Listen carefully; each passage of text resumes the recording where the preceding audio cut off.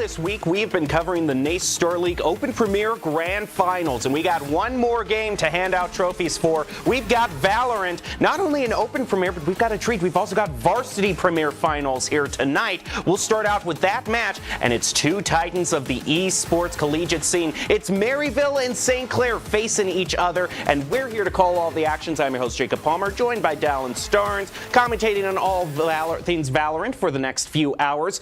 Dallin, tell us a little bit about these teams are so good, I hesitate to use the word underdog, but there was a little bit of an upset in the semifinals for one of these teams. Let us know about that. I think you got to be very, very technical when you're using the term underdog here, because Maryville has often been a force in most of these games. But when they went up against Harrisburg, they were going in just a little, I'd say comparison-wise, they were just a little bit underneath, just a smidge. But in these games, first game, Lotus, Maryville went 13-10 and then on Lotus, and then on Breeze they went 13-6. So a little bit even more of a sweep in that later game. That is to say, I still think those teams were fairly matched, and although the relative number placements are going to say something, underdog is oof. And to take a look at the next two games that we have, we'll start out with Varsity Premier at right now, I should say. I was getting too far ahead of myself. Right now, you don't even have to wait. There's more, because there will be California State and Converse after that. That's the Open Premier Division, so 2 championships to award. And yes, more specifically, Maryville was at 3rd seed, and they faced up against Harrisburg's 2nd seed in that grand final. So technically an upset win, but if I was to tell anybody that Maryville and St. Clair are in the grand finals, no one would bat an eye. Yeah, that's fair enough. I mean, it's that 2-3 comparison, so yeah. And let's take a look at some of the players, especially from Maryville, that got them to this point. We've got Issa's, Aid, Alexander, Swayze, and GK. And then on the side of St. Clair, we've got Instinct, Giza, Smiley, KYU, and Seth.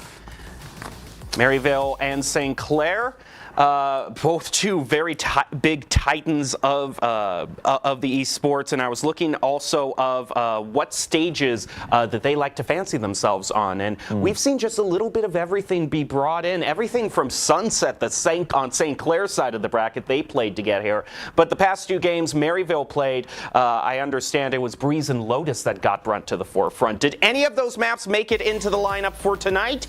Well, one of them sure did. Lotus will be the second map. It's going to be Bind, Lotus, and then Sunset. I have to imagine that's probably St. Clair's doing right there. Yeah, I mean, I imagine the same.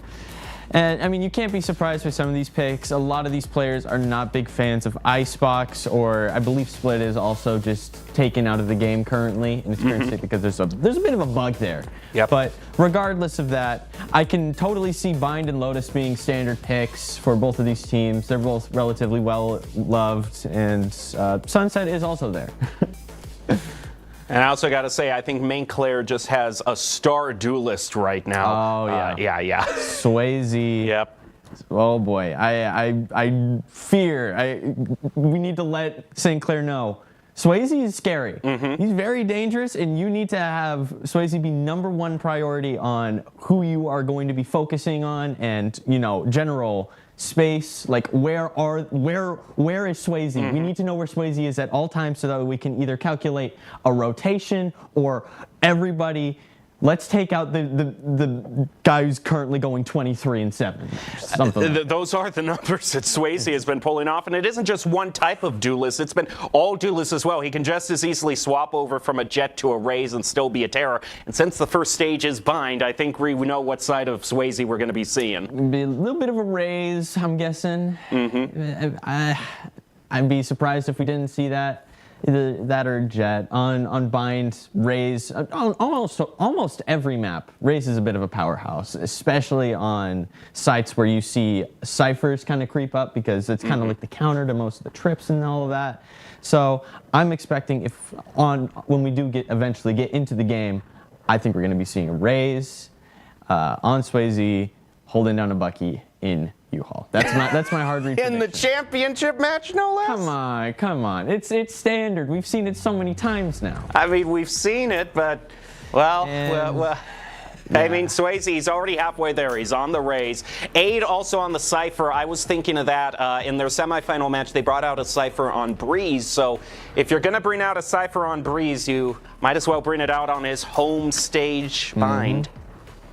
I mean, just off of first impressions here, nothing too out of the ordinary. A double controller setup with Viper to push that A site through to the lamp area. A little bit of differing initiators, and it seems like St. Clair is going to completely forego the Sentinel role and just double up on the initiator instead, which... They're starting out on attack for both the first 2 rounds. Okay, well, I mean, given that being the case, I guess it makes a little bit more sense. Get as much advantage that you can in the first half, knowing you are going to be going on attack. Yeah, I mean, outside of that, nothing too out of the ordinary. I am interested to seeing how Gecko gets played here. If it is, we might be faked out. It could be a little bit of a bait and switch. Okay, it is. Yeah, and we've seen plenty of Gecko on bind. Maryville versus St. Clair. We're just about ready to jump into the action for the NACE Starleague Varsity Premier Grand Finals to decide the champion of the entire season. Will it be Maryville or St. Clair? Both these teams have fought against each other in so many a championship. And this is one more to add to their trophy cabinet. We'll see which comes out on top. Seed 1 or Seed 3? Again, condolences to Harrisburg. Sorry, Harrisburg. It's underdogs, you know. Again, you know, I cannot believe that technically Maryville and Underdogs are in the same name. They really shouldn't be in the same sentence. No, both these teams are so good that this is going to be a good match, I have to say, because in the Maryville, in the semifinals, Maryville versus Harrisburg, I believe the first match went 13-10. So it was by no means a sweep, and they were going up against Seed 2. Now Maryville is going up against Seed 1. So I think we have a good chance at overtime. Well, it looks like we might be getting a little bit of a default here from the side of St. Clair. Going to be pushing up just a little bit of a creep up everywhere, mostly on this B site. Alexander going to be holding down as much space as possible. Going to be backing off, though. Haven't heard much noise, so they're just waiting for the first contact.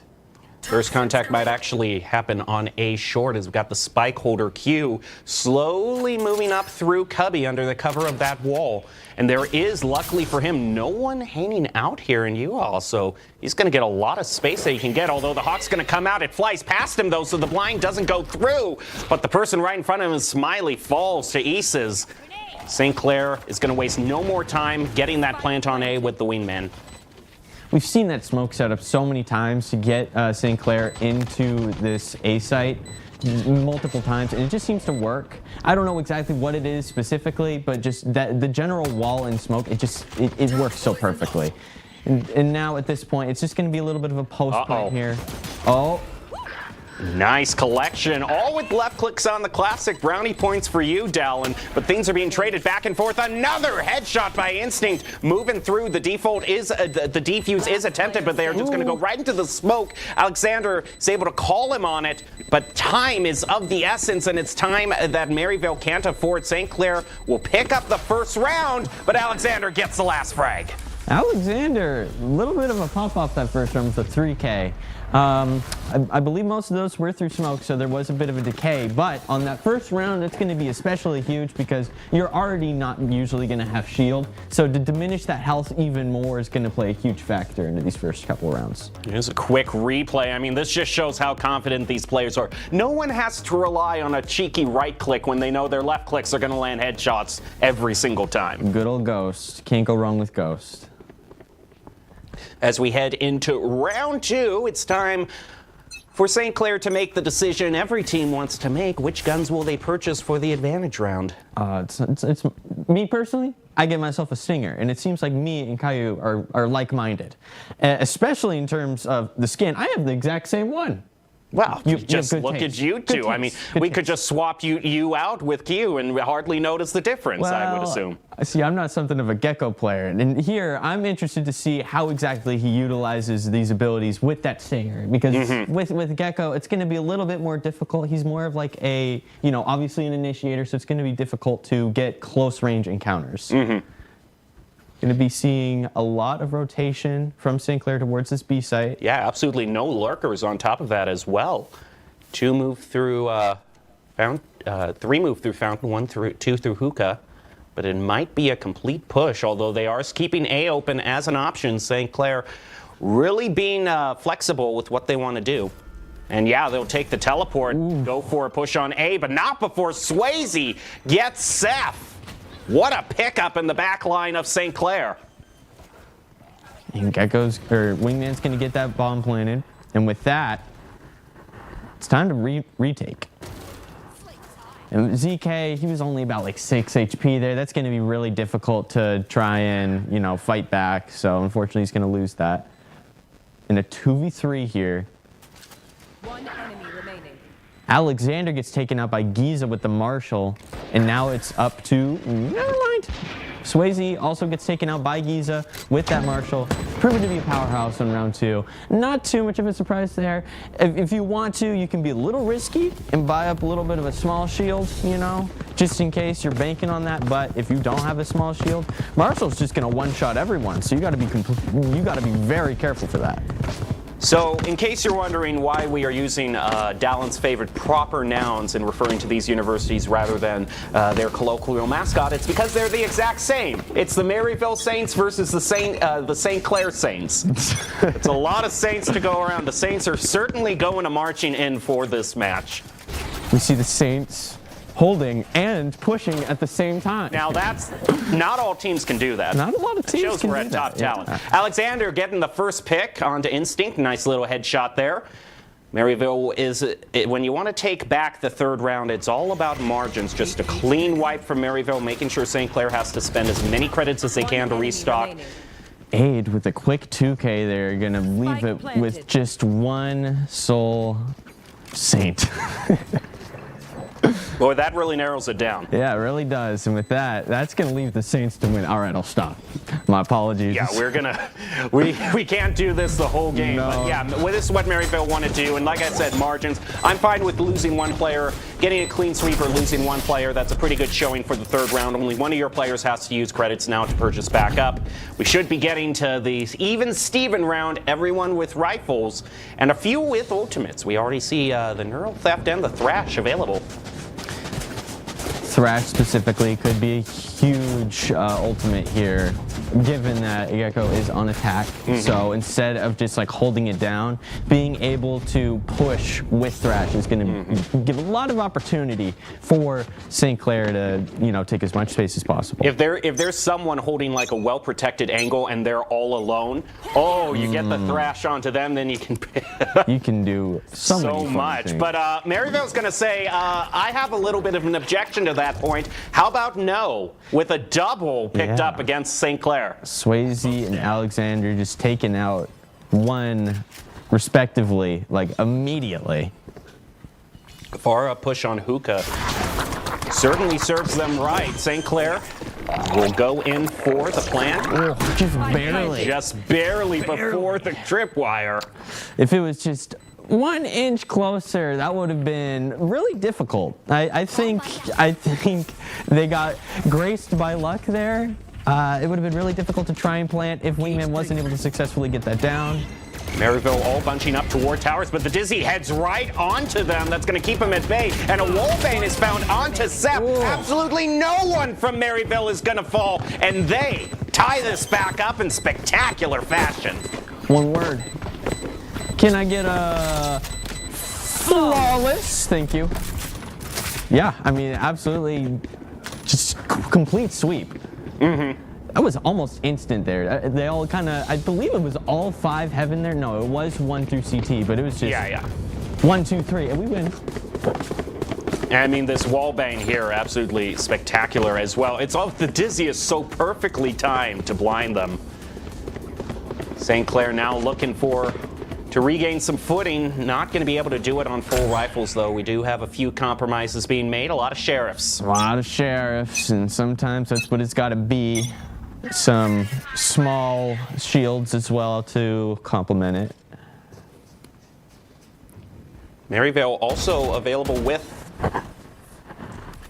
Also pushed up a bit far as well, but this time it didn't work out for them. Instinct was able to clip Issa's. That'll be a free gun picked up for them. Really good start for the trailing team.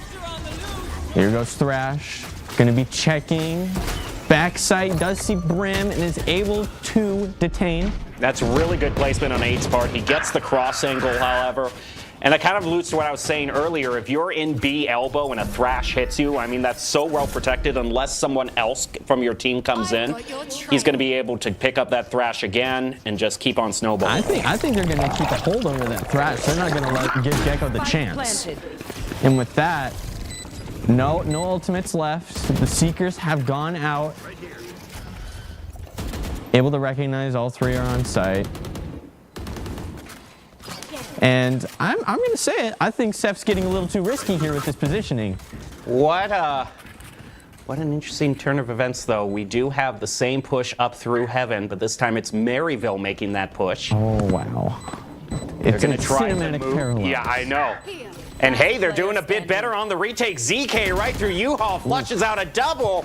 And again, when it comes down to just 2 or 3 players left, Maryville is hardly losing anybody. 3-2. I will stand by this. I think Snakebite is easily top 3 best utility in the game. Like, in entirely. Even compared to Ultimates, just because of how much it can do. It's just a simple molly, right? But the fact that it not only, you know, is able to keep off a little space, but if you try to push it, you are... It's over for you. And you saw that right there, because as soon as you get weakened by it, you become 2-shot. It just sticks around for so long. And it's also there for so long. It's super powerful for post plants, and there's just so much that you can do with that. It's wild. Gonna be backing off a little bit here. Meanwhile, St. Clair's gonna be pushing up through shower. Might get a little bit of a peek through. Holding just a lot of these defensive positions on offense. Definitely, since they've lost their lead, they're being a lot more cautious. And because Maryville, a lot on their defense, has taken these really close positions, like right here, what we see right here. I mean, the time's only going to trickle down, so eventually St. Clair's going to have to make a move. And with the Trailblazer, that's going to give him the opportunity to try and get Wingman down. He's going to get hit by the trip, but that's not going to stop him. And the spike goes down.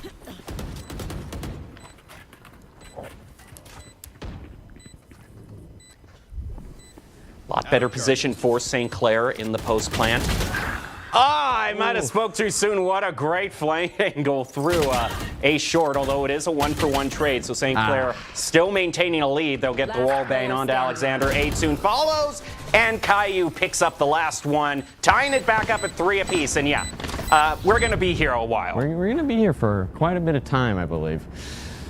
I think there was a lot. I think one of the things that really stuck out to me that round specifically was Maryville pushing up through B site while holding down on A. It really just kind of pressed a lot from St. Clair into like holding these close angles like into, you know, either U-Haul or behind the box, and it just became really awkward for them.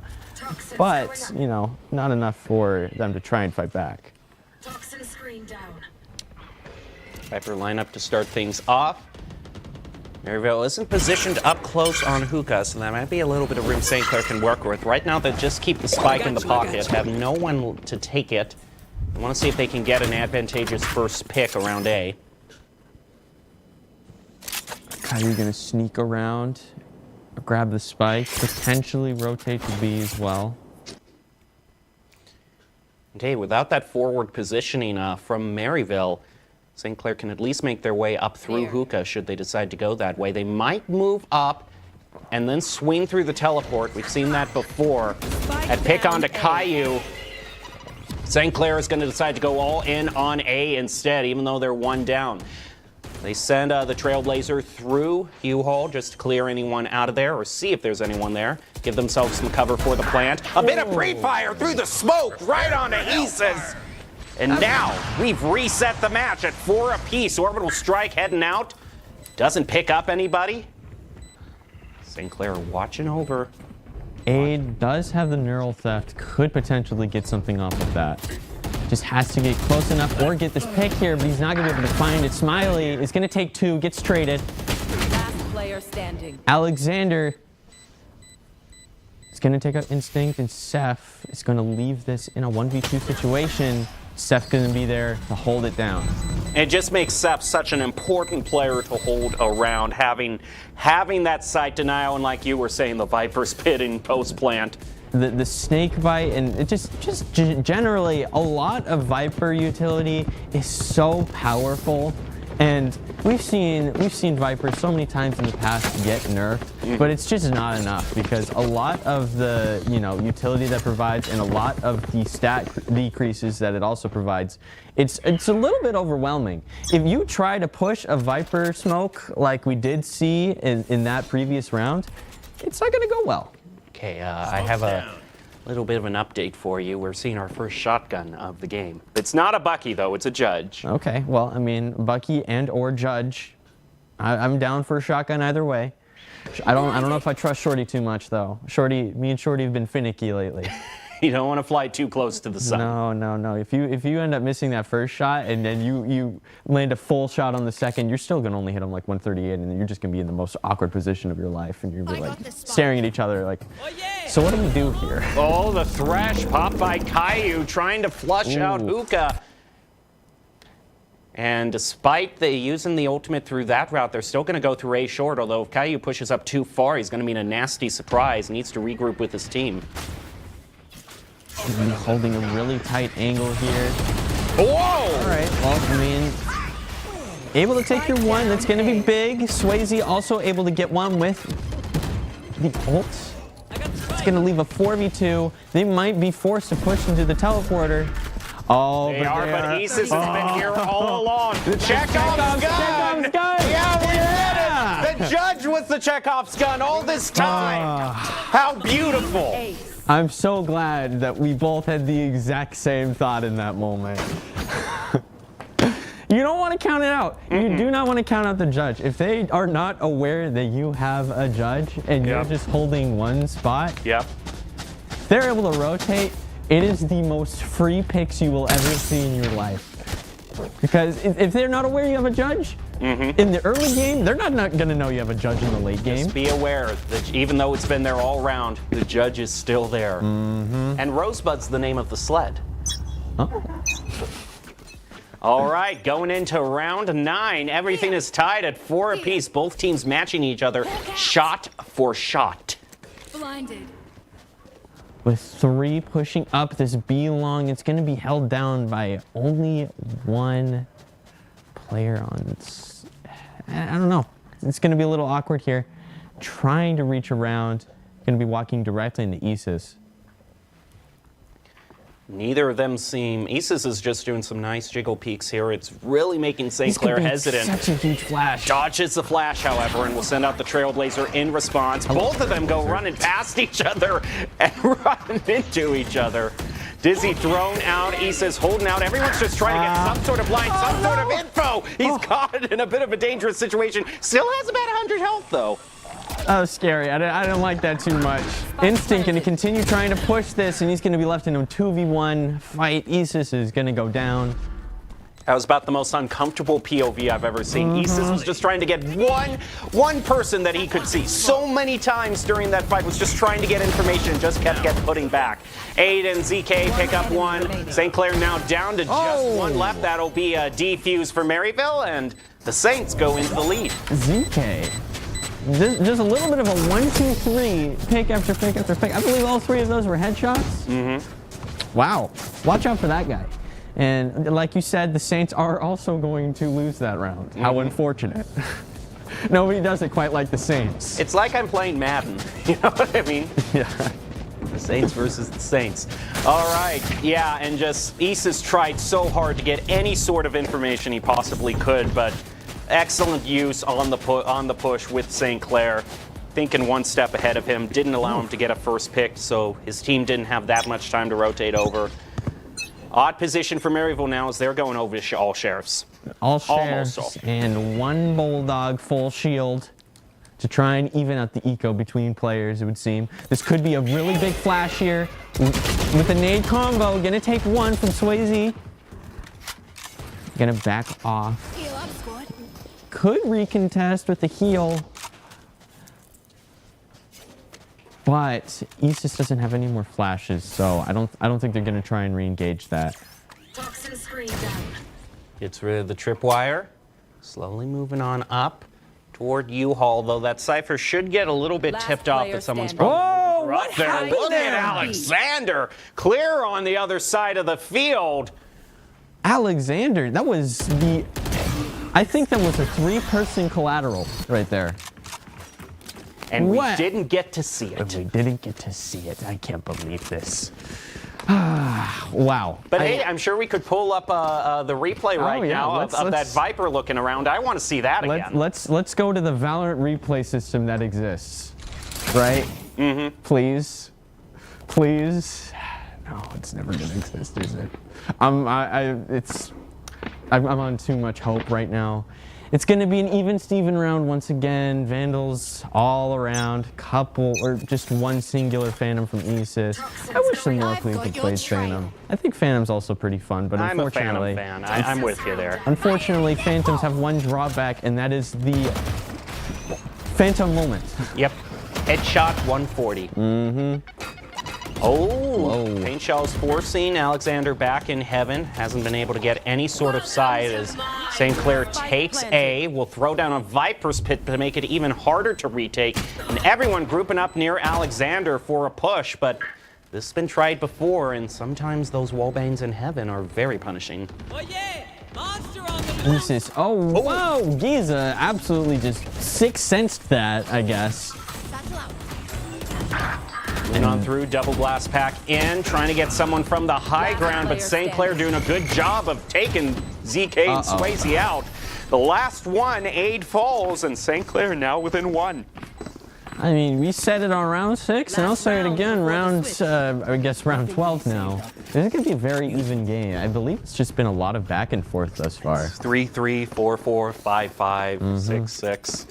Now, this does make me dread one thing. I think that given St. Clair wanted to attack first, this first half, that's going to leave them with a bit of a disadvantage on the second half. They're not going to have any Sentinel to hold anything down.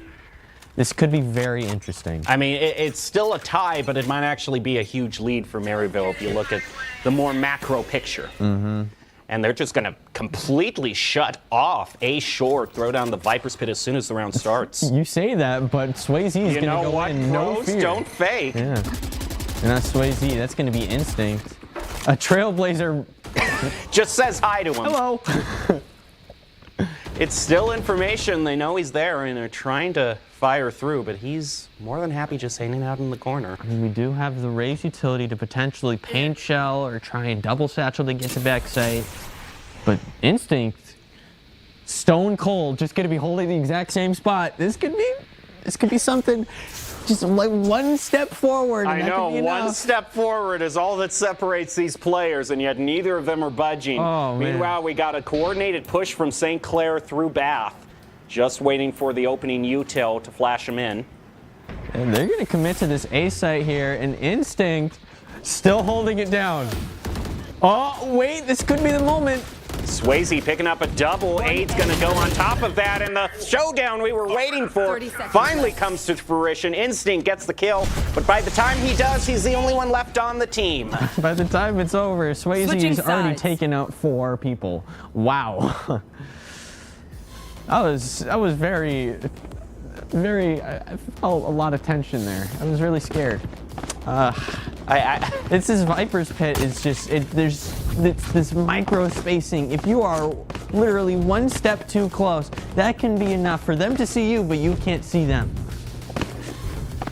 I'm aware of apparently, supposedly, if you are looking not 90 degrees, but like 45 degrees to the side, that gives you a little bit of a vision advantage, but also at what cost? Because you're not going to be looking directly at the person who could be peeking you. I don't know. Viper's Pit is a very interesting ultimate. St. Clair on this new round half is going to be pushing immediately up through showers. Meanwhile, look at this flank they're bringing out here. Absolutely from no one from Berryville is wise to it. Oh man, how many is that? That's 3 players all flanking right now. This could be huge. They do have the lurker though, so that's their alarm bell. The question is,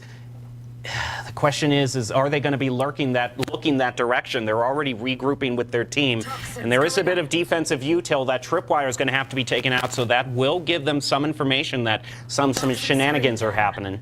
I mean, with these 3, almost 4 people all holding outside garden, it's only going to be a matter of time until they throw down the smokes and start executing onto this site. A little bit of a peek. They're going to make eye contact, able to get Alexander. That frees up Hookah for St. Clair. Here comes the cavalry from the flank, all 3 players. Going to be taking out Aid and ZK, or ZK is going to be taking out Seth. My apologies. One headshot from Instinct gets ZK. One enemy And remaining. Wingman. One left from Maryville. Everybody say thank you, Wingman.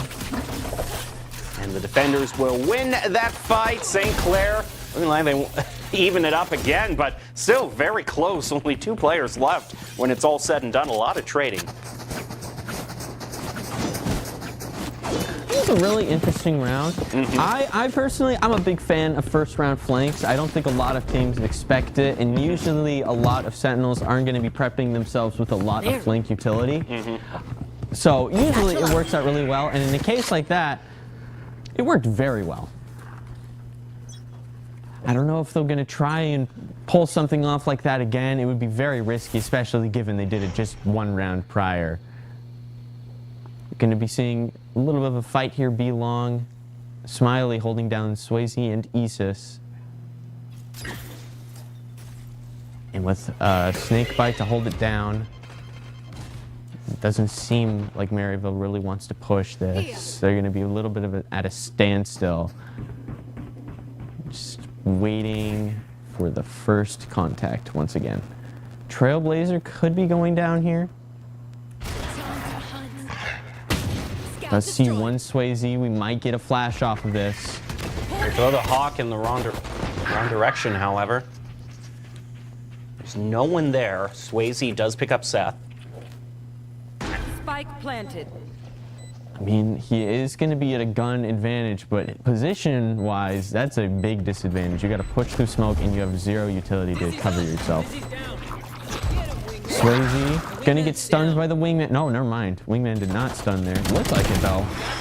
And I mean, you can take an entire site, but you've got to be prepared with only classics and ghosts to fight back against bulldogs and specters, all the like. It's very difficult. Oh, but he swaps to the classic, and all of a sudden the sheriff is looking pretty darn good.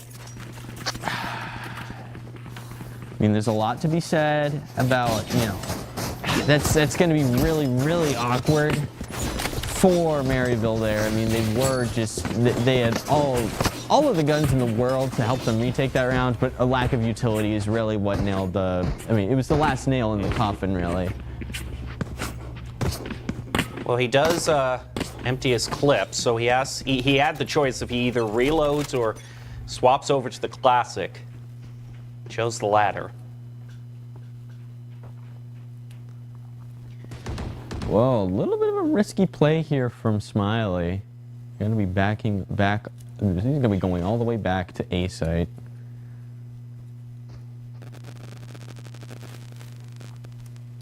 And I want to say something. I am going to say something. Yes. Sky, what are you doing? Holding down that position. I really don't. I don't like that, and I can't believe that this is about to work. Maryville Sky is going to get. Yep, there goes one. Isis. What? I don't like it. I don't like that position. That makes me mad. Well, despite your anger, Maryville has a lot to be happy with. Getting one of St. Clair, they're going to use that as the go-ahead to push through A short, use the wall as cover. There are two hanging out in U-Haul, however. Snakebite goes out, and they go charging through the smoke. They catch St. Clair off guard, and Maryville will get the round. I think Maryville's been taking, you know,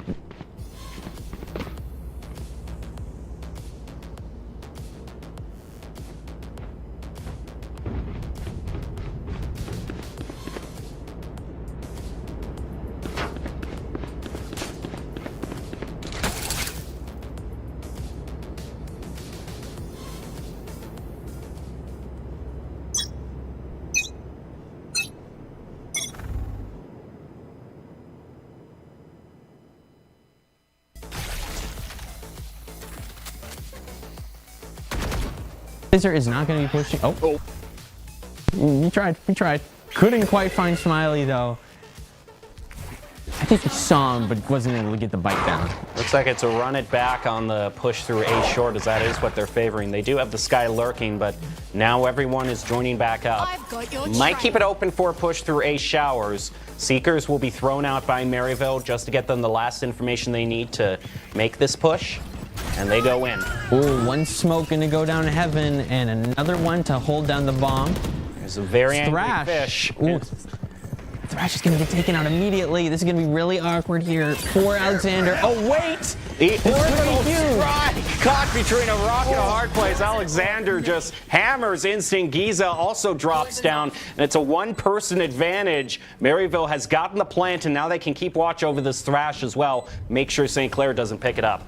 ZK decided that was enough, and with that, it's going to cement a 4v3 here. Now, too, with Isis taking out Smiley, going to get traded by Caillou. Caillou screens out around the corner. No one looking there, but if he moves too far up, he's going to get his location, though. He's hit with the dart, has to pull it out, but already a few pings head over to Maryville. Swing out around the corner and might be into a double peek, however. Taken from an off angle, still manages to pick up 8. Now it's just the Gecko left, but he does not have enough time to defuse. Round overall goes to Maryville. Let's save that. Let's save the Vandal. I mean, at that point when you don't have time to defuse, you might as well just save, you know, do what you can. That being said, I think that was very, very well timed from Maryville. A lot of these peaks that they did, it was two players at the same time from different angles getting these picks in. And not to mention this orbital strike. It was a big game changer for that round. It split up the team completely, so they could guarantee that there'd be no double peek from defender spawn. Absolutely nothing that you can do at that point. And with this, it's going to be another B-long push here, mostly from Maryville. And like I was talking about, this is that lead that we were talking about at the half. Because since, you know, St. Clair doesn't have a Sentinel, it's going to be so much easier for Maryville to take advantage of that and start, you know, getting these actual rounds in and getting that differential up. Scout destroyed. To go from 6-6 to 10-6 is not a good sign. It was actually 7-5 to 10-6, but I'm still 7-5. with you. They're making their lead bigger and bigger. I got my numbers mixed up. It's all right. Happens to me too. Caillou trying to look. It's going to get thrown off to the side by the Hawk. Bot thrown out as well. And that's just going to be it. They're just going to throw out a bit of util and a snakebite and regroup with the team for another A short push. Seems like St. Clair isn't going to learn. Oh, wait, no. Okay, it's going to work out. It seems like Aid was getting a little too cautious about how much space that St. Clair had taken up through showers, and St. Clair was able to get the pick off with that. And with that, Isis able to get the spike down. Oh, Instinct. Showstopper. Time's running out. But it's probably going to find one here on A short. Throws it out, and that is just one collected. You can look the completely opposite direction because you know that's landing. Not much you can do about that except for maybe walk towards. But I mean, at an angle that close, that's gonna secure the round for St. Clair. I mean, this is the turnaround that they need. You know, it may be a little bit late, 4 rounds deep, but regardless, it's every round that you take is a round towards 13, and that's, you know, it's a good thing. This Trailblazer, I was worried that he was a little bit too far away from everyone, a little bit too isolated, but it ended up working out. He just looks away like an action hero. Explosion behind them. We only need one thing. Tosses the gun over the shoulder. Yeah. Glasses, the sunglasses on. It's, yeah, all the necessary things for a good action movie shot. This Cypher's going to be, I think, pretty crucial because St. Clair's shown they really like to push up through baths. They want to try to clear out that flank route because I think they know Maryville has really favored pushing A short, so they want to open up some sort of flank into attacker spawn. Going to be kind of dialing it back once again. We do still have, you know, the standard Viper wall smoke lineup here, so that way if they want to, they can try and push up into U-Haul with barely any risk. And it seems like that's what's going to be. It seems like this is kind of like the standard plan B if pushing anywhere else doesn't work. Oh, isn't aware, though, of that raise hiding out in Cubby, but it's a 1-1 trade. Throws out the molly around the corner, pushing Caillou into even more close quarters, uses that to get across, and Caillou's taking it at off angle from 8. Maryville now moving in with just 2 St. Clair defenders left. They'll pick up 1, just the Viper left coming in off of Heaven. And, yeah, they'll know exactly. Cypher, you took the words right out of my mouth. Seth gonna be stuck. Heaven is gonna get a decent amount of damage in there. ZK is gonna probably have to back up for this one and leave it to Aid and Alexander to try and get the pick here. Seth just looking for just about anything. But in a 1v3, this is going to be very difficult. Not impossible, but very difficult. Ooh, though, gets hit with the dart. All this time, they've known exactly where Seth is positioning himself, and they go in for the final kill. Every single little bit of information they could have gotten off of Cypher's kit, they did. And Cypher, again, being the only Sentinel, really paying off. Yeah, it's really being, I mean, you say what you will about the Sentinel role. Obviously, it's not going to be as strong an offense, but there are occasions like that where you are able to get the camera down to look directly at the spike for a defuse, and that can secure any round for you. Not going to be quite as much of a stomp like if you were on defense, but that's not to say it doesn't have its advantages. So the scoreline playing out very similar to Maryville's second game in the semifinals. That one was 13-6. They were playing it on Breeze, so they kind of have a similar score. It's a little closer, I would say, but overall, I mean, Maryville is looking completely confident here. St. Clair, obviously, I think we can both agree now we're going for a let's run up the score as much as we can on attack, and for Maryville to just hold them in that situation, 7-5, actually come across in that first half ahead, 7-5. I mean, to that end, yeah, it really is just every single character that you pick matters in these games, and I understand double controller it seems to be pretty essential for this map. Double initiator is also very nice, but you need to be able to round out all of your characters here. Now this is interesting. Instinct is going for an op purchase. Ooh. You kind of have that pseudo dash if you place the blast pack in the right spot. But A, just with a double, automatically making things interesting. This game's going to be a 3v3 with Maryville still pushing up B Fountain. I mean, with a distraction like that, I'm very surprised that St. Clair is still holding down this B side. Obviously, they're sound now, but after you get 2 picks on A at Showers? I mean, what's really tragic is I was talking about the op, that's exactly where that race was positioned up trying to get an op shot, but it was just instantly downed. So that's one way to lose around 5,000 credits in a hurry. Well, yeah, unfortunate for the op holder. And with that, with 2 TPs, it's going to be an A execute. Going to try and get over there as fast as possible. Seth and Caillou on the, not necessarily a flank, but instantly aware, takes out the flash. I wonder if they picked up that op, by the way.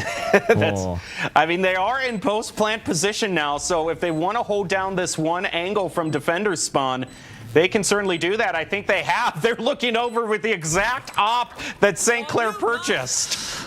It's just, you know, a standard case of like, you know, fight fire with fire. Yep. Well, fight it with their fire in this case. Fight it fire with fire. Shot my wingman. Moving on in is going to move out with the sideline through B. Oh, it doesn't land. They're able to get him in baths. One left for St. Clair, one left for Maryville, but not enough time to defuse. Maryville moves up to match point, 12-7. I mean, this just looks increasingly closer to that Breeze game that we were just talking about, that 13-6. And in moments like these, St. Clair, after that timeout, you've got to either entirely switch up your game plan here, or you've got to hold a little bit more defensively. I've noticed that a lot of the St. Clair defense strategy has been trying to push up through the shower of 3B long and try and get a big flank going. And it doesn't seem like that's going to work out because they've got to be dealing with the Cypher flank trips. And that's something you got to, either get around or, switch up your strategy entirely. With the Thrash going to go down. Whoa! I've never seen anyone do that. That's interesting. I like that. It's fun to watch, at least. But I mean, just as you were saying, the Cypher trips right now, look where they are in Fountain and just next to A Short as well. I mean, he knows where St. Clair likes to go, wants to push up. Well, they take out the tripwire, that Sky, and they're going to try to clear out through teleport, but there's a whole lot of Saints on the other side of that doorway. Trade 1 for 1. Through the teleport, and caught for the left Sandwich. and right. Ouch! Unfortunately, Sandwich there. Isis going to be healing up ZK, and that's going to leave it with a 4v3 situation. Still very winnable for St. Clair, but with 4 people all kind of at this A short location, the smoke could either be the make or break. Oh wait, that was an orbital strike. I got my animations mixed up. But Found one. they just step forward a little bit, still get the pick they were looking for. Oh, and it's going to be the switch up, but you know who already realized that? 30 It's seconds left. Isis. Isis is already there on the B side, already prepared. Oh, no. Sorry, I've got He's covering in case St. Clair goes. Sorry, I meant Smiley. Smiley was already there prepared. Sky. Sky, the Saint player, A Saint Really player clears it was up. prepared. Yeah, a Saint player was prepared. And Isis holding down Hookah. They've got to clear out every angle that they Gotta can be here. the play of the game right here. Lands That's one, moves one. on to 2. Z1K's already down to half health. This is even, but so many times they've just run out of time completely. It's now 2-1. Will they just go for a protect the president? Time is of the essence, and St. Clair holds on to it with the wall bang to land their 8th round. Gonna need 4 more rounds just like that if they're gonna want to take it to overtime. That was a lot of close calls there. Admittedly, at this point, all 3 players of Maryville were like less than half health. So they had a little bit of, just a HP buff there. But that was this round. They've still got 4 more potential rounds to go.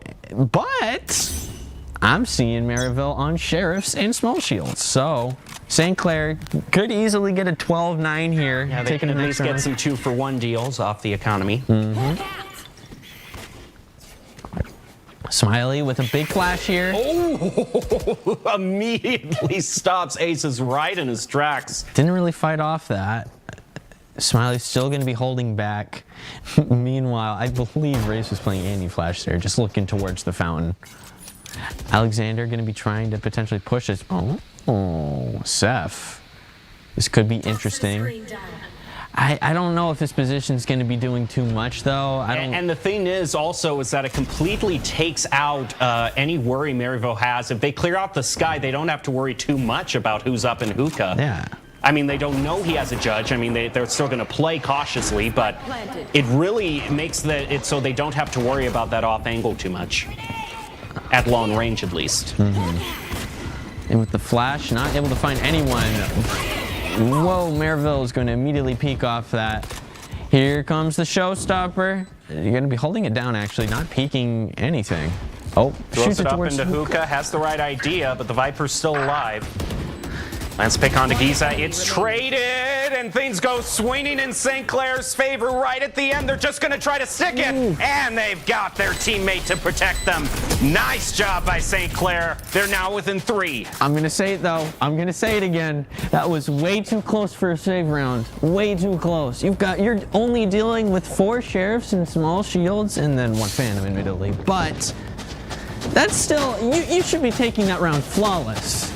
You've got to either be playing a little bit more carefully here. You've got to, have multiple players peeking one at the same time, just completely overwhelming them, especially with a gun like the Sheriff. Now we see the first timeout brought out by Maryville here.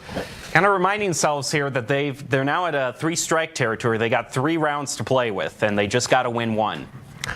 I think Maryville, obviously, given the numbers, Maryville has a very good chance of winning this game. That isn't to say St. Clair is out of the question, but I'm seeing a lot of these repeating trends from St. Clair that could eventually lead to them losing this round. I'm seeing way too many of these defensive pushes towards trying to get these flanks out. I'm seeing way too many utility getting used without any actual either information or contact off of it. Like, for example, Sky just throwing the flashes down B long. They know that you're there, but if you're not going to actually do anything with that information, just back off site, did it really do much at all? I mean, you could kind of since they'd already pushed up through the A site shower, they're already well aware that they are holding down that area. And you want to save as much utility as you can, because when it comes to the retake, you want to cherish every single ability that you have. And with the showstopper immediately going out. Oh, and Swayze with a double. That is huge to start things out. Instinct, he's been put in a rough position. Can't pull off a double in response. St. Clair down 3. Very bad start to the round. And you were just saying, it's those pushes up. They peeked out through B long. It's admittedly the defensive pushes. I think that's what's throwing them off right now. Giza, a little bit risky, and Aiden's gonna leave this. Oh no, the 2v5. mural theft on the final round. A little bit of an overkill here. They still have 2 ults to spare. Orbital Strike's gonna go down. And it's all up to Seth here.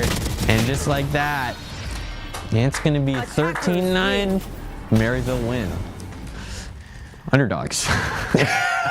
With like 5 asterisks after that, after that word there. Before the next game, we want to give a shout out to one of our sponsors, Truth. If you're thinking about quitting nicotine and want support, Truth has a free texting program that offers tips, motivations, and daily check-ins designed to help you every step of the way. Check out thetruth.com/NACE-Starleague to sign up. And also thank you to Mavix, the official gaming chair of NACE Starleague. One lucky viewer will win a Mavix chair during a NACE Starleague Grand Finals this weekend at Full Sail University. Tune in this Saturday, April 27th and Sunday, April 28th for a chance to win. I need a new chair. You should sign up then. I should. You should take heed. Yeah, take heed to the advice sharing with us today. I put it right in front of your face. There is no one else left to blame at this point. I mean, you can't get a chair for less than, free. So that's a deal. At least, you don't lose anything for trying, at least. You can't be that one person who's like, hey, I'm here. I'm going to wait for an answer to my problem. Yeah. Hey, I can help. No, I'm going to wait for an answer. I'm waiting for the chair to fall from the sky directly in front of me. Divine omen there. Yeah, exactly. Back to that game, though. I mean, it's been said so many times. I think it's almost been said too many times. But St. Clair, with these defensive pushes, I really think that was just too much. I get wanting to get every single pick that you can, but it just wasn't working, and I think they just kept going for it, expecting different results. Well, they'll have plenty of time to think about that, and anything they can change as we're going to be heading in to a break between these rounds, and then we'll be back. We'll see if Maryville sweeps the championship or if St. Clair comes fighting back. Either way, the Saints in some way are going to win after this. Quitting isn't easy. Truth has a free texting program called This Is Quitting, and it's literally like having a superpower for quitting. It's 100% anonymous, free, and it's built to be like your bestie. Text TruthMC to 88709.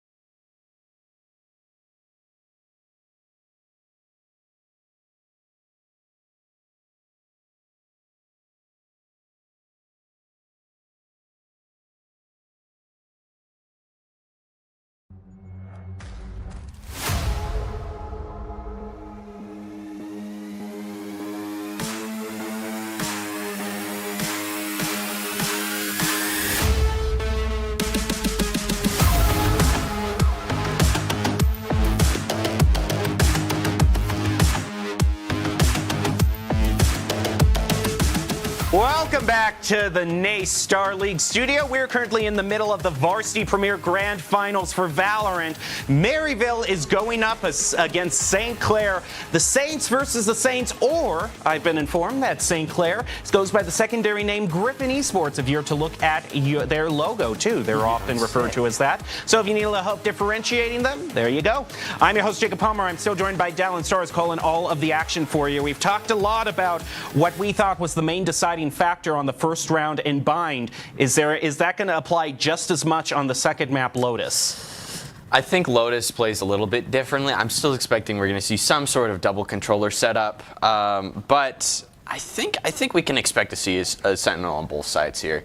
See, because Lotus is a three-sided map. It's got A site, B site, and get this, C site. And with all of those sites to cover, usually it's just so much easier to have a Sentinel rather than to try and hold it down with an Initiator. It's just generally going to go a lot more smoothly. That is to say, I still think we're going to be seeing probably a Raze, admittedly, a Viper, some other type of controller. Gecko, I'm imagining we're going to be seeing pulled out as well, and then Cypher. I imagine we'll see at least one Cypher. But I'm always down to be surprised. Quick look at where we were and where we are. We were at the first round in Bind that Maryville picked up 13-9. Kind of the biggest thing that caught our eye at the first and the end is that St. Clair is attacking first, and they're going to be attacking 3 times, actually, for each individual round.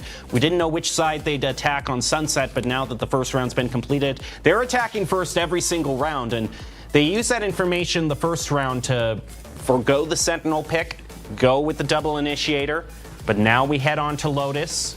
And we've seen that Maryville very comfortable starting out on defense. I mean, that isn't to say that the whole strategy that they're going for was smart. I do believe it left the Bind with, the 7-5, general game round. So it gave them a 2-round differential. But is that enough to entirely forego the Sentinel role? I don't think so. I really don't think it is. If you're going like 10-2, oh yeah, absolutely. You don't need the Sentinel for that. Your attack is completely fine. But technically it was 5-7 from their side, so it makes the decision even easier then. True. So I would say it's definitely not worth giving up the Sentinel role now. So, I mean, a couple of things need to change. I think they got to keep up a Sentinel. I think they got to be, recognizing the space that they do have. And can we get a little bit of a character mix-up here? Just a little bit, just something to mix it up, I guess. I understand why they want to keep the Viper around. Viper utility, very, very, very important. But I think a little bit of these picks here could be different. I love how the Viper's the first one locked in, but they recognize we have to. Swapping over to the KJ though for the Sentinel. I'm seeing a fade. I'm down with that. We don't see fades very often. And, I mean, you got to, admittedly, that is kind of like a lineup character, kind of like Sova. But I'm always down to see a Fade. I think Fade is really cool, and the combos that you can do with other characters, like with this comp setup, you could even pair it up with something like an Omen ultimate. That would go huge. That would be so cool to see. So I'm really interested to seeing some potential combos that they throw out, some Raze nade seizes, something like that. I think that could be really cool. Well, off we go into the second round of the NACE Starleague Varsity Premier Grand Championships in Valorant. Maryville is up 1. Will St. Clair come fighting back, or will Maryville sweep and take it all? We're going to head on down to Lotus to find out. Really only one difference in the agent selection here, and that was on the Initiator, the Fade versus the Sky. Yeah, I mean, I said it before it started. The double controller seems to be really strong on like every single map. It seems like, at least for these teams, they play really well with these double controller setups. So there isn't too much surprise there. I mean, Raze, come on. Come on. It is what it is. It's what it's going to be until we see some sort of patch note or, buff, nerf to a different, duelist. It's going to be expected. You're going to see a KJ on both sides as well. And yeah, it really is just going to be that Initiator swap up here. That's going to be the deciding factor. Not deciding factor, but, it is going to be the decisive change, I guess. Starting things out with a one-way smoke around Mound. Maryville claims a whole bunch of space on the C route because of that. And that is probably not going to come into play as St. Clair pushing up through A with just about everyone. They still have the KJ lurking, trying to catch any flanks. Door opens, Instinct wallbangs onto A, but it's traded back with a double by Alexander. We're down to a 3-3. That was wild. I did not think you would get that shot from that angle. I thought he was completely behind the door. But, you know, shoulders do exist.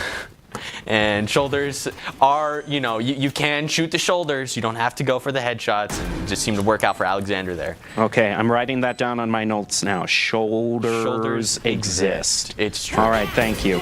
Yep. I'll apply that next time I play. Isis kind of have a little bit of a, you know, high From ground. Heaven, isn't able to land the headshots, and Caillou makes him pay for it. St. Clair up to the early lead now. I mean, Griffins are going to need every single round that they can get here. You know, they are running a Sentinel now, so it doesn't have to be as like get every single round that we can in the first half. But I don't know. The first impression, you know, the 5-7 on attack from that game one, it leaves an impression. You know? So, you know, it's interesting to see how they'll maybe mix it up this time around.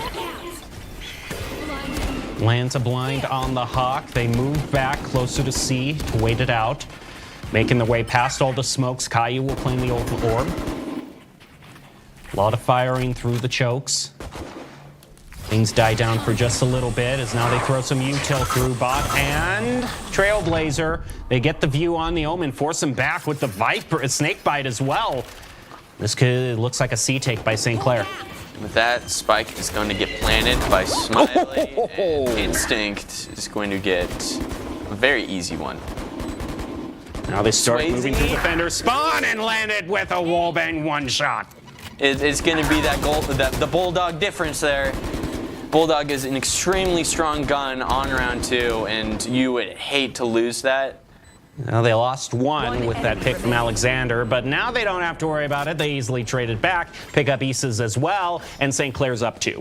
Bulldog is one of the few guns that you can take from a round 2 into the round 3 without much of a, you know, deficit, I guess. It's still fairly even game. The only downside being it's not going to be a simple one tap usually, because Bulldog, you know, you can still 3 tap like something like that. Yeah. With the ADS, it's going to be a little bit easier, but I think Bulldog is still a very strong weapon and very underutilized. I'm glad to see St. Clair. The one time we do get to see ADS. Oh yeah, absolutely. Look at that happy Oni smile. And just like that, take out the KJ util. And with all that space covered, that's going to give Smiley enough room to get the plant down, or Caillou. Swings around, but does he know he's right there? Exchanges fire, lands one, and then moves away, happy with that one frag. Very looking on how they can retake this. Ada only on 10 HP. How'd that happen? The Prowler not quite able to find. Ooh, this could be really good for Giza. Lands a headshot, almost gets a double. Still be a 1-for-1 trade. St. Clair's still in great position. They're up 2 on their 3rd round. They could win their bonus. And then there's no telling how far the Saints go. ZK is going to get attacked by all 3 at once. This was the opening they were looking for on Bind with their setup. Yep, this is why you go attack first. And okay, well, just like that, we're going to be seeing a timeout 3 rounds in. I mean, you know, you don't take the round you're expected to win. They open 3-0 against you. Makes sense to just slam the brakes and get everyone reset. Talk about where you want to go, because they are going to be forced on an economy round next round. That's true. I mean, next round is... Would it be... No, it's not going to be an even, Steven. That's going to leave you know, that's going to be Maryville with a big disadvantage. Yeah, Maryville, they purchase up for round 3 because they're the trailing team, and they lose everything. So now they got to think they're planning not 1 round ahead, but 2. You know, what kind of save round do we have last time? What are we going to do? What kind of guns are we going to purchase when we have the credits, et cetera, et cetera? I mean, from what we've seen so far, it seems like St. Clair probably was a Lotus pick. They were probably the ones who picked Lotus here. We're seeing, you know, a very strong first impression from them thus far, being able to take not only, you know, the first 2 rounds, but also the bonus. Well, it could have been a Maryville pick. Maryville played on Lotus as well in their semifinal match. The one stage that's standing out to me that I think might have been a St. Clair pick is Sunset. St. Clair has played on Sunset. Maryville hasn't in the semifinals. Oh, okay. That's interesting. So it might just be that both teams are confident with it, and St. Clair is just coming out to a rip-roaring start. And they might be going on to their favorite stage, one they've played on before. Well, maybe not their favorite. That's a lot to say for Sunset, but one they're more familiar with. I mean, suffice it to say, it seems like it's working out for both teams. You know, I mean, not exactly, but Maryville gets to pick, and then St. Clair is just generally doing very well. I mean, already with 3 players holding down the C, it seems like they just they knew that they were going to be pushing the C site. And with all of these people holding... Alexander! Oh, wait, what the? Alexander with the Sheriff getting not 1 but 2 headshots back to back?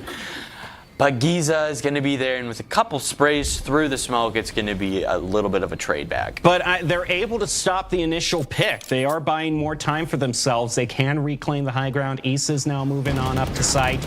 Seth flushes out close range, trying to find one up there. Not going to get it. Seth with a double. Smiley picks up another, and now it's just this poor KJ left to try to retake. Might be able to get the exit frag onto Seth. Seth's very low on health. This was more of like where I was expecting this round was going to go. I was not expecting Alexander to get such a swift 2K. Oh, that's rough. You can't take down that turret. So it's going to get some chip damage against you, and then they just wait around the corner. Completely synchronized there. Both KJ and Viper both crouched at the exact same time and both pulled out knives at the exact same time. The Olympics are coming up. They could still hop on the plane to Paris and do their own synchronized routine. Hey, you know, there are always opportunities. There are always opportunities. Well, I mean, this is the round that they kind of timed out for. You know, it's going to be the Vandals all around. The the shields all around. Yep. So, I mean, I'm interested to see how Maryville intends to play this round differently. And with the ulti to clear out B side entirely, that's going to leave St. Clair with really the only option of 2 different sites instead of 3. Creeping up towards A, 4 different... Oh, no, that's all 5 now. Caillou maybe gets a little bit of a sixth sense feeling. Doesn't see anyone B, but no, don't tell me you're gonna do it. Caillou might be risking it all and trying to push through this Viper's pit here. Caillou decided to risk it all and push through B. This was a bad decision. He's just a kid who's 4, all right? Give him some slack. St. Clair now pushing things up. Oh, they're going to use the Seekers, and they move right in. Shut my mouth. They actually make their way through. I love to be proven wrong like that. Just as we are razzing them, they completely clear off B and take it. I mean, hey, sometimes it's the risky stuff that works. I mean, what more can you say? Sometimes something is Look, so... I'm up here, they're down there for a reason. Oh, yeah, absolutely. And sometimes things are so dumb that they just might work. You know, that's kind of like the mental that I go on, and 80% of the time I'll lose, but that 20%, that's my saving grace. The main game I play right now, one of the characters you can play as, and I've heard this line so many times, just goes, Aid! Wow, Aid! Wow. Just as I'm off on a tangent route, Aid just picks up a triple like it's nothing, and Maryville still holds it despite that gutsy push by St. Clair that worked out. Aid comes in as the anchor, gets one for Maryville. Anyway, one of the characters I play as often says, so crazy, it just might work. Yeah, exactly. I mean... This is going to, it seems like this is only going to, I don't know. with the, I believe it's 1-4 now. Yeah, I mean, this is kind of the turnaround that Maryville needed. But can they keep it going? It's all about momentum. Gonna open the door, risk pushing through this tree. Ooh. Let the Trailblazer do it. No risk. And they use that to move through the wall, gaining even more ground, and they'll get smoked off again, but they throw down the lockdown. And that'll clear out A for them. Just waiting for it to go through before they do their final push. And now they move back, trying to find any sort of flanks. Gonna be a little bit of Nightfall. retake. 2 retake ults here. Swing right through, trying to keep her. Oh, that could be crazy if it ends up working out here for ZK. Seth just like completely in disbelief. I can't believe he did it. He TP'd all the way over there. Caillou with only 10 HP, gonna get taken out. I'm just a kid who's 14. I'm sorry. Darn you, Dallin, darn you. I tried to hold it back. I really H-E did. double hockey sticks. I really tried. I am never going to forgive you. Come on. Let me have. No, I'm not letting you have it. You can't have anything. You're the one who should go to timeout, if anything, now. You should get grounded. Oh, man. All right, back to the actual game. Oh, let's get those leaves back on that tree. Small indie company. Small indie company. Small indie company, Riot Games. All right. All things being even, it is an even round. All rifles for everybody except one bulldog. But like you said, not the worst gun to be behind on. Oh, yeah, absolutely. 3 pushing up this A here from St. Clair. I don't know. It seems like they might trailblaze through. Clear all the way up through. I like that wall. That gives them just all the way to push over into the actual site. Just like that, that's gonna allow them to get that spike down. Swing up around. Oh, nice trailblazer. Instinct. Instinct picks up the first blood. Omen teleports. ZK trying to find some information. Goes into flank mode. Goes through with the teleport. But his job's getting harder as more players around him drop. St. Clair up 1. And he has to retake this with a Viper's Pit setup as well. And a blind. And with the teleport, what a play! Is able to land the blind on the Viper, swing out around the corner, doesn't find it, but it's still within the realm possibility 1v2, but they can't waste any time. They're losing time right as I say it, and they turn left instead of right, get taken out with the shorty, and St. Clair takes the round. Omen TPs are kind of the definition of it's so stupid it just might work. Yep.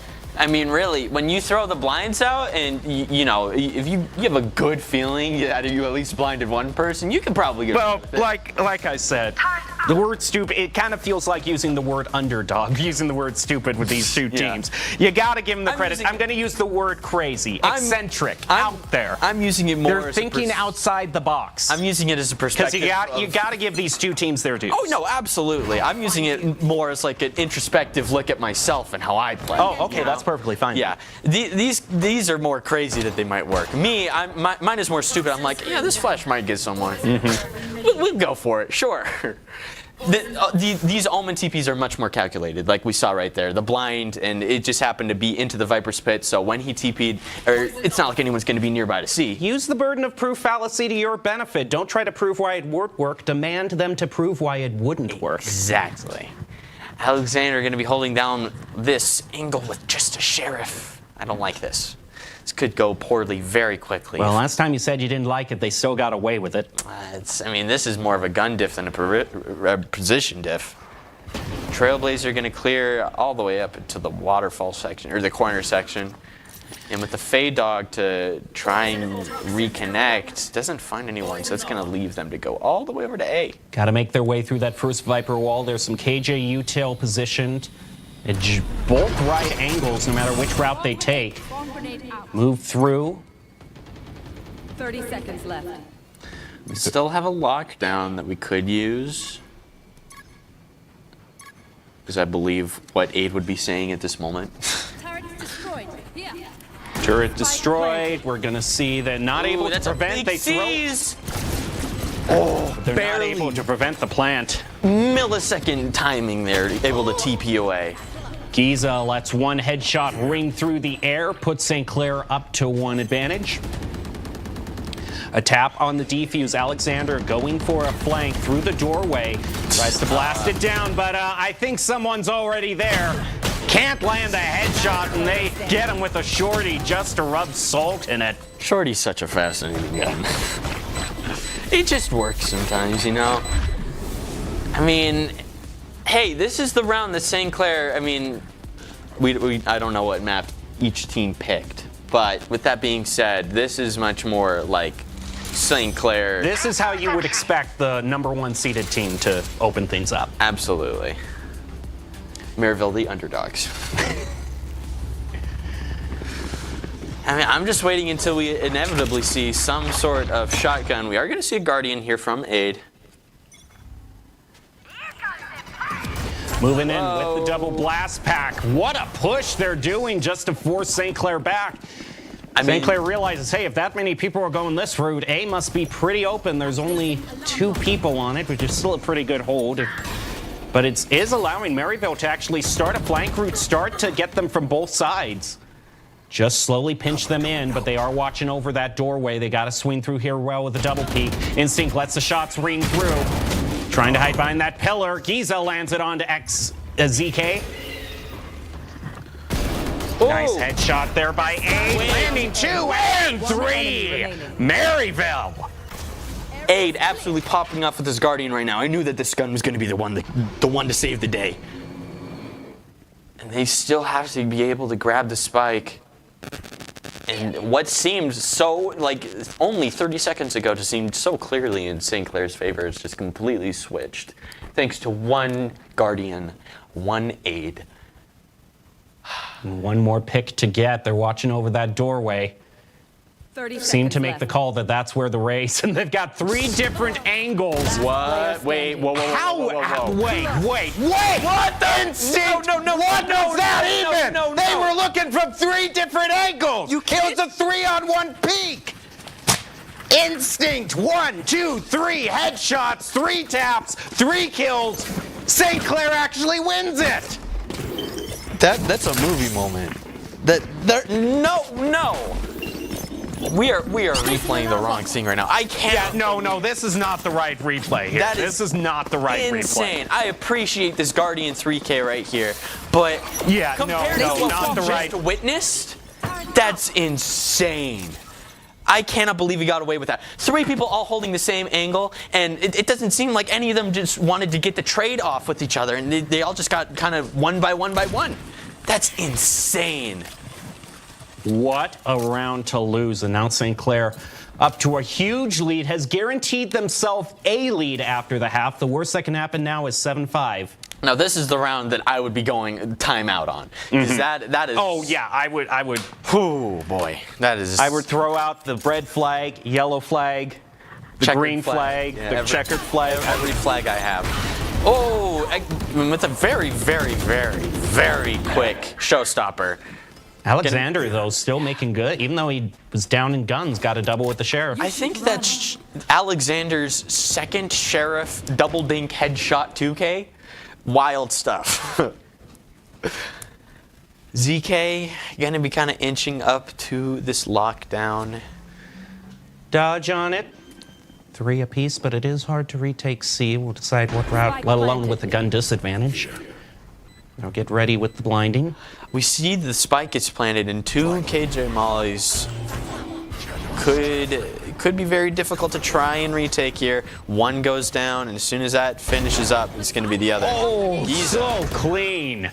Giza has it all lined up, but do they know where Maryville's positioned after this? They land the shot through the smoke. Caillou with the double. St. Clair up 6 now. It's like you said, C side is so difficult to retake, especially when it's planted in that angle.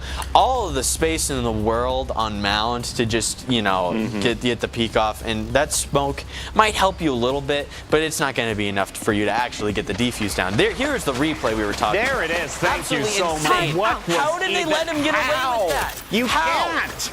That's insane. You can't let that happen. 2 people holding the exact same angle and you don't peek off of that? That's wild to me. That's absolutely insane. Caillou going to be trying to get a little bit of a fight going. One-way placed, forcing aid back. Safe says here. And he's going to be holding this angle. He recognizes that there are currently more than 1 people pushed up on this A site. Meanwhile, on C site, Instinct trying to make his way. Viper's orb goes up. doesn't seem like a lot of progress thus far. Trailblazer is going to go through, probably sees at least 1 nanoswarm there, and also sees the turret to the right with the ping. Trying to keep their options open, moving through. They'll at least take out the turret. And once again, the orb is going to be enough for them to potentially want to rotate this. Alexander might peek off of the door. Yeah, I think they were trying to bait him, but he doesn't take it. Oh, but they have to use it again. We left out somebody. If it wasn't important, I mean, if you forgot about it, must not. Oh, the double blast pack. They were moving right on in toward Link. Fade potentially ulting this. Yep, they're going to nightfall it. Move right on in. Spike goes down. Throws Throwing all just the everything possible out. Yeah. Does look like they managed to land a few hits on that util. But Seth, just from the high ground, stops Swayze with 1 shot. Smiley picks up 2, but Aiden Alexander fighting back. It's 2v2. Spike still ticking down. They're going to get 1 tap on the defuse. Hard position, though. Now they're outnumbered. Alexander with 1. It's only up to Instinct. And no, yeah, Instinct goes down as well. Now, before these games started, we were talking big talk about Swayze, but we need to recognize Alexander's been going absolutely insane thus far.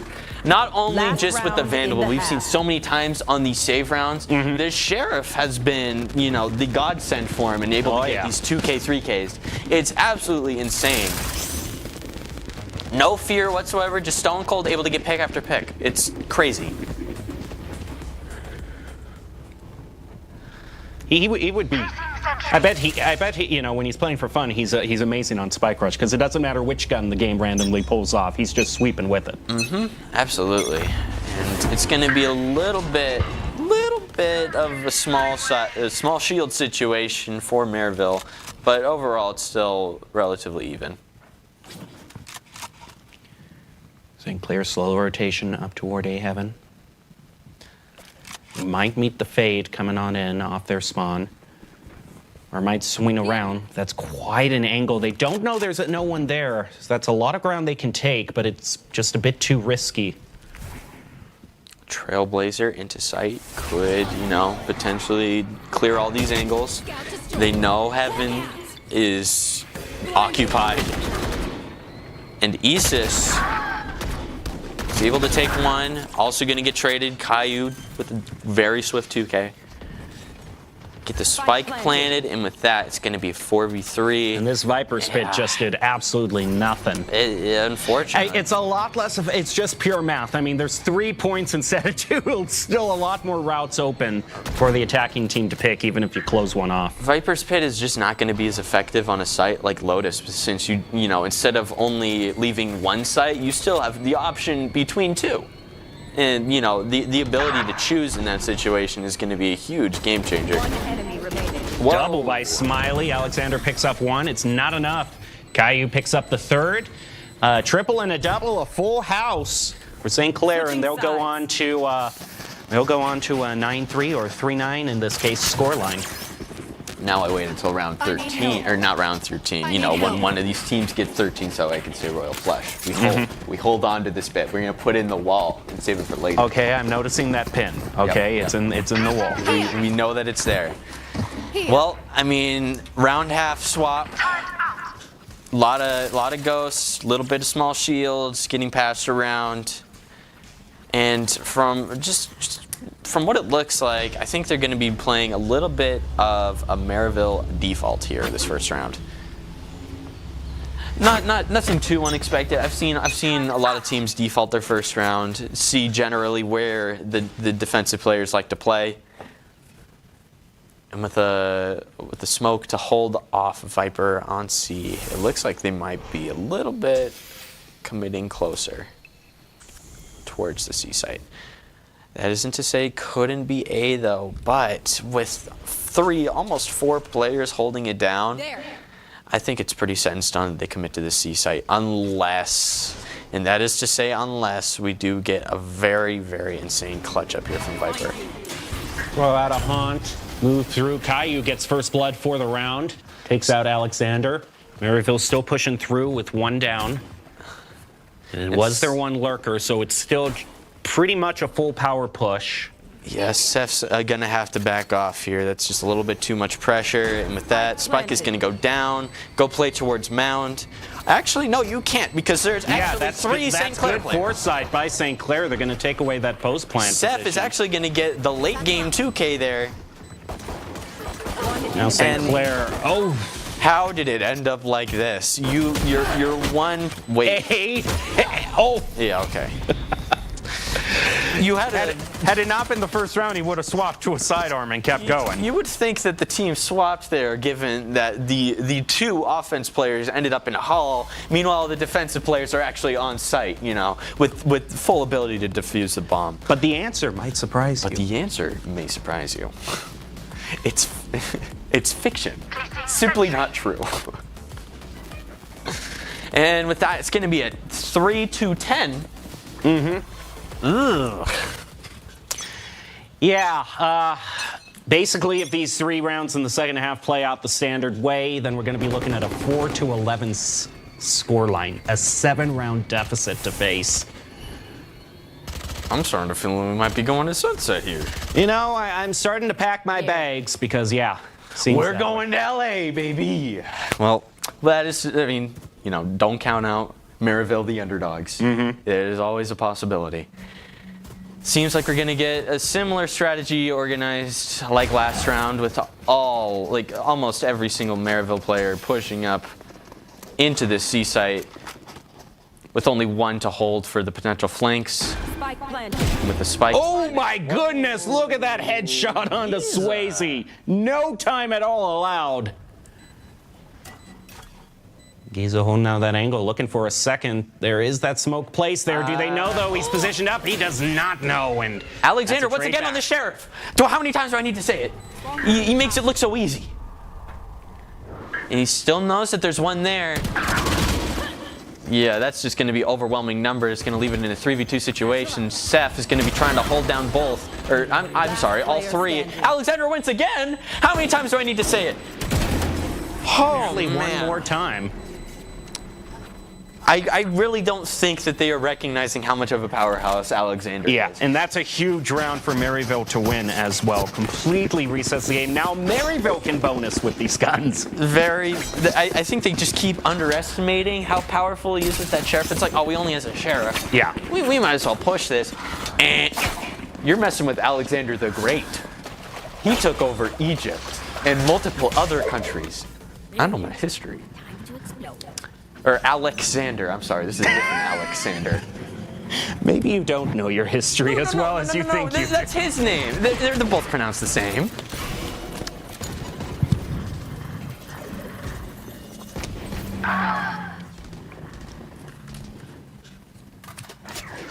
Things start off with a 1-1 trade. Both teams sitting at 4 apiece. Maryville looking like they're going to swap over to an A push, and there is absolutely no one there from St. Clair. A is completely open. Let's walk into this site, guys. We don't know where they could be. It could be 4 people all holding down this A site. Let's play this super carefully. And we still have time. I mean, the Omen's starting the rotation, but this is a plant. Wow. And with the smoke like that to one-way off heaven, as well as stairs going to be taken out, that's just going to give them the clearest control possible for this A site. I mean, it's similar to what I said with the Viper's Pit phenomenon. I mean, it's just more routes, more points on Lotus. There's a greater chance that one of the points might not be held at all. Mm-hmm. Absolutely. Oh, he's going to go for the door open here, potentially. Yep. But it might be a door of doom because this fade, Isis is positioned right. Oh, it's doom for Maryville One enemy instead. remaining. St. Clair moving on in with these sheriffs. They heard us tooting Alexander's horn so much, you know, just saying he is so great at all of these sidearms. And St. Clair was like, you know what? We can do pretty good In ourselves. the modern day, we don't care about that no more. Wow, what a round retake. That's wild. And once again, these sheriffs using the weapon against him. Or not against Alexander directly, but like even still. We have seen so many sheriff headshots these past couple So of games. two upsets in the first 3 rounds. How do we do it? It's wild.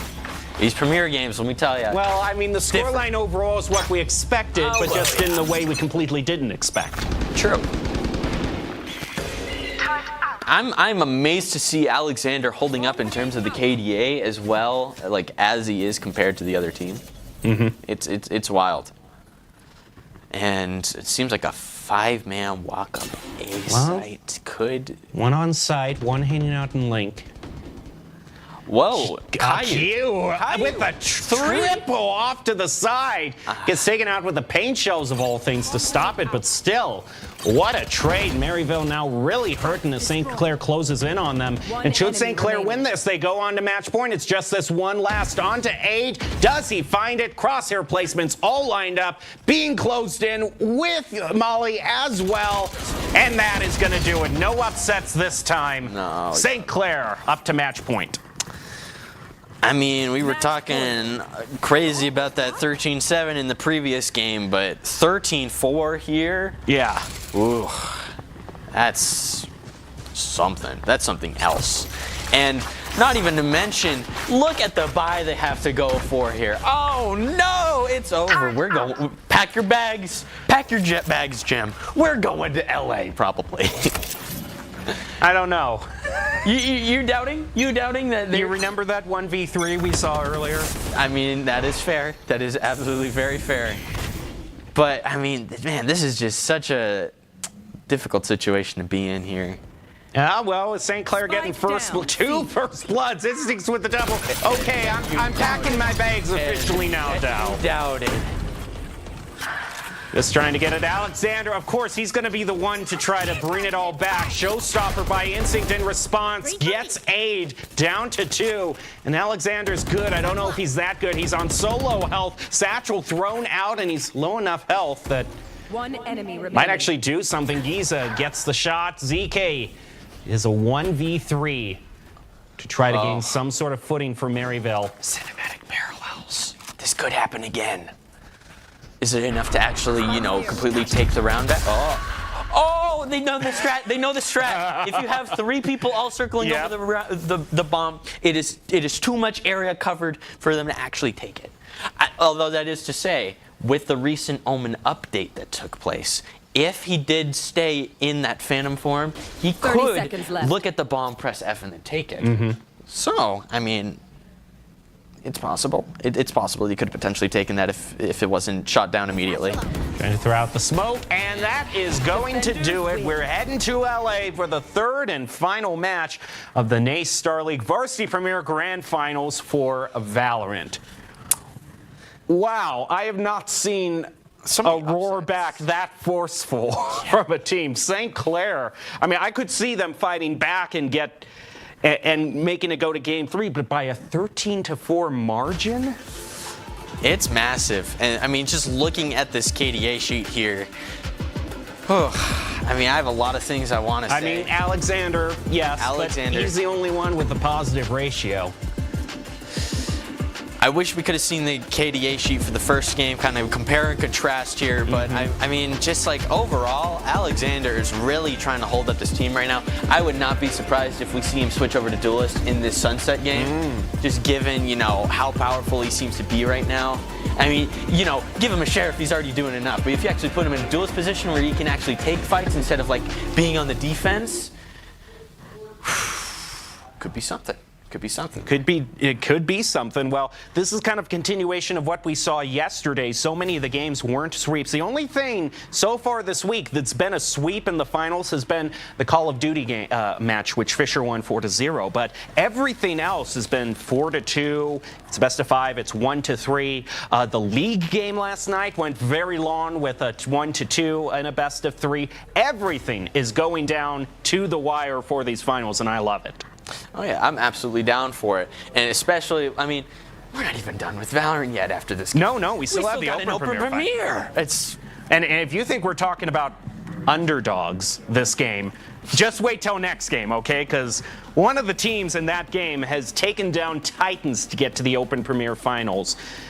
Specifically, Converse and California State is going to be coming up next, so do not go away, because we'll be wanting to see how that one all turns out.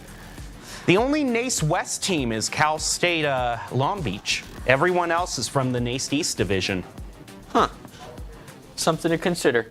Something to consider.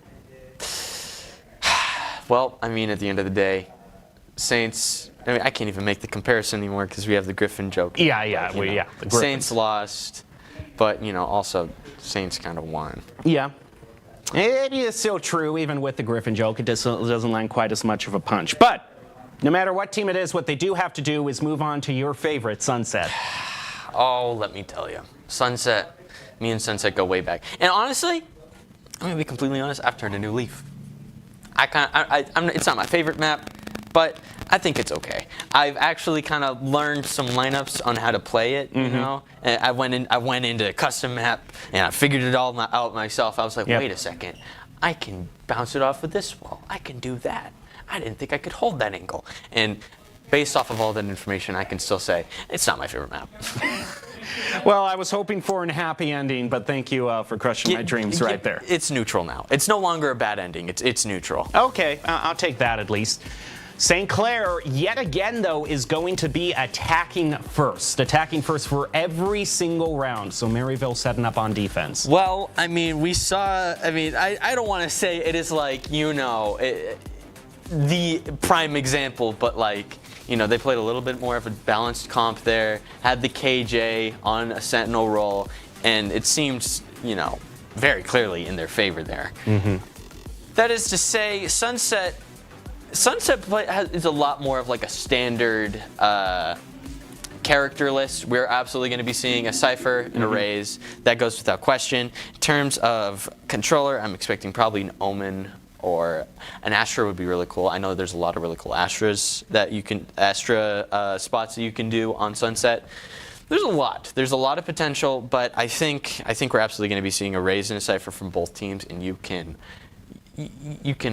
type that down and remember it.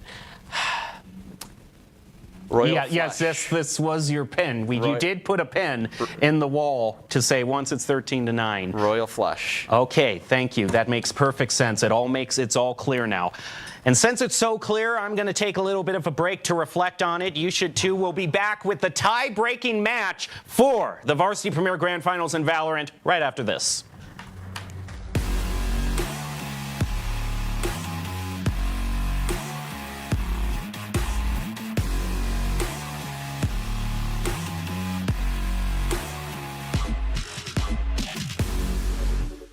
Quitting isn't easy. Truth has a free texting program called This Is Quitting, and it's literally like having a superpower for quitting. It's 100% anonymous, free, and it's built to be like your bestie. Text Truth MC to 88709.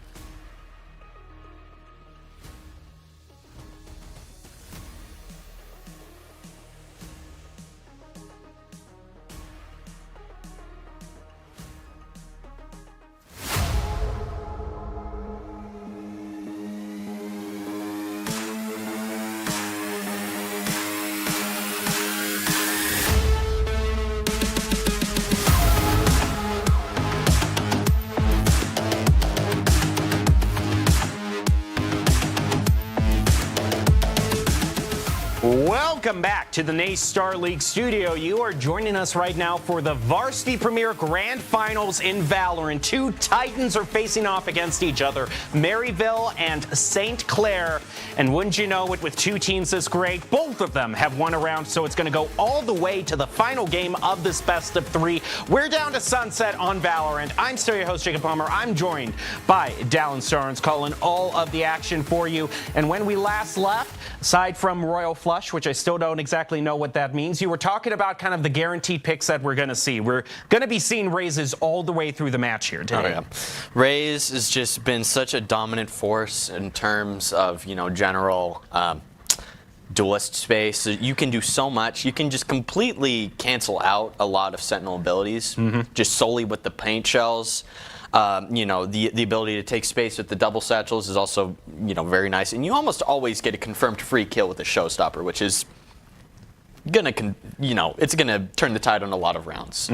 So, with all of that utility, it's really hard to consider Raze not like the best duelist, I guess, in a sense, just based on abilities alone. But, in the way that the maps have lined up, it's been no doubt choosing Raze. Absolutely.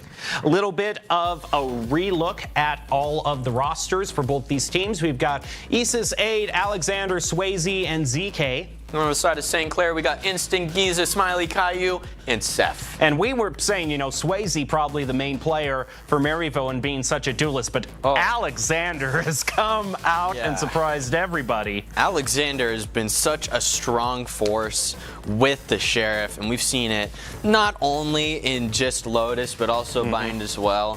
Just very, I think St. Clair need to have a little bit of a mini timeout and just kind of recognize, hey, Alexander knows how to use the Sheriff and is very good with it. Yeah. Let's not try and take 1v1s with that guy. They still won the second round 13-4, which that's enough that I call that a landslide victory, a 13-4. Oh, yeah. And Alexander still matched them in KDA. He was the only one to be trading with them throughout the whole game. So, I said it before, and I'll say it again. I would not be surprised if we see some kind of mix-up here. And I don't know if Alexander knows how to play duelist properly, but if he does, put him on a duelist role. I think he could do so much work. Yeah. That's where I'm putting all my stakes. I think he can be such a powerhouse. He's definitely proven himself, although maybe they want to keep him where he is right now because he's doing so well in that role. But it really did show that, there wasn't much any of the duelists the two main duelists could do in Lotus, because St. Clair came out sweeping so heavily. Maryville has already faced, though, the best. They faced the one team ranked higher than Harrisburg in their grand finals. We were talking about how they won that match. St. Clair is the #1 seed in the entire division. So, or not just division, entire NACE Star League. So, Maryville is now feeling the full brunt of that #1 position. Underdogs. Yes, underdogs. In quotation marks, because they're still an amazing team in their own right. Well, we are going to be going back to Sunset right there. There we go. There's the Raze lock-in. There's the Cypher lock-in. I know my stuff. You do. I never questioned you. But the one thing we're seeing a difference in is what we saw a difference in last round, the initiator picks. One's hovering a Gecko, the other a Breach. And a Fade. I am actually so down for this. This is actually... Come on, St. Clair. Give me this. Give me that double initiator, Breach and Fade. That would be so cool. Whoa, let's go. We're about to have a really good match here. I can feel it. Now, we are going to be, St. Clair is going to be sacrificing the double controller here. It's going to be all up to one Seth here to get the smokes down. We were talking about how good of an Agent Viper is. You said nerfed again and again, but it just doesn't matter because can do so much. But St. Clair is saying, hey, we don't need her for this round. You get your expected picks in there. Again, I'm really happy we're seeing another Fade. I don't think we saw a lot. It was a 13-4, so I don't think we were getting a lot of perspective from Caillou. No, we were. We were getting a solid amount of perspective from Caillou. He was going absolutely crazy on that Fade. He was? Yeah. And I'm so down to see that again. Smiley on the Breach. In my heart of hearts, I think Breach is by far the most underrated character in the game. I believe that to be 100% true. Breach has so much ability and promise and potential Now, I just don't see a lot of players utilizing it properly. So I'm really hoping we see Smiley excel above and beyond here and just doing stuff. Like, I want to see so much from this guy. I'm rooting for him for it. All right, to decide it all, we head on down to sunny Los Angeles, California, City of Angels. And, well, I assume it's sunny right now. I'm getting the thing. It's currently a 64 and clear right now today in Los Angeles. Humidity of 60%, though, dew point 50%, and air pressure 30.3. So overall, a typical kind of spring day in LA. It's a typical spring day. Chilly, all things considered. I mean, 64 is the point where Southern Californians and Arizonans and all Southerners start to bring out their sweaters. That's true. For, people like us, and especially St. Clair, which is up in Canada, that's like, heaven. Get your shorts and T-shirt out. I mean, you tell me it's 64 degrees outside. That is literally like perfect weather condition for me. Are you kidding me? These teams feel right at home. Mm-hmm. Alexander. Not gonna be foregoing the Sheriff here. I mean, with a much more standard, snake bite, small shield, classic. Nothing too out of the ordinary here. I don't see a lot of people buy Sheriff round 1, so I'd be surprised if I was, I guess. Huge push through A elbow to open things up for St. Clair with their smoke out, the peek from defender spawn. They're just Move on in, and they take it. They plant right away. Not too much resistance. None at all, really. I mean, the most that they have is one Gecko just holding down this A backsite, and that's really not going to be a lot of... That's just a really funny cam. I like that. Just 3 players just popping out through mid. Just 1, 2, 3. Hey, there's a cam there. Let's look at it for a second. That's nice. Oh, Q finds one with the frenzy. We've been seeing a lot of ghosts, but not too many frenzies, but it certainly works out for Caillou. Excuse me there. Caillou picking up a double. Now moving. Giza gets another one with a headshot. This could be a flawless to start things out for St. Clair. And the #1 seeded team is exploding right now on to Sunset. Now, I'm not picking sides here, all right? I'm really not. But, like, just in terms of team composition, I am enjoying the idea of a double initiator setup here way more than I am the standard picks that we're seeing from Maryville. That's not to say, Maryville, you're the underdogs here. Let's be honest. There. You're the quote-unquote underdogs here. Yep. You still have so much potential, and did I just see Alexander on a Sheriff again? This is a danger sign right here. Somebody sound the alarm. Looks like they're going to be peeking directly into him on B site. This could be huge. If Alexander's able to get one here, he's going to be backing off a little bit. East is also rotating through spawn. And with the smoke off, that's going to be... Right there. I don't know. I don't know if I'd want to push through it like that. We do see one Giza mid. Could potentially get a little bit of a flank pick here. And they're going to be exploding onto the site. Instinct taking out Alexander. Smiley with the potential follow-up. Going to be taking out Isis, ZK, and Caillou. Spike planted. I don't know. It's 3v5, and on this side specifically, it's so hard to try and retake because of all, you stand behind the box, backside. What do you do against that? You can't shoot through it. The only thing you can really do is, walk around it. And Giza, with a very, very quick 2K Sheriff, or not Sheriff, Bulldog.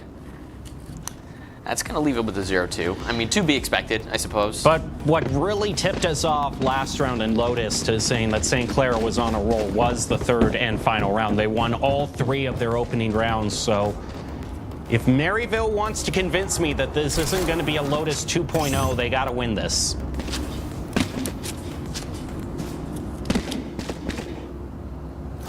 Hey, 2 of them are going for Phantom. I'm down for it. That's sick. I love that. And with the door closed immediately to shut off any potential mid push, that's not going to stop St. Clair from taking some space. Giza slowly moving up into the courtyard. Going to try to push up through market. St. Clair still has the spike dropped. They'll pick it up. Now have to decide on what route they actually want to take. Gonna be all walking back into mid. This could be a really huge through market push. If They just break the baited door. 3 over toward A, so only 2 left holding down B.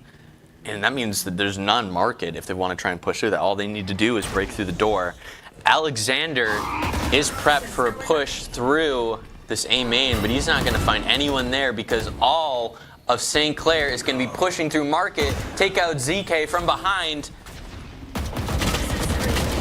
And he just can't pick a target and goes down. St. Clair is going to be moving on toward plant. 30 seconds left. And yeah, what excellent job by the Fae there. I think Alexander just fell hook, line, and sinker for every bit of util that was thrown out. Yeah, it was a really, player I think that was one of the best strategy switch-ups we've seen thus far this series. Isis moving around. Has a choice. Is he going to take a main route or through market? Or does he just want to save? It looks like he's going to save. And St. Clair, oh boy, 3-0 start yet again. I don't want to say it. I don't want to say it, but like this is a really, I mean, it's 3-0. If you're winning your bonus round, at least a little bit of like an inkling in your mind, like, hey, is it going to get worse from here? I mean, the 4th round, if you're winning your bonus, that means you're probably going to win your 4th. That's like a bonus. I mean, they've already stacked on the momentum, so it's going to be up to Maryville to try and turn this around in any way that they can.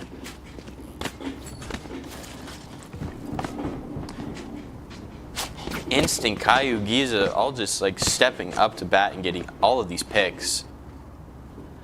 And I mean, Isis is going to be the only one to buy a Phantom with a full shield while everyone else goes Sheriff. So I think that's gonna, Maryville players are gonna want to have at least one person stick around this Gecko in case he does happen to fall, so someone else can pick up. Once the you get Phantom. those bougie tastes, you can't go back. Exactly. And with the Positioning up Prowler, near elbow, the Cypher's hanging out, trying to get someone with the camera, but Trailblazer forces him back into the standard corner. That camera can still keep view over St. Clair. with the He's trip, given the word over toward Maryville. It's not going to quite be enough to blind Cypher, but the paint shells is Amazing but lineup, an amazing headshot to counter. surely not. Surely 8 doesn't take this. He's going to get stunned here, right? Does Smiley not have a stun prepared? Are they really going to back off after all the damage that they did there? Oh, man. Oh, but he's looking the wrong way. Catches ZK by surprise. Giza's back in action. Giza continuing to go back, trying to fight Isis here. He knows that he's there. Oof. One for one trade, down to 1 left for Maryville. Wow. Not the worst showing in the world, considering they were mostly just all handguns. For a second, I thought St. Clair was going to be scared of one guy with a sheriff. So now they picked up the term that you have just coined before all of us here, the bonus. It's a bonus. And then they have a chance at the bonus. I don't think the next round's a bonus. I think that one's an even Steven. Okay. Yeah. Because, I mean, if we look, before we even look at that, we got to go to it. We have a little bit of a timeout. We need Maryville to discuss Maryville things. Yes. I don't know. Sheriff has kind of like stepped up as like the gun this entire series. It's gotten some insane picks this far. I don't know. It's weird. It's really weird. It's kind of, these teams are so reliable in getting headshots. It's kind of just supplanted the role that an op usually would have taken. I mean, we've seen an op once and it didn't even pick up 1 elimination. Yeah. The Sheriffs have been what's popping off this entire match. That's really wild to me to think about. I mean, it seems like it would be, op has always kind of seemed to be the gun. But we haven't even seen like a single jet. Thank goodness. I mean, it's nice to, it's not like op holding, but it's nice to at least see something a little bit different. It's something also that, all honesty, I would expect from teams like this at the top of their league for so long. You're not wrong. They're so individually skilled. They're going to have their crosshair placement lined up every single time. Oh, a double blast back. That was way too risky. Why did you do that? What were you thinking? How did you think that was gonna go? Well, Smiley and Caillou are fighting back despite I'm still a little lost for words. I don't blame you for that. That was insane. Maryville still down 1. Spike St. Clair giving them a free one at the beginning of the match. Moving through, going to run right into the cage. 1-for-1 trade. It's 1v2 to take it back. Is at full health. And here we're just going to see clear as day how difficult it is to try and retake this B site. Especially when there's someone hiding behind that box. Ugh, it's so difficult. Unless you have a smoke or a cage or something to hold off main, it is always going to go to the offense players. That's just how it goes. Yep. The attackers are always going to win that. And I mean, it's 0-5 now. But the one person who's completely fallen off, I'm surprised, is Alexander. I was going to say that. We've been seeing his praises every single just time. Like you make the allusion to the real Alexander the Great. I think the Grecian Empire is starting to fall. The Romans are coming through. It's my curse and my burden that whenever I hype someone up, they immediately start, not doing as great as they were before. I mean, that isn't to say Alexander's doing terrible. I think his team is about all on par at current stage.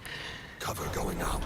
Seth, this is an interesting angle. He's really banking on Maryville pushing up way too far. I mean, if they do, that's going to be a free 1 or 2 picks. Doesn't seem like it, though. Instead, it looks like St. Clair is going to be pushing up into market, takes out Aid, but ZK is going to be there to, get the trade-off on instinct. ZK now with the 2K Sheriff. Once again, what's with these Sheriffs? I'm thinking some of these players should drop the Vandal and go Sheriff only. He's not taking that advice. Well, I mean, maybe you just gave him the advice and look what happened. Oh, no, I'm cursed. Should have kept the Sheriff. No, I'm cursed. All right, let's see if this is... Oh, no! He gets caught! No, I'm right. And guess who did it? It was Alexander. The Alexander with the thrifty to win it. The Greek Empire has not fallen yet. The Greek Empire is so back. I don't know. Are you more of an Athens guy or a Sparta guy? I am. I think back in middle school I was totally an Athens guy, but as I've grown, I've become much more of a Sparta guy. Ah, okay. I don't know what that says about me as a person, but It's going to be mostly all rifles. In fact, entirely all rifles. The mostly part is the shields. One is one from St. Clair, I believe, is heading for small shields. Right there. This is quite a push up toward elbow. A lot of ground that Maryville is trying to take on defense. Waiting for any sort of rotation. Early Prowler out from the fade, but they aren't really focusing on A. That is not their MO right now. It seems like they're setting up for another push through B with some flanking action through market.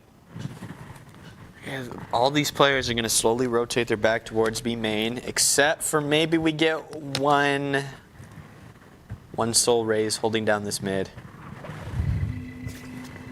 Instinct could potentially get a rotate pick off here, while the rest of St. Clair pushes into this B site. We get an ult Omen into backside. Doesn't see anyone, but still feels slightly suspicious. Suspicious enough that he doesn't want to stick it. Instead cancels to go back with the rest of the team. And with that, Caillou moves in for the plant. And a rolling thunder just preemptively to stop a retake. Showstopper lands one, headshot double from Caillou.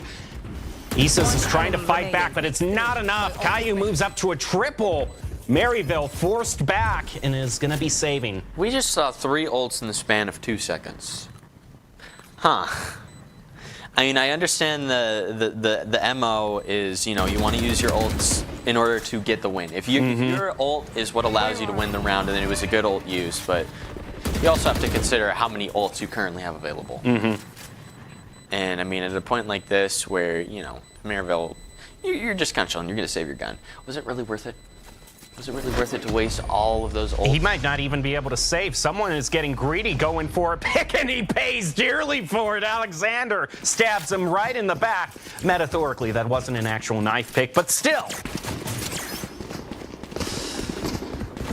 These sites, I mean, I have neglected to mention it thus far, but we have, I'm pretty sure, every single round seen a Cypher holding down this B site just because of how strong it is.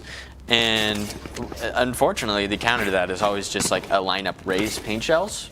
Yep. Yeah, that's always what clears it. So, I mean, with something like that, it kind of leads you to switch up your strategy, and that's what we're seeing here, where now we have a Cypher holding down A site with the trips. But They're unfortunately, immediately going to smoke off where he wants to go. yeah, that's going to be with like almost once again 0 resistance. That's going to be St. Clair taking A site super easily. Face your fear! Oh, blind from the Dizzy. He can't get the cross angle. They'll be able to flush him out from the corner. Not a double, but a triple flank here. I don't think that'd be enough for them to expect it. Caillou isn't able to pull off a double just like he did a little bit ago. It'll be a 1-for-1 trade. Maryville still holding a 1-person advantage, but the spike is down, and they are on the clock. They have to claim this. They know that instinct's there, but it's just a matter of getting around those paint shells and this stun and all of this utility. But they do throw out the neural theft successfully, so they know where the 2 defenders are. They pick off one. They gotta have someone defusing it.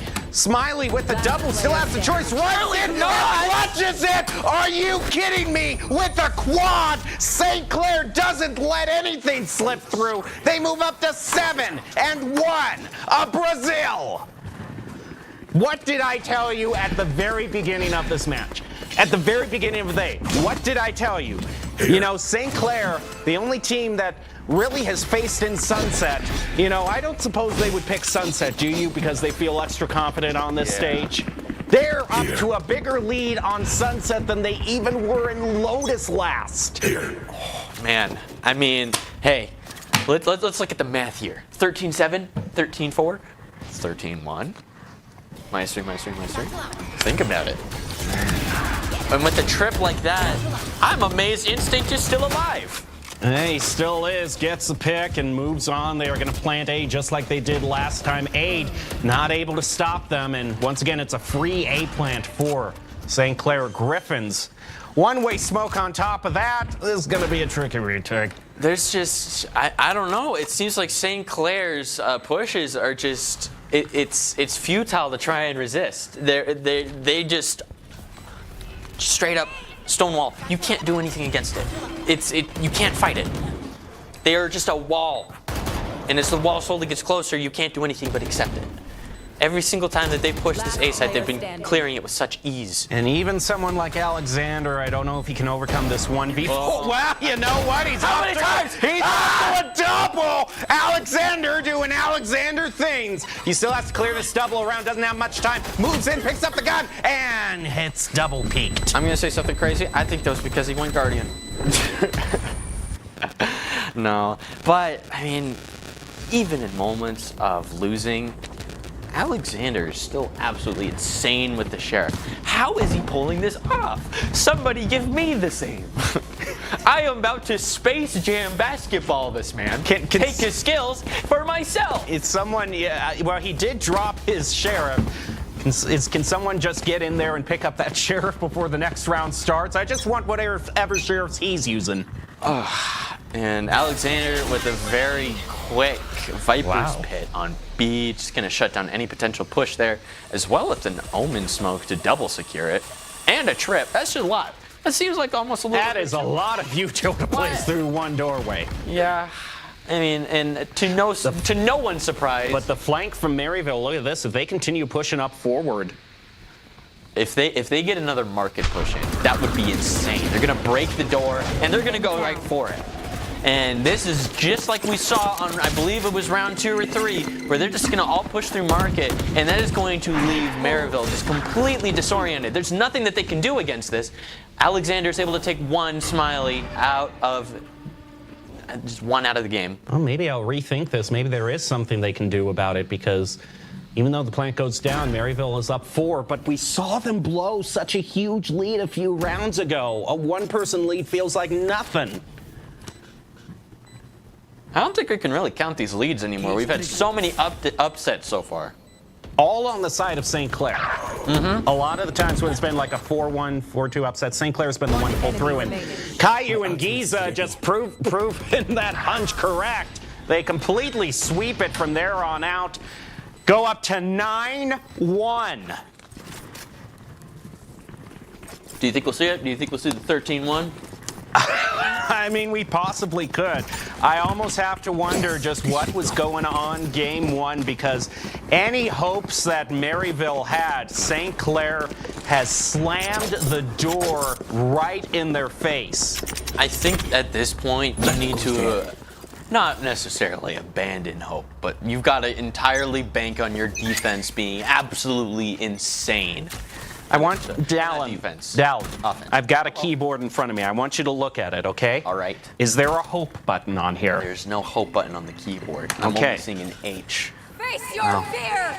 That's not quite enough. You can't rely on that. You just pull yourselves up by your bootstraps, Mariel, and fight back one round at a time. We've established there's no hope button on your keyboards. Clearly, Do no your caps best. lock either. What happened to the caps lock button? Perhaps it's missing a hope button. And Maryville, it's just going to be, I mean, once again, it's another 3-4 person flank here. Uh-oh, this could be ugly. Look at this. They're holding cross angles. They get one, though, of course, is Alexander. And they are able to break through despite the cross angle. Maryville, exactly what I told you. Pull yourselves out by your bootstraps and take it one round at a time. What are they putting into the sheriffs in Los Angeles? What are they putting into? It's not a Los Angeles trade secret. It was the case on Lotus, and it was the case on Bind as well. Well, the only reason I said this is because I don't know exactly where Lotus and Bind are located. I know it's, generally, but, What are they putting into the sheriffs throughout this entire series? I think this is the most sheriff kills I've seen in any series ever. These players have such insane aim. I am amazed that they have been honestly, I'm amazed we haven't seen twice as many Guardians as we've seen thus far. I think we've only seen 2. Why haven't we multiplied that fivefold? We need to see more Guardians. It's so clear that this is where they excel. Nice start by Alexander, but it's traded back. Showstopper used. St. Clair is instantly trying to get this up. They get the detain on the thrash. Move around, trying to get a wallbang around the corner. They're all dropping. Isis finds a double. Make it a triple. Maryville. Oh, Isis. Roaring back in the last 2 rounds with a whole bunch of momentum. That is instantly going to get Switching stopped as we sides. move into halftime and everyone goes back to handguns. I think I have cursed myself once again by saying you need to abandon all hope of these defense rounds. Because clearly, Maryville is not done yet. They want to go to, they want to go beyond overtime. Obviously, they want to win this whole game. And by winning these last 2 rounds, I think it shows at least some type of awareness and ability to adapt. I think, it's really just going to be dependent on if, St. Clair has a good defense or, Maryville has an insane offense. I think that's really going to be the deciding factor here. Also, shoutouts to Caillou here going 18-5. That's quite wild. insane. Paint shells out through is going to force St. Clair back from that initial defensive peak.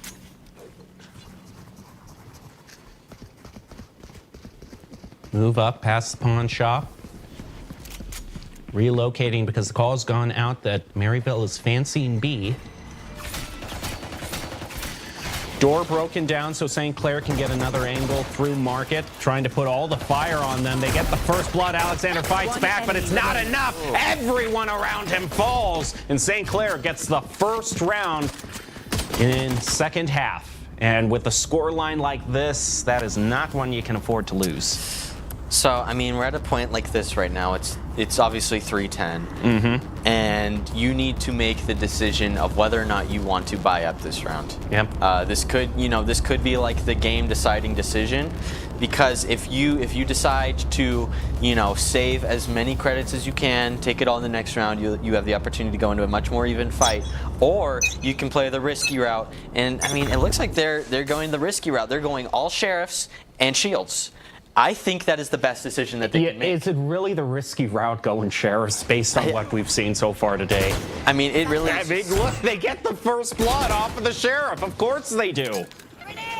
Instinct is able to get one dink off, but it's not enough to actually. They have completely cleared out A with that first blood. This will be a successful plant for Maryville.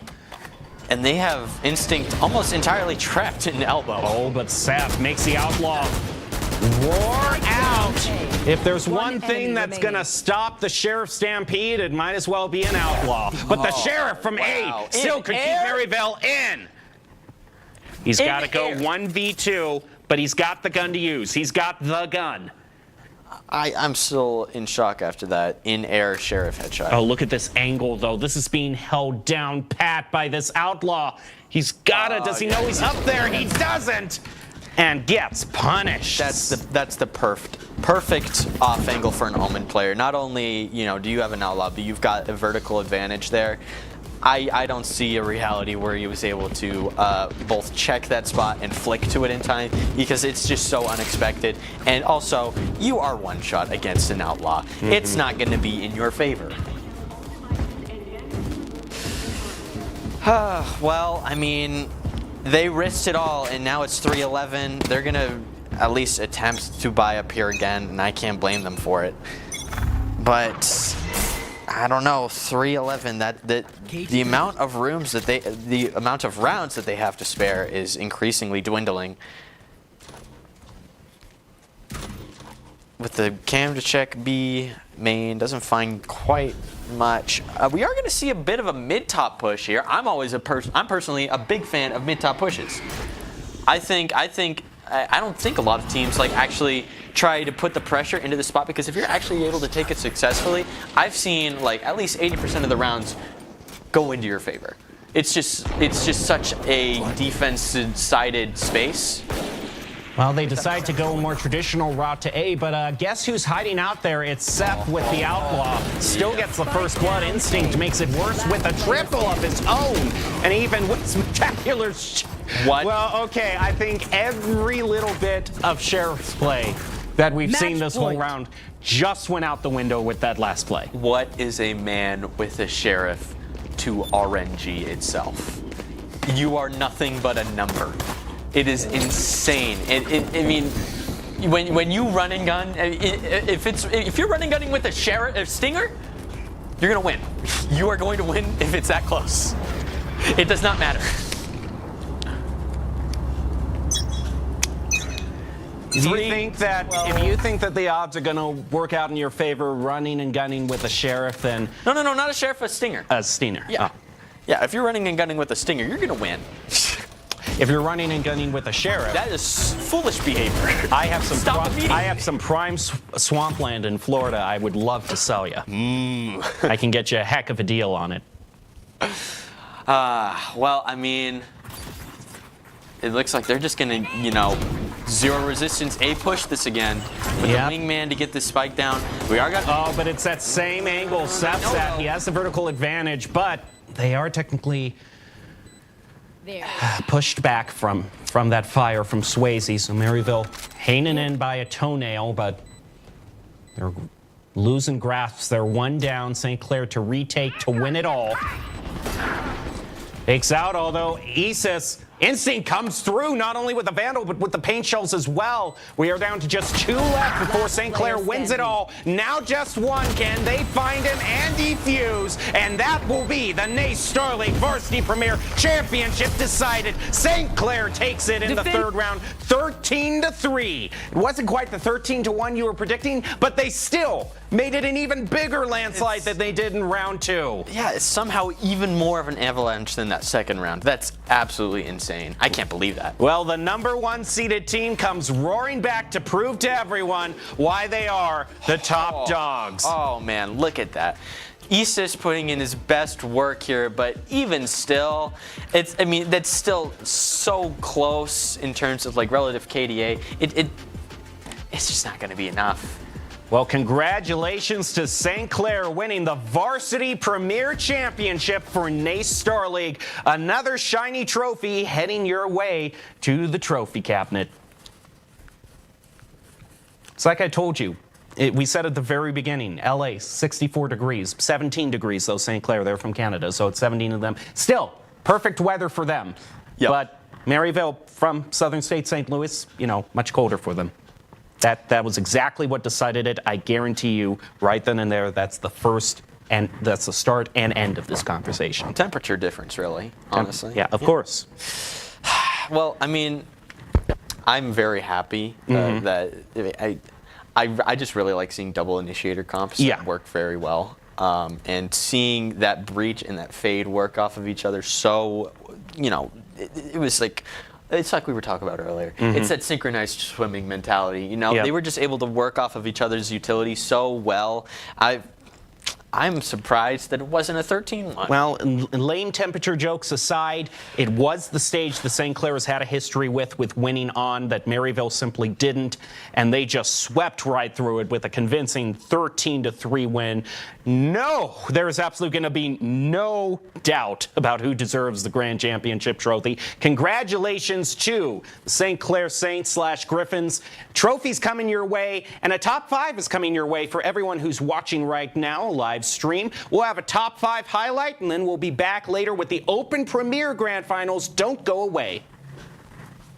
We're Lotus, and Her time's running out, but it's probably going to find one here on A short. Throws it out, and that is just one collected. You can look the completely opposite direction behind that pillar. Giza lands it onto ZK. Nice headshot there by A, landing 2 and 3. Will they just go for it, protect the president? Time is of the essence, and St. Clair holds on to it with the wallbang to land their 8th race. The main game I play right now, one of the players, one of the characters you can play as, and I've heard this line so many times, just goes, A. Wow, A. Defenders they pick off one. They gotta have someone defusing it. Smiley with the double, still has the choice. Runs it, clutches it. Are you kidding me? Instinct is in the building. Whoa.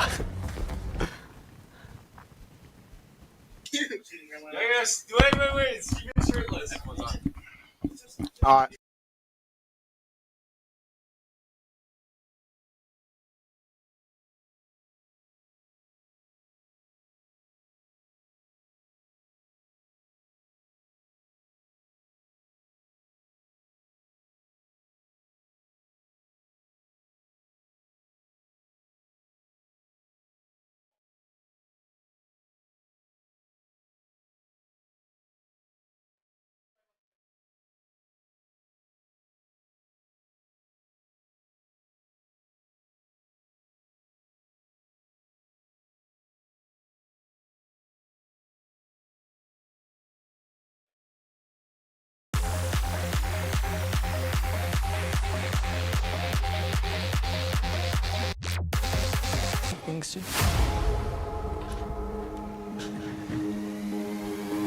Oh shit.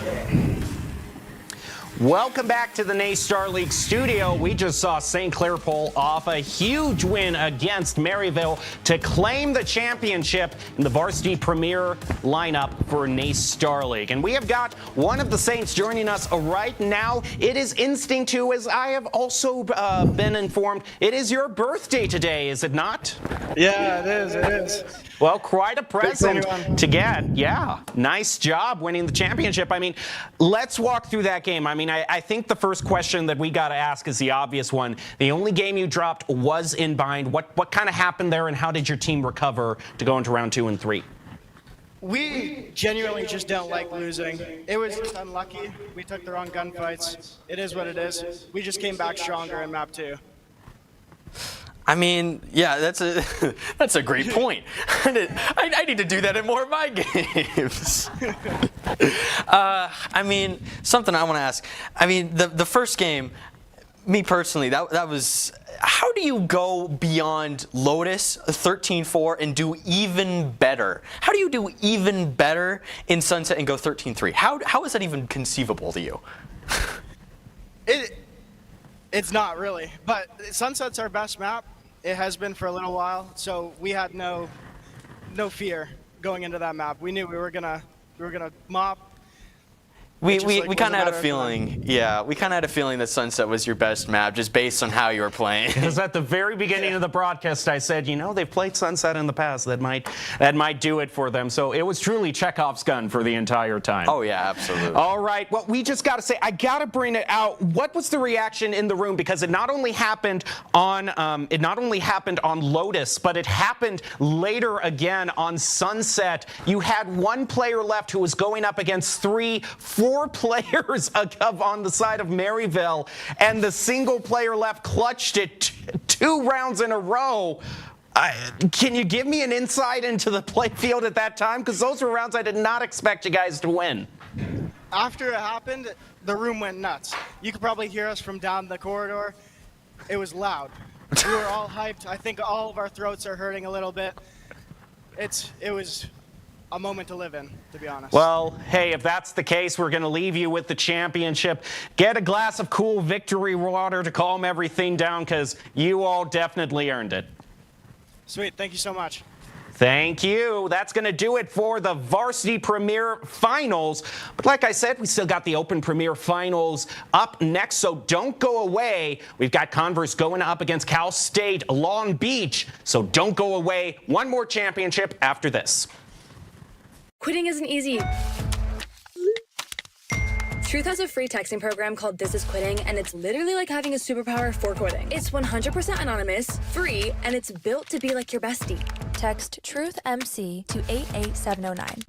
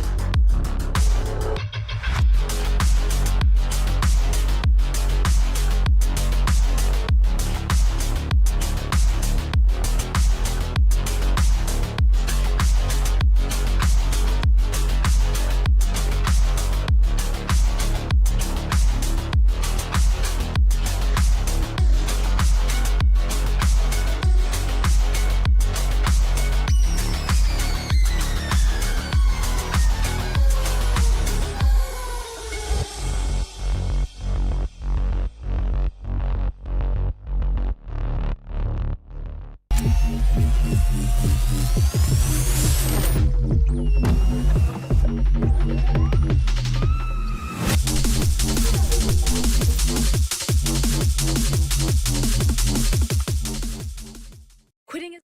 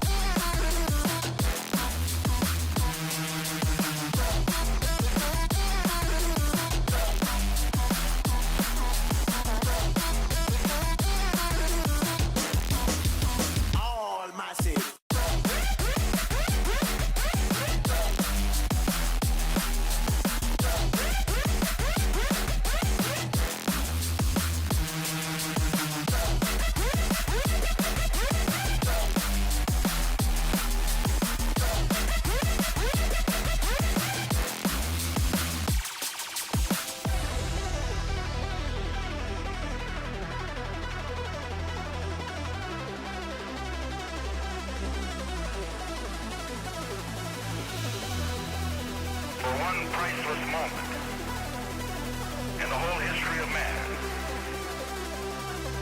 All the people on this earth are truly one.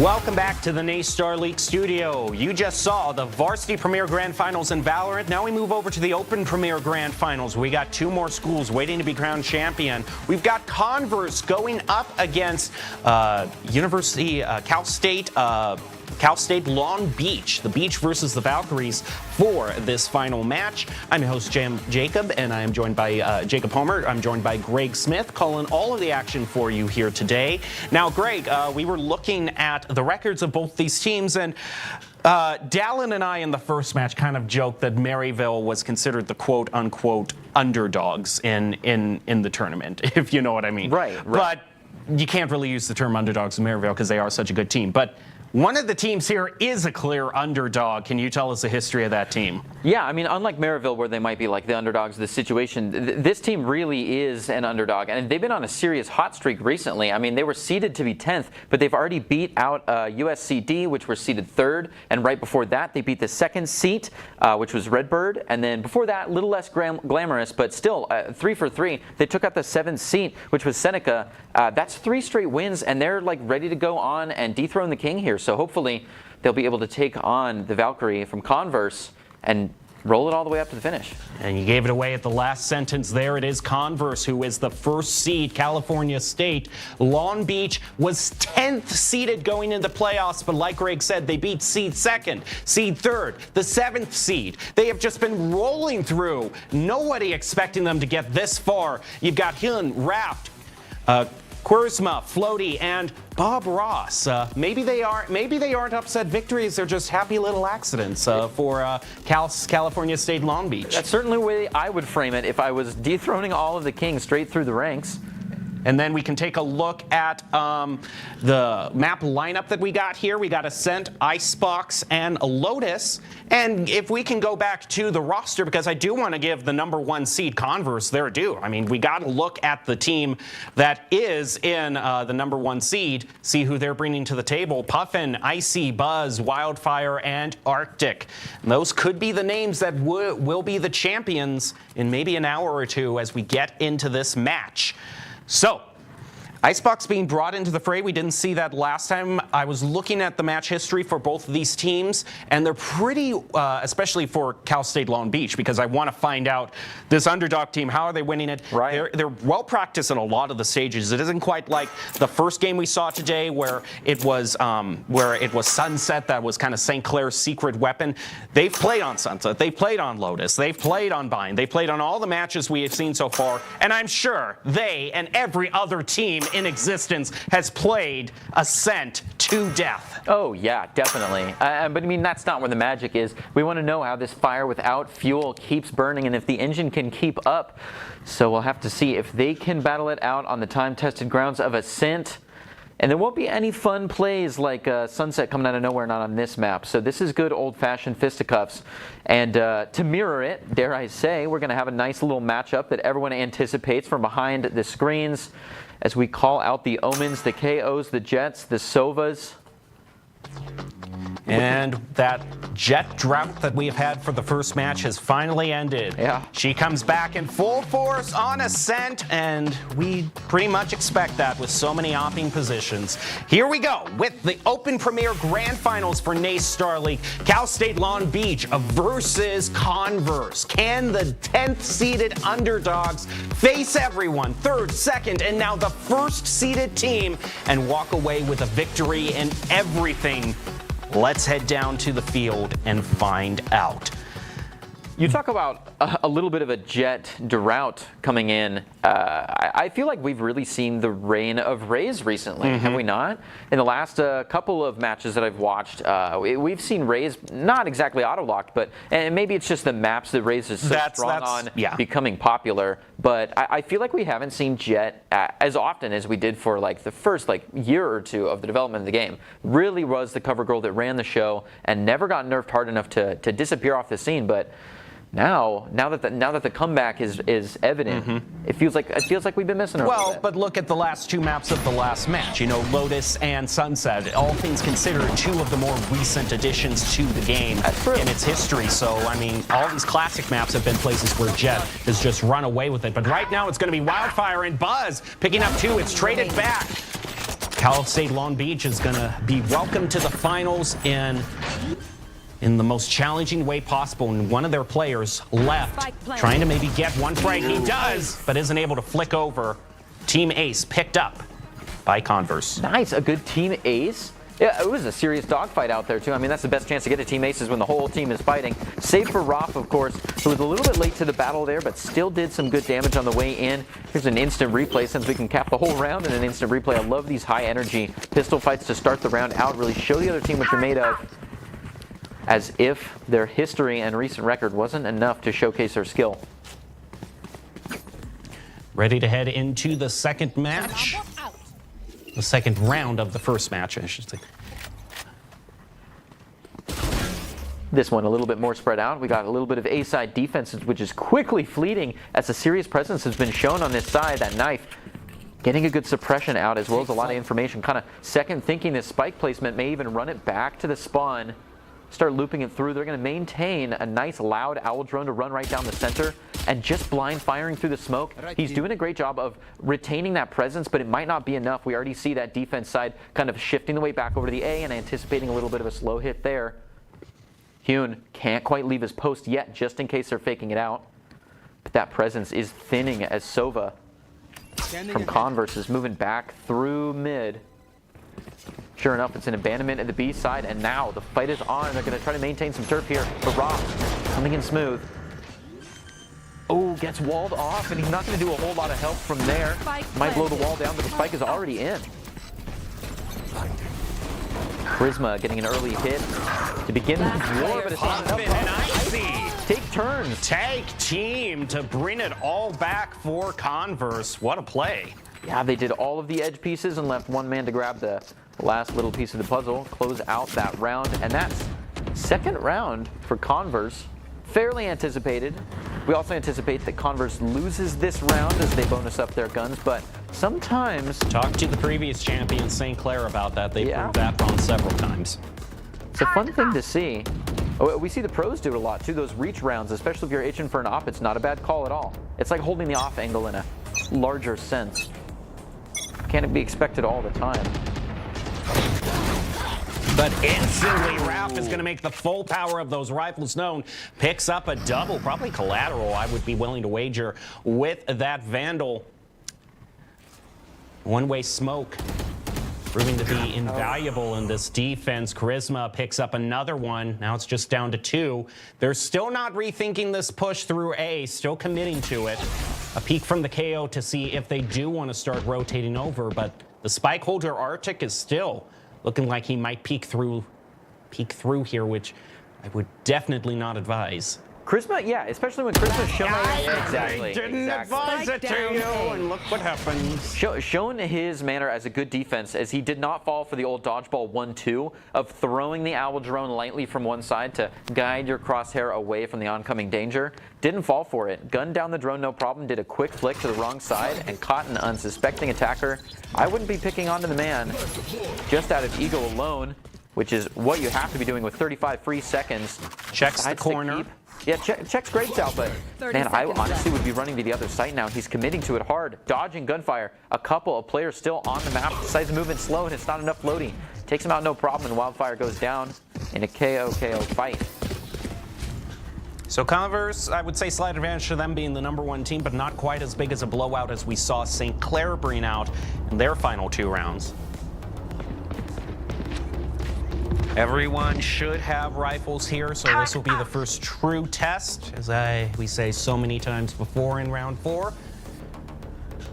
Converse did a decent amount of damage. I mean, taking 2 people out on your bonus is not that bad. You know, I mean, that's another like 4 grand and creds have to go missing. Sure enough, we see Charisma and Ralph. The people who were in the action the most went down and lost a little bit of bankroll for it, so puts a little bit more pressure on this first gun round. Knife destroyed before it can silence anybody. Ooh, on the other hand. Detected by the dart. By the knife. Suppressed for the next few seconds.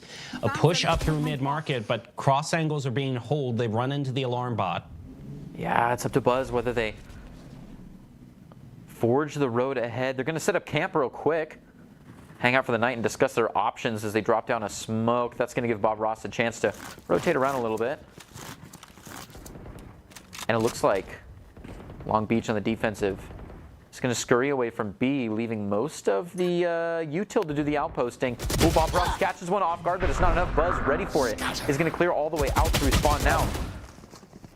Hune has to come racing in to cover the dirt. It might not be enough. Icy already on the pitch, ready to plant. Arctic taking care of that. Only 3 left, moving in from a recently cleared out spawn. They've got to move nice and slow, and it still might not be enough. One last Converse player coming up behind them. Could be a serious issue. Sure enough, Wildfire takes one out for free, and a second one too. Icy. Ooh. Almost did not make it out of that one alive. Buzz watches it back though and takes care of Floaty in the smoke, bringing it up to a flawless for Converse. It's not looking great for our underdogs. Yeah. Converse is a way of saying welcome to the grand finals. You've taken everyone else up, but we are #1 for a reason. It's true, and a lot of times the space between first and second, it can be vast. Admittedly, this is effectively the first round, right? If we are give them the benefit of the doubt, we'll say that round 1 went up to a coin toss, and the next 2 were destined after that. This is where it gets serious. Now, Long Beach did, as we talked about earlier, decide to go into this with a little bit of decision-making with their monetary resources here. A lot of Long Beach caught off to the side here in Garden on in-tree. Down to 17th health though, so he's just hanging on. Bob Ross getting the pick onto Wildfire. 3 left for the planning team. This is a huge push and take back by Long Beach. Moving on into the smoke. Great reaction time. Now they just have 1 left in wine. They know he's there, and they pick him out with a wall bang. Long Beach gonna say, nah, we beat the 2nd and 3rd seeded teams for a reason as well. The consistency on the jiggle peeking in the corner, he didn't even have to clear it. It was a wall bang through both corners. Very impressive. Just knew they had no options but to check the line. If Cal State Long Beach manages to get this first round, I don't think it would affect Converse, but I think I have to point this out. In the quarterfinal round, when they faced off against Redbird Esports, the 2nd seeded team, so their hardest matchup to date. Right. The first game was relatively close, but of course they won it. Yeah. Then it went into the 2nd game, and Redbird Esports just collapsed. It was 13-2 in the 2nd round of the quarterfinal match. So you have to wonder if they're able to take a tick off the 1st seeded team with this big of a gap, seed 10 taking away your first game. That's really going to test Converse's mental stability. And should that happen, I don't want to see history repeat itself with a complete collapse in 2nd round. So Converse, should they lose, keep it together. Ooh, danger from above as Floaty stays true to the name. Drills down on some unsuspecting attackers. Going to take care of business on 1 player. Seriously considering dropping this door down on a comrade. They won't lock in the tree just quite yet. Exhausts a gun and tosses it towards the smoke. Now, this smoke is about to drop, and Arctic has already taken a little bit of damage. He's got to get out of there with the 77 and 3 that he's got. The map is still a little bit spread out. We see Arctic holding on to a friend with the spike. Is going to start backpedaling down mid, watching anybody creeping up slowly. Going to make a quick little micro rotation just to dodge tree in the catwalk company and get out to A main. Unfortunately, they are going to be dealing with a duelist in heaven. Got to make sure that they still have some util for this to smoke off that jet or at least blind her. And, well, a double peek will certainly do. They're able to take out, but it's traded back. Floating Ref coming on in. Just 2 left from Converse. And the underdogs, Long Beach, are just 2 away from tying this up. They aren't able to land it onto Icy. But there are still 3 left and less than 10 seconds to plant. And they're just going to force Icy back on the teleport for a save. He might be baiting them, though, for one more frag. They're not expecting him up there, and they pay. But they still win the round and tie it up at 3-all. Very, very tight. It's interesting how much critical time was lost on the rotation around to dodge trees, and how much that was kind of shut down just by seeing just a small... Oh, yeah. He gets locked in here, and he can't reload, otherwise it's game over. You would be able to hear inside the smoke, and you don't want to spray and pray through either. Like, both of these people don't want the other person to know where they are, so he takes a jump out and goes for the 2 headshots, and they just simply miss. Gun's empty and he goes down. Get out of my way! We're seeing a nice loadout of 7 guns and a single shorty, which is hanging on by a thread. A little bit of util keeping people at bay on A. Speaking of putting people at bay, an attacker Killjoy should clear out most of this site. It looks like 1 or 2 players are seriously considering just kind of puppy guarding that corner, but it could be a massive fake out just to build up a little bit of pressure behind that wall. Sure enough, in mid, the menace, Puffin, plays back, and Roth is out for the count for this round. And it's a full rotation to B. Sure enough, all the silence after that lockdown is going to give it away. And it's a run away from the A site on the count of Long Beach. And it looks like they might just make it in time, although 1 or 2, including the spiker, already on the turf. Floaty goes down to Wildfire, already expecting that rotation. Bob Ross going to reply to that pressure in another neck of the woods, but Puffin and Wildfire are keeping strong, and it should be an easy plant from here on out. If Bob Ross gets flashed, they know they're stuck in the corner. Yeah, just no can't double peek like that.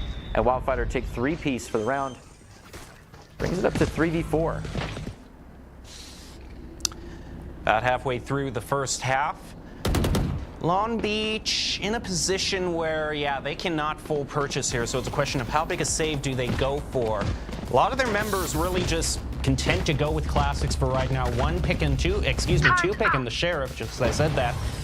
And we've seen plenty of Sheriffs. I mean, well, you were here watching the first game, Crit. You know. A little bit of it, yeah. You know how insane these Sheriffs can be if you've got the skill to land headshots consistently. Found them. And starting out with the recon bolt. A little bit of high ground. Not gonna get it. I called it out. The Sheriff train keeps on a rolling, taking out Buzz.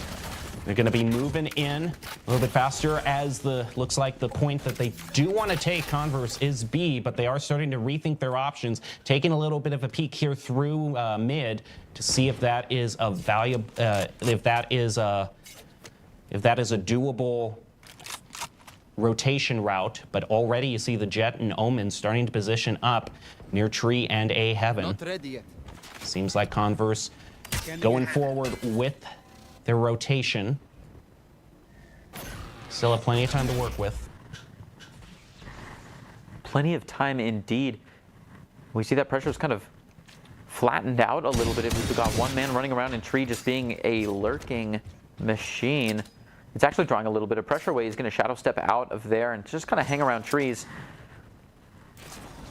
It's enough. Only Floaty and Hyun are left on the pit where we could plant. Converse comes streaming in, bringing the spike straight to the point. Defender Killjoy going down, but there's plenty of space that they could still plant on if they can just deal with Floaty. Sure enough, they get the drop down pretty quickly, and if a shot whiffs, 13 seconds, so it's not a lot of time to get things done, but it is enough. Bob Ross keeping things interesting with a pick on the Sheriff. Cal State Long Beach has 2 left to retake this. Now they pick off, they even it off. 2v2. Off to the side, and the defender's gone to the right of that smoke. Oh, they don't see him from behind. Oh, ambush style, Resident Evil style, if I've ever seen it. The static camera angle, the person popping up right behind you. I was taken right back to the PS1. Classic spooky manner. Someone comes right out behind you. Production, that was amazing cinematography right there. I thought for sure that Charisma was just dancing in the dark. This man knew where he was, but not the case. After throwing down that smoke, it looks like he just lost him in the wind. I thought he was sidestepping, moving around the corner, and was going to get the jump on the other player, but it looks like Charisma had no idea, just cantered on in and took it. Got taken by surprise. Converse moving up to a 2-round lead. Hasn't picked up the spike yet, but keeping mid open as an option. One lurker also going up through A. Still got to deal with this Omen who's positioned right near tree. The smoke will drop and he might get a sideline onto one of Converse. That is if they don't pick him off. A few peaks going out through A main, but you got that KO holding down heaven. Yeah, that tension in mid has fallen back in on itself, and I'm surprised they keep re-hitting tree. It continues to be an issue, a real contest point for the attacking Valkyries. Ooh, and just good timing gives Puffy the entire area. Amazing assist from the Hunter's Fury, gets him down to half health, and it's just a few shots from there. But Bob Ross and Floaty coming on in on the rotation. Puffin trying to keep the push going, but it's not enough. Charisma comes in with the op to help close it out. A team ace. Cal State Long Beach, considering they bought an op, they do not lose that substantial investment, and they move back within striking distance, 1 away. Converse was already making commitments to an anti-post plant scenario. Breaking this door, they were up into teams of 2. They were watching their angles here. But they just got split up a little bit too much. Bob Ross and Floaty were too strong, and when a player went for a reload in the middle of the scene, that turnaround time was a little bit faster than they anticipated. So we got that op out nice and early for Long Beach. Maybe not early, we are 9 rounds in, but the game's been paced pretty quick. We've had a couple of team aces, not very many timeouts. Even more tension in tree, as is typical for the game so far. It looks like Buzz and Roth trying to see who can pin the tail on the donkey here. After the smoke goes down, He's right under him, but then look back and he was gone. I'm sorry, he was caught in the teleport and couldn't shoot. He had the perfect sightline, but couldn't get it. It's thinking just one step too much ahead. It's just a massacre area back there. Icy trying to backpedal, keep himself alive. He knows 2 people are on the way too. Gonna drop another smoke. Just staying alive, keeping in this corner, but he's multitasking, too many angles. Has to focus on somebody and clear his back. Goes for Bob Ross and a little bit of paranoia, might move in. Instead, just decides to keep people at bay. The smoke about to drop. Stays nice and close, sets up a decent cross angle. They decide to advance. They do find 1 player as Bob Ross goes down Wildfire. Shadow steps back towards the pit. Just protect the president now. 2 players left on their way, and this is not the greatest opping position. You don't really want to bring that all the way into the box. In fact, yeah, it might be just a call to split up, search for clues. And save that gun for a rainy day. Yeah, it's just so far to go and not much time to work with. Especially for how close it is. The value of the gun later is more than it is now. There's still 2 rounds for them to work with before the half hits, so they'll play for the next round. Converse goes up to 6, and they catch 1. Exit frag with the op. A disrespectful outro. Yeah, that is, it's just a case of getting a bit too careless there. Gotta remember, they still have that op, and on top of that, just beyond, I mean, op, obviously expensive gun, you want to keep it, but it's just so hard to retake with an op, so I can see them wanting. This was Devastating. I thought for sure. Oh, he's got the perfect view. He can see. He's caught in the middle of the teleport. Yeah.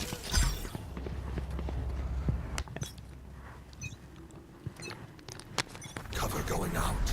Op still in the hands of Long Beach. Taking a sideline through Fish Market. Also, a lot of them positioning right up near the A short corner here. For both sides. One way. That one-way smoke does not really work when your whole body's in it. Wow. They just peek right through, using that one-way smoke in an unexpected way. They try to fight back with a shorty, but Icy will find himself on the receiving end of a handgun. That's some free guns now for that open. And they pick up a 1-1 in mid-market as well. Converse now just down to 1. Cal State Long Beach with 2. That op helping to get an elimination. Looks like that save was a very good play indeed, because Arctic is the only one left. Should they get this, they can pick back up their own op and go into the final round with a huge spring in their step. Arctic with the spike will play it safe, get the plant. Yeah, playing it safe, I guess, but they're really just stuck in the middle of it here. Gonna try to get out of the mud and just get a decent shot onto at least one player. Try to take one down with it. Oh, Rock too quick with it. Incredible too. Rock was playing strong there with almost no health, but also be the first person to make eye contact. Interesting. I guess if you're in a nice bait and switch scenario, you want to put the person who has the least chance of making it out alive as the bait. But Rock proved the better and caught the fish himself. And each of these teams actually also have their top-ranked player, the only Radiant Last on round each team. in the half. That's Wildfire for Long Beach and that's Wildfire for Long Beach and Ral, as you were just saying. Yeah. Rap for Converse. So no surprise there that the big-time players are making big-time plays. Oh, definitely. I'm sure he was just nose to the crosshair there. Knew it was happening. You saw it in the flash too. It was a little bit of a, not a collateral, but it shot through that paper-thin wall that's boxed here, just through the corner. Nasty pixel angle, they call that. Speaking of which, Icy from above is ready to just be the menace. They keep doubling down. Whoa! Jumps in, not quite going to make it. So many hostiles. 5 agents suppressed. The entire gang is here. Sure enough, we see You should run. all of the defensive side sprinting over, which is to be expected by Converse. So they're going to back out. They drop the attacker Killjoy, and they're going to try to replay it.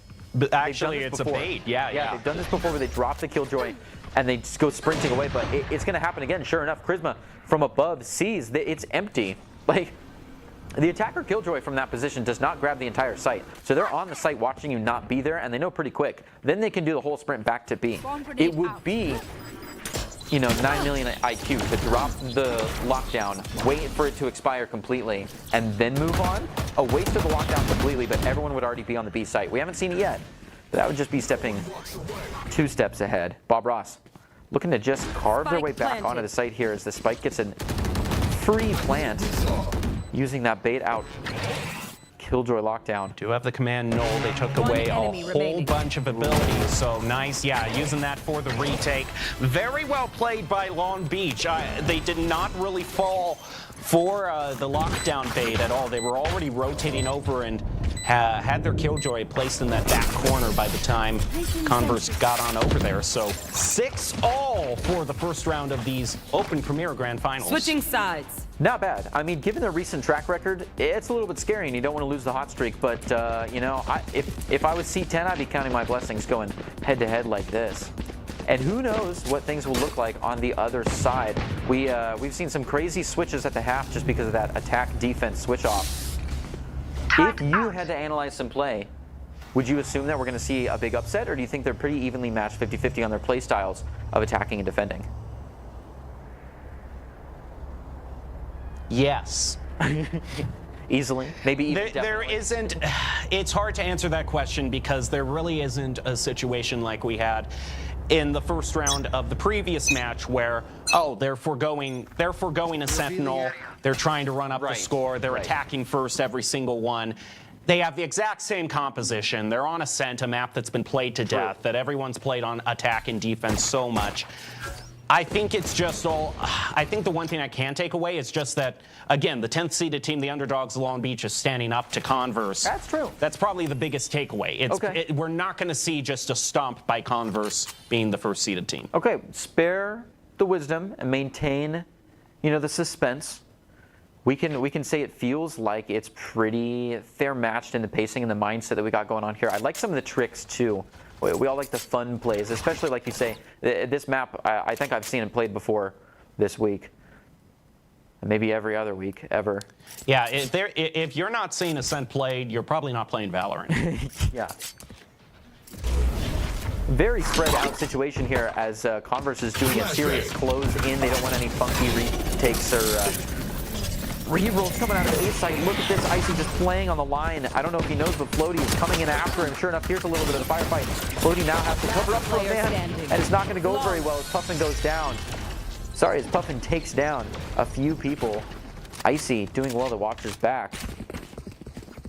Flawless to start out the second half for Converse. They'll move into a position where they can purchase guns, and this was actually probably the longest time, one of the longest times we've had before the first rotation. Normally a team, at least in the first half, the attacking team Converse was at least poking or prodding, trying to bait out some people, but Cal State Long Beach waited a considerable more length of time before they went out with even their first engagement. Had only 40 seconds left.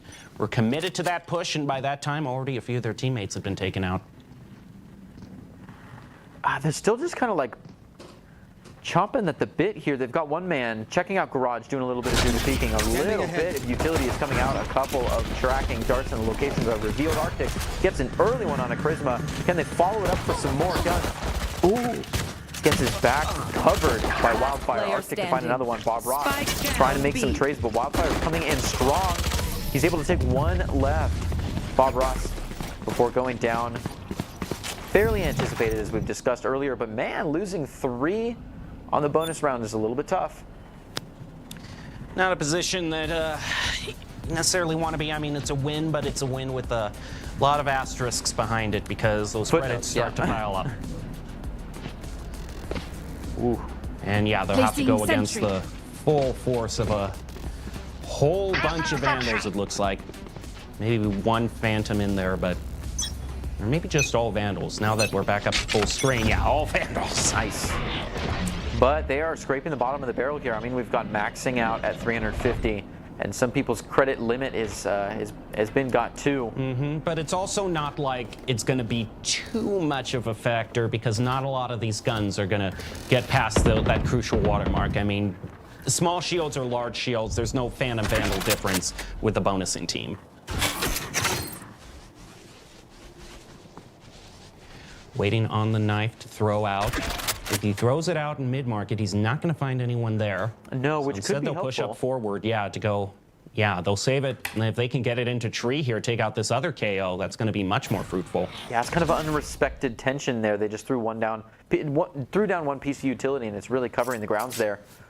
Kind of called the bluff, and sure enough, Long Beach are not going to approach it. They want that tree area. It is the promised land that these people keep fighting over. They're going to make their way through. Icy finds one. Floaty on their way in, gets shot down. Wildfire does respect the space and is going to back off a little bit, but throws in a couple shots after, even a lob flash. 30 seconds. It's going to catch a few off guard. It goes in for the repeat. Saw Bob Ross for sure takes it.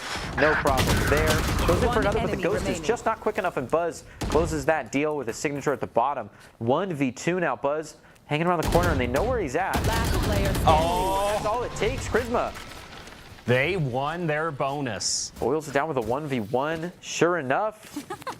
I knew this would be easy, but now the Valkyrie ahead by 3 points. And that's the thing that puzzles me is that I was pretty sure they knew Wildfire was back up here. Right. The knife alerts that, hey, we silenced him there. Almost immediately, you see the Omen come right after that. They should have known he was there, and yet they continued pushing through like he wasn't there. And I think that Killjoy going down with just that one shot from the Ghost, such a huge turning point. Now Converse bringing out a little bit of Odin in the classic B position. And before even that can happen, Buzz, it's a great op pick, starting things out already unfair for 5v4. Yeah, it's looking pretty dry here so far. Arctic comes close, but he doesn't know it. So he's going to back off there. Floaty has somehow snuck past the op, gotten all the way up to tree and dislodged the Omen. And that op, nice, huge shot by Bob Ross, taking the opper out in mid-market. They're not going to rotate up through there, but it does give them enough cover to all coalesce onto A. They're smoked out. Lock rating on the other side. Ooh, Floaty doing a little bit of bonusing, not by watching Heaven close enough, and Arctic takes one out. And Odin from Heaven is a bold call, but it pays off. Almost paid, and it paid off twice. As Puffin goes out, Bob Ross is the last one alive. Oh, the last 5 health. Unlucky. I know a while ago its damage got nerfed, but even at 9 health, I mean, that's going to take him out. Sure enough, now 10 and 6. Breaking the double digits when your friends are still hanging out at the halfway mark. It does not taste great for Long Beach right now. They need something strong to come back, and it might come in the form of a timeout. If I were them, it's up to them, though, what they do with their precious timeouts. And as the walls go down, we see, surprise, surprise, one lurker and a massive A presence, though they're not going to throw out any smokes. They're not going to drop, they could drop a lockdown. We might see another lockdown be dropped here. They could drop a lock. No, it doesn't look like they are, not unless they want to refute a retake. But first they'll have to get there. Charisma is going to let the pot simmer just a little bit lower now to 4v4. We also have that omnipresence coming out from the Odin. Could be anywhere at any time. We'll have to watch out for that Floaty. Hoping the utility pile grow. They still got to deal with that Odin hanging out in Heaven. He's going to possibly go through Gardens instead for a little bit of a flank. Raph with a wallbang answered back by Icy with the op shot. Lockdown now coming out onto the point, and this just buying them more time, especially since Floaty, a key defender, is down to 7 health. He needs all the help he can get. Just one shot, one wallbang from this Odin is deadly. They know where he is, and they pick it up. Someone did their math. And that is an exploded spike if I've ever seen one. Everyone's going to fly off the set. Luckily for everybody involved, we have the defenders exit stage left, and the attackers respect the footnotes, so we don't see any dirty outros. Buzz is going to be picking up an op to complement that Odin that Arctic's got, and the timeout that I considered they consider comes out. It actually, better than that, I don't think it was an op purchase. I think it's an op they already had, because Icy got that pick with the op in the last match. So they've got some expensive guns that they're saving. They've got an Odin and an op that's well over 8,000 credits. 2 of their teammates are holding. That's plenty of money, but money is only the potential. They're going to have to actually cash out and make a difference in the next couple of rounds if they want to come back strong. They've got a gap to cover. They do, but it's not the largest in history. This is extremely close, all the way up to the first half. Then Converse gets off to a run. I kind of have to think that it might just be Cal State Long Beach. They just weren't able to get too many fast plants. There weren't a lot of post-plant situations being set up for Long Beach. They were always kind of on the back foot, always 1 or 2 members down, trying to get the spike down so they at least get those credits. But in the times where they were actually able to get put into post-plant, they defended the spike pretty well, and it got them their first win. Yeah, I feel like the Valkyries attacking here have been kind of monochrome in their approach, and I wonder if there's a hole in the defense that they keep just pouring all of their sand through. The one last little hole in the bucket that is losing all of their straw. And I wonder if they're looking to patch that up right now, because if they can take care of this early heavy A presence, maybe they would get a little bit more time on the retake. Standing ahead.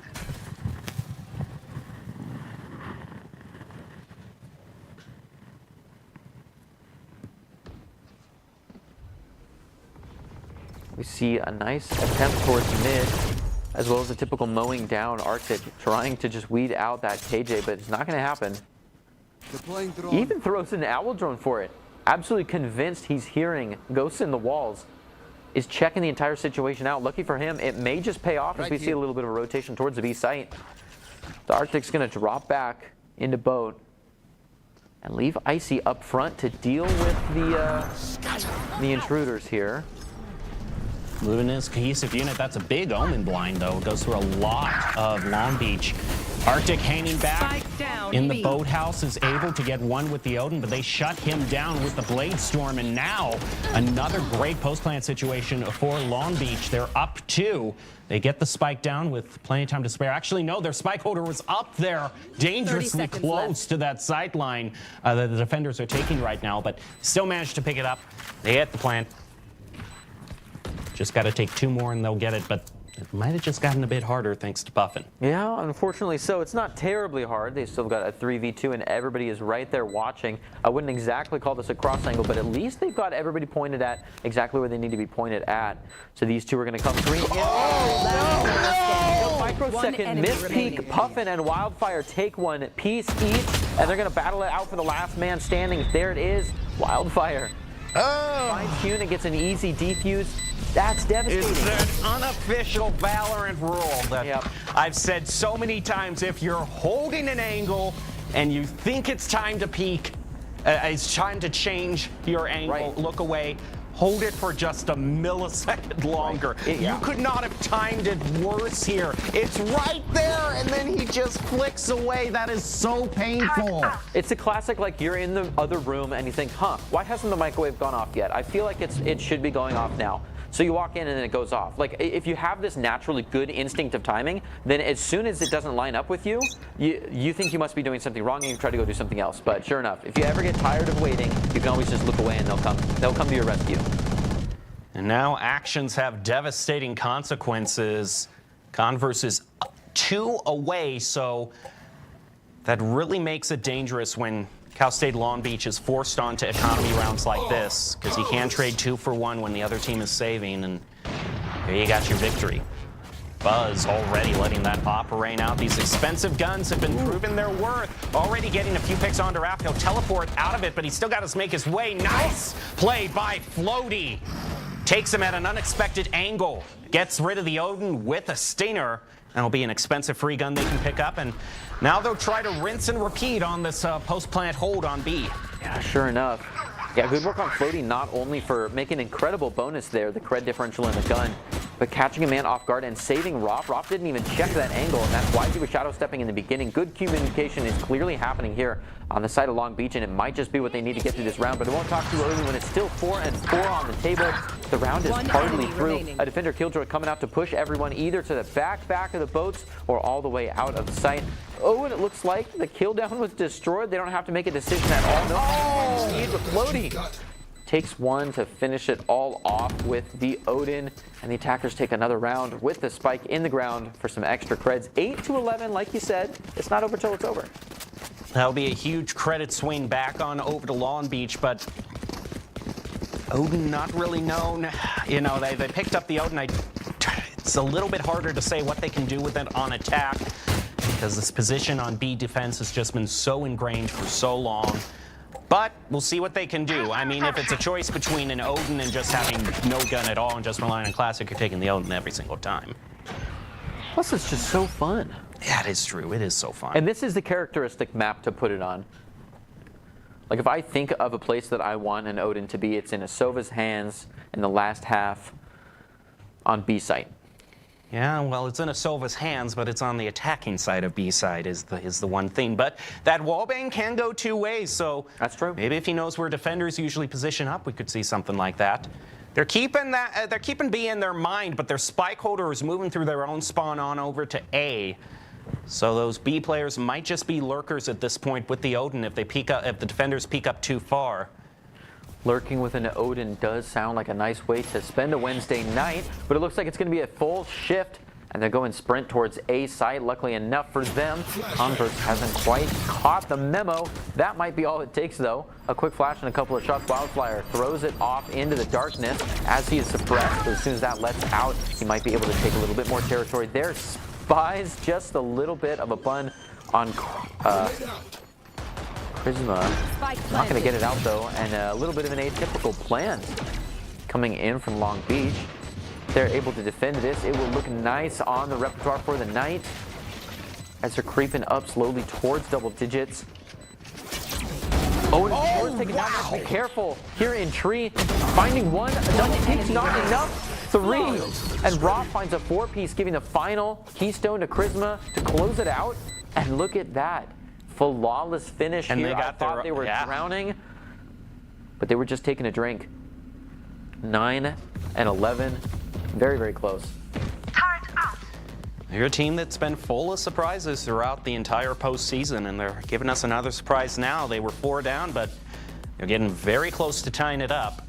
Yeah, just good timing there. I'm surprised that they were bold enough to step into a dying cloudburst when they knew 2 people were around the corner.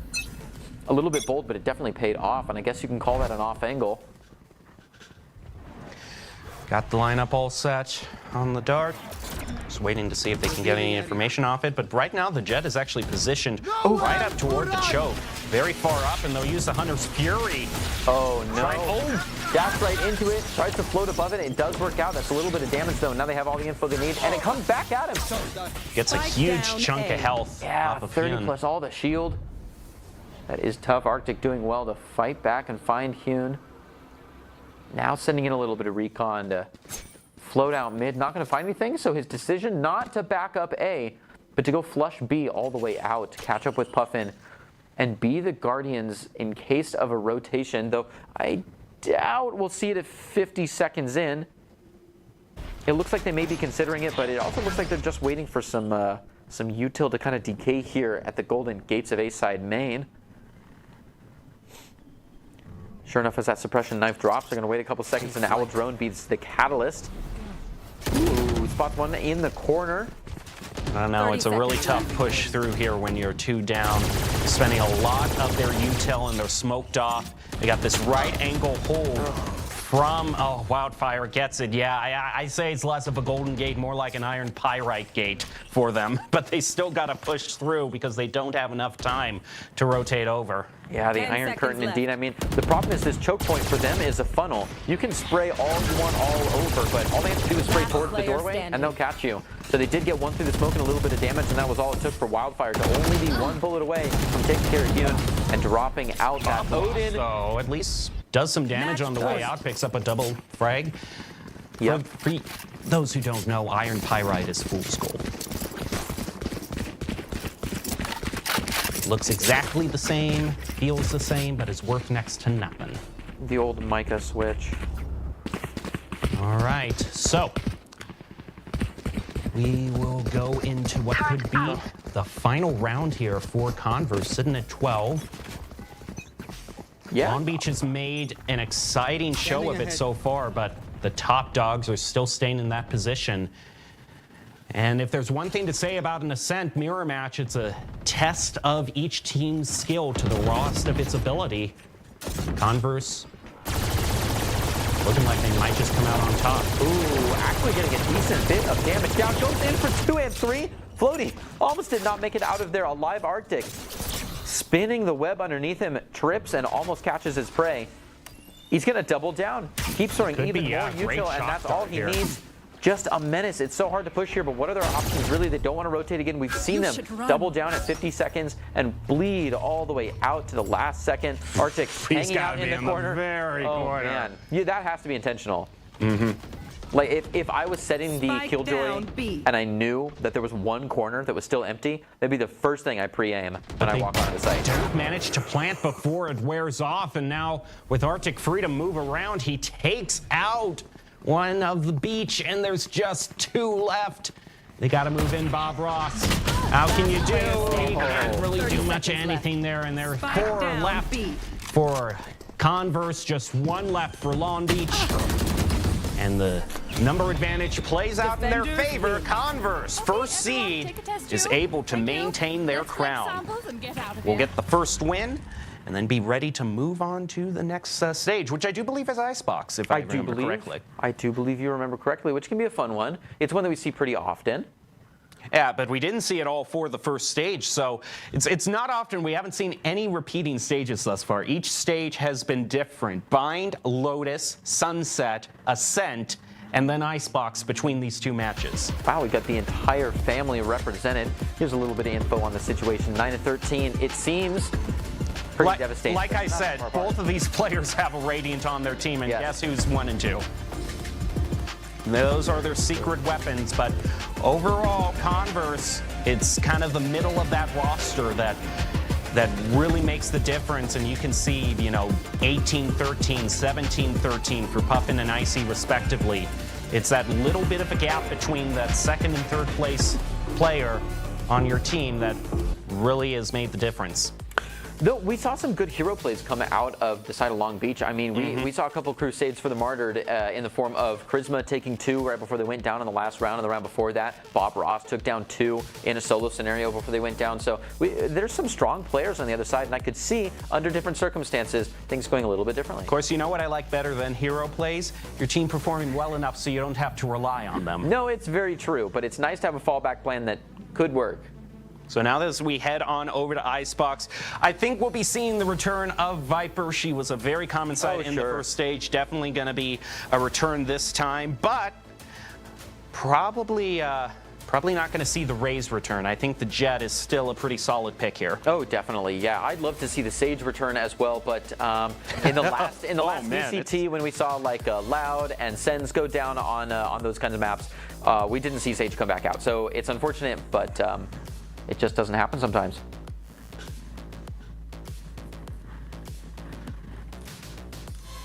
And a shout out to Game On, one of the NACE Starleague sponsors.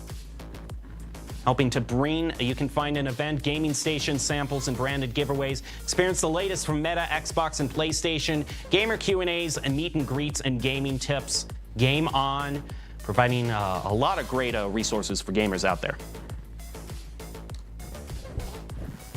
And Duncan, being a partner of NACE Starleague, America and NACE Starleague runs on Duncan. They've been helping us to bring all of the events here to you, so thank you to them as well.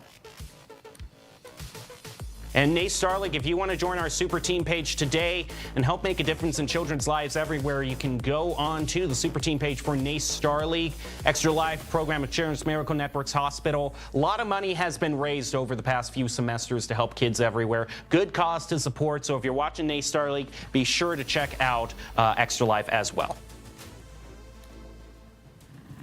So we're ready to head into the second match, which is going to be Icebox. First time we're seeing it.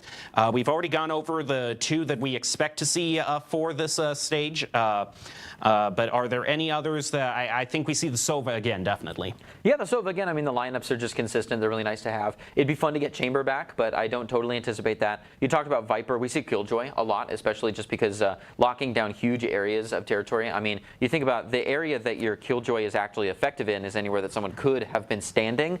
And when a lot of the map is almost breeze-ish, I mean, Icebox has been closed in and crowded up a little bit more, but there's a lot of open space, and that's why the walls are so important. Speaking of the walls and cutting up space to begin with, I can see Harbor coming out. Harbor has been a strong play and is a nice backup. You kind of get that wildfire wall that you have coming out from Phoenix, except you get it in a more Viper way.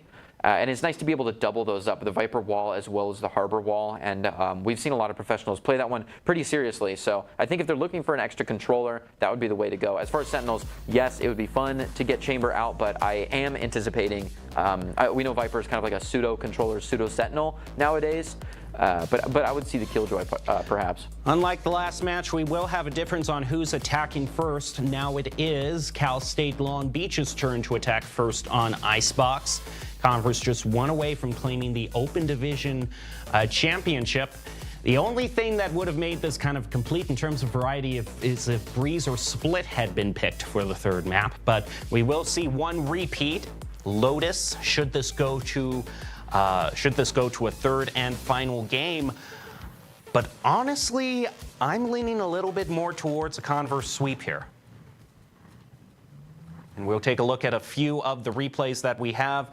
Just kind of tip me off to that direction. I mean, they did come out to a very, very strong performance in the first few rounds. Won their bonus as well. And if we're judging on how St. Clair did, a team that can win their bonus and keep on moving, that's a very good omen for, I think Converse is probably going to win the second round.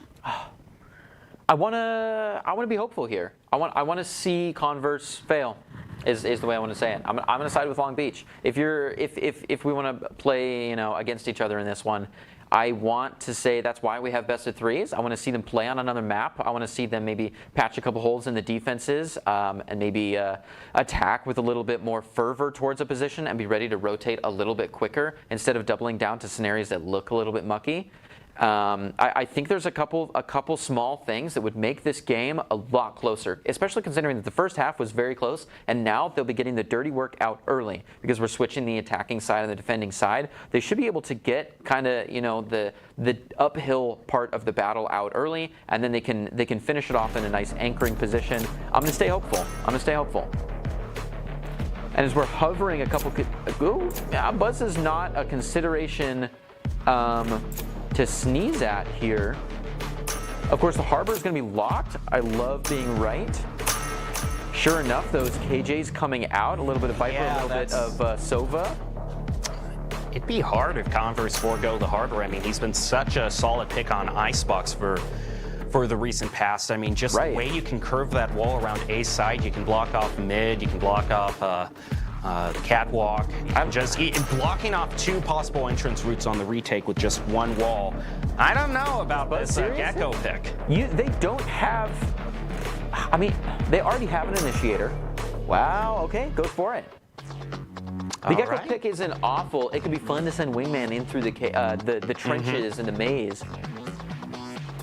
Yeah, a little bit less traditional. I mean, they do go for the Cal State Long Beach does go for the more traditional double controller pick, but Converse decided to switch it up, going for a double initiator, bringing out a Gecko.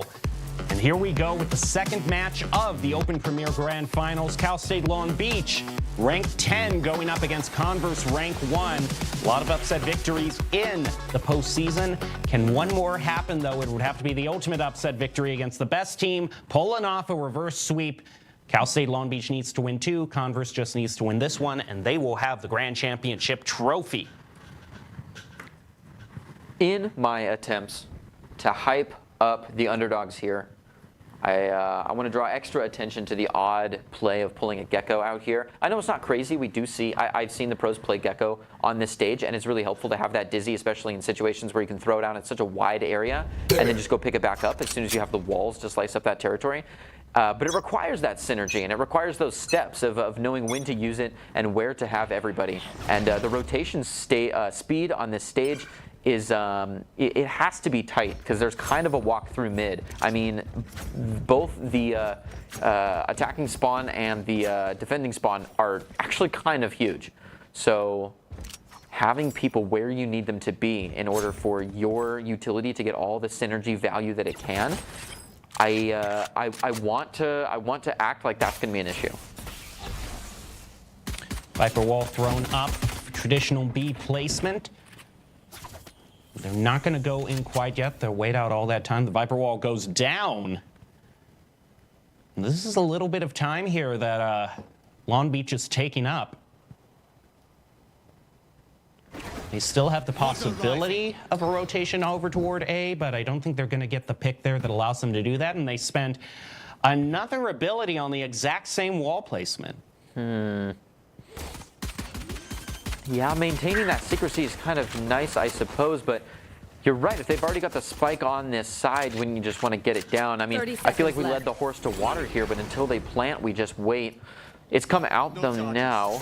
No, it hasn't. They went in for a faux plant, and they're now evacuating. Oh, Roth through the darkness and through the smoke, takes one in the night and scurries away. This is risky. They can't afford to lose any time. One pick, one frag, and their strategy completely disintegrates. And Buzz gets one pick onto Floaty, then move in for the plant with just a few seconds to spare. Spike planted. Last player standing. If it works, it works. They do a last-second rotation over toward A, and Converse doesn't have the time to get over themselves. They spearheaded it so quickly and fought the upper ground dauntlessly, went in for a 2-second remaining spike plant. I'll be honest, they had me shaking. I don't know if they've got the Valkyrie shaking, but you can only hope for them Floating and Raph doing their work. And maybe a giveaway to that strategy might have been the double wall in the exact same spot, because I was just so confused after that. But it kind of makes sense if you're trying to convince the other team you're going into that fake point. Right. You want people to think you're cooking over there, even though the site is empty and you're kind of on your way out. You packed all up. Look at that angle. Held it. Did not let the dash falter him out. Stayed strong and drilled it when the man ran out of dash and was stranded behind yellow and had to walk all the way back. No issue. Goes colliding on and after. They're even going to take the they take the spike in and they run with it. Converse is calling their bluff, and it's not working out for them. Long Beach might get an easy play here. They adjusted, but I think they overshot the runway a bit here on their reaction. There's just no one even rotating over. There's still not. No, they did not flinch. They are really calling the bluff. Floaty gets a nice plant on, and now it's a little bit awkward. They've got to make it all the way over and all the way up to Snowman, his owned territory. They do back off a little bit in favor of kind of a post plant where they let people get up into it and then pop out of the shadows for a nice shot when they hear that click. Though there's only one angle they can be coming from. Like once you've vetted out Shadow or Snowman and you've checked behind Yellow, they're all going to be in one line, which is kind of collateral city. Scares me a little bit that they're not taking a little bit more space. Sure enough, they're going to send this Harbor up to stand in the first ranks of it. Is this a save? As we see the other 4 Valkyrie players kind of hang out in the kitchen. Last second, they come careening in. What's going on here? What? But they don't have enough time. I mean, yeah, I guess okay, I know what they did there. Sometimes it is better credit-wise to actually be taken out by the spike, get the ultimate point that's associated with it. That's what they were going for there. So yeah. It makes sense now that I think about it. You don't have anything to save round 2. But you lose one, and then you lose one, and then already give up round 2 as a foregone conclusion. I mean, I guess that is an ultra-conservative play there by Converse there. Interesting. Not ultra-conservative, bringing out the Outlaw. I love seeing it. Look at those credits pile up on the side of Long Beach. They're ready to go. Ops in their eyes. Getting a little practice with the Outlaw. Now Converse has pushed up quite far, actually, on B long. They're getting greedy on the B side. And it works out. Green is good. There's 2 left now. No one's picked up the spike. And they're looking through both angles. The Outlaw manages to get one. Converse backs up a little, wants to get out of the sidelines of that. They've swapped over from the Outlaw to the Vandal. Bob Ross. They cannot let a lead like this slip away. They were up 4-2, and now they're down just 1 up. Moving back to some more defensive positions. A possible flank coming out here from the Viper. As Bob Ross puts down the Outlaw and picks up the Vandal, changing a little bit of his palette from the detailed brush to the paint roller, is going to be standing as an absolute sentinel behind Yellow with the spike. Holding out for this 3rd point. It would be so nice to have this 3rd point and start off strong and really make their comeback round here. 30 seconds Push it left. with a little bit of momentum into map 3, but first, Floaty has got to be able to take this corner. Oh, there it is. Moves back and takes the long angle. He's going to get the advantage there. It's an easy plant now. No problem for the artist. Last player standing. But I see manages to find a nice flank. It's down 1 apiece, and the spike has not been planted. I don't know if there's enough time to plant 10 it. seconds left. And lands it with the right click. I was about to say that is so gutsy going for it around the corner too. Because you could just try to stall them out for time. I mean, I guess they could rotate over toward A if they really huffed it. No, you're right. But just ending it right there, right around the corner, just to kind of milk the clock. It's not a bad call at all. To go flying into the alt-fire is a little bit brave, admittedly. It's the one they're expected to win, but I mean, not at that margin. That is very shaky. And this kind of makes me think. This makes me lean into the hunch that this has been Long Beach's pick. The way that they've been playing these kind of trick plays, it makes me think that they're very comfortable on Icebox, and this is the one they think they're going to bring it back on. Which is fun to see, but we also see a lot of comfort, some like odd confidence plays coming in from Converse as well. Like absolutely sacrificing 2nd round or charging on a 1v1 when you have like 4-5 seconds on the clock.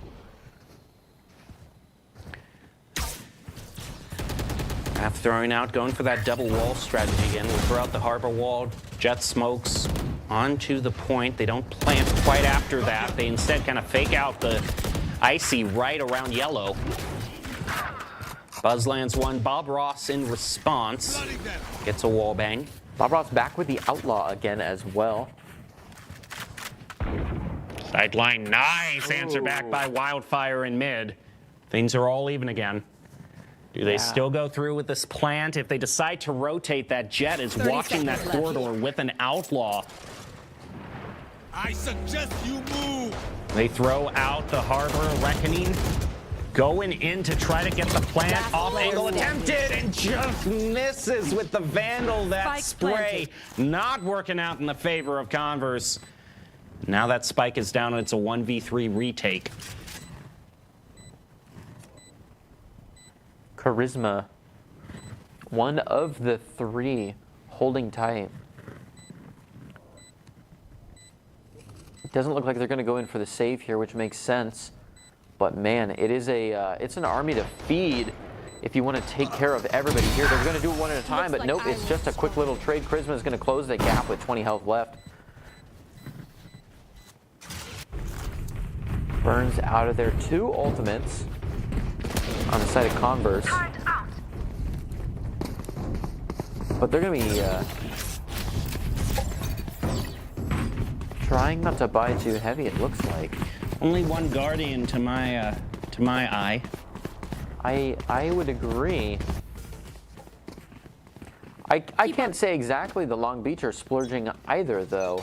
It's early in the game. This is round 4, but usually round 4 we see, or it's round 5. Usually we see a recovery as you just finished the first big gun round and you've got one person coming onto a little bit of creds, but not the case here. Charisma punishing the early push. What is Can they find going it on here? No, Arctic backs off, lets him keep the one, does not find a trade. Scary situation. Yeah, this is more and more, I think, becoming apparent to me that this is Cal State Long Beach's home. Converse is just getting picked off left and right from these sightlines that they aren't expecting. Yeah, a little bit lost in the jungle here. They just don't know all the corners and crevices like they did Ascent. Icy. Ooh, was not quite expecting that wall to drop and uncover a criminal under the covers. An extra plant for the creds. Allow me to be so bold, but I think we're going to Lotus. I just don't. That's what I said? Yeah. That's what I said? I could feel it in the air of the night. The vibes were just drawing Lotus. I mean, we'll see if Converse can bring it back here, but right. I mean, a lot of the play that I've seen isn't giving me much confidence. I mean, true. This is a full round for them, but we'll see how it goes. Got to make sure they think of every single sideline that could possibly be there.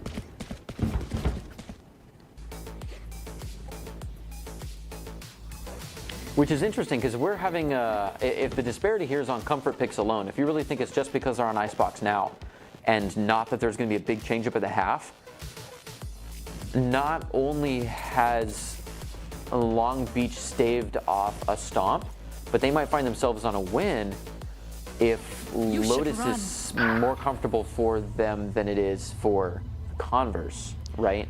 Raph gets an initial pick onto Wildfire.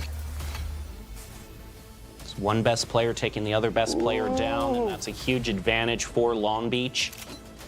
Buzz tiptoeing on the corner of that Killjoy. It's not going to find anybody. They go careening back in. It's Muffin a little bit too quick for his own good fall. Charisma. Spike planted.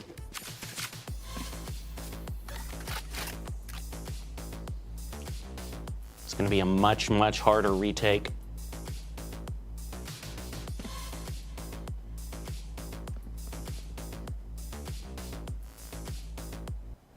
Yeah, it feels so stagnant, nice and slow right here. Converse really hanging back, forcing them to plant first. Doesn't want to take a lot of unnecessary showdown. I mean, again, this is like super, almost weirdly cautious play. I mean, Buzz hanging out. Okay, he does pick up one with the Vandal, but they've already thrown this round away.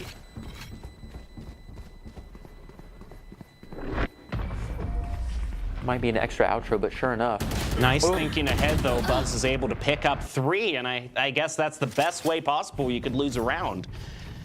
Getting a 3-pick. Yeah, we gotta call a timeout here, Converse. Yeah, none of the players are, though. Fromm is going to be the one calling the timeout. It might be someone standing behind them saying, hey, guys, guys, here's what we need to think about. So this could just be a breather break. I can't read minds, but sure. I'd be willing to guess that the mindset is just wrong for Converse right now. There are 2 rounds where they've lost 1 or 2 players, just 1 or 2. And I can see, you know, maybe you have 2 players left. Maybe you have 1 player left, and you decide to save at that time. But Converse has just been so overly, you know, they're just being so reactive in their play. You're right. Not being proactive in any way. And I still haven't seen this Gecko make 1 dent of a difference in any of the rounds that have been brought out. If that's your 1 difference, and I haven't seen 1 Dizzyland, I haven't seen 1 wingman play for the defuse. I mean, I get it. He's an initiator. He can really help on taking points, but still, I'd expect to see 1 little bit of util land every now and then, but just nothing is working as it should right now for Converse. Yeah, that's fair. It feels a little bit mellowed down, and it feels extra conservative. They feel like they're kind of like walking through a landmine area, and if something doesn't smell right, they're really backing off. And we talked about the brilliance behind like saving with an op, but still kind of lurking around the corner. And we don't see any of that. They're saving with not a lot on their hands to begin with, or throwing the round in smart ways instead of just throwing it all on the table. I hope they're able to bring it back, but things just don't seem to be clicking at all for Converse. I mean, the 1 round even that they expected to win, they only won that by 1 person. And that's not a good margin you want to have. That's a good start, though, on a potential comeback off of the timeout. Converse lands 1 with the Outlaw, gets it up to a 5-4. Yeah, it's still spike in pocket, though, and we know we don't want to run that clock out too long. Raph is just such a menace here on Icebox. Evens it up again against Wildfire. A lot of times when it's been Raph and Wildfire, Raph has been consistently winning. Looks like they've switched to X. Scores the package down the hallway. Prisma's going to cover, but it might scare Bob Ross out of the situation. Goes to check his flank, and no problem. Out from the window in 2, finds another. That, I think, was a big move. I think it looks a little bit rough now because the mindset is taking a hit here. You know, if you just tell your team, no, you got to catch them by surprise, you need to get in there, you need to get up on them, and they just found you at 2 consecutive corners where you weren't supposed to be anyways, it's tough. It feels like it feels like they're reading your mind. The mental game is setting in pretty strong now, and I would not be surprised if Converse finds it difficult to cross this wall. And the Harbor Wall goes around to double down on separating the players from the spike. Yeah, sure enough, Converse are just pedaling right off of there. They had a little bit of courage, and they were scared off of it. And they might even get exit fragged on top of that, even though they're trying to play cautious. It's Raph chasing after them. And a 1-for-1 is still, it's scary. Like you feel like you're safe. You feel like you withdrew your money from the pile, but you still had bets on the table, and they were all taken. The dealer comes marching in after. It's Roth.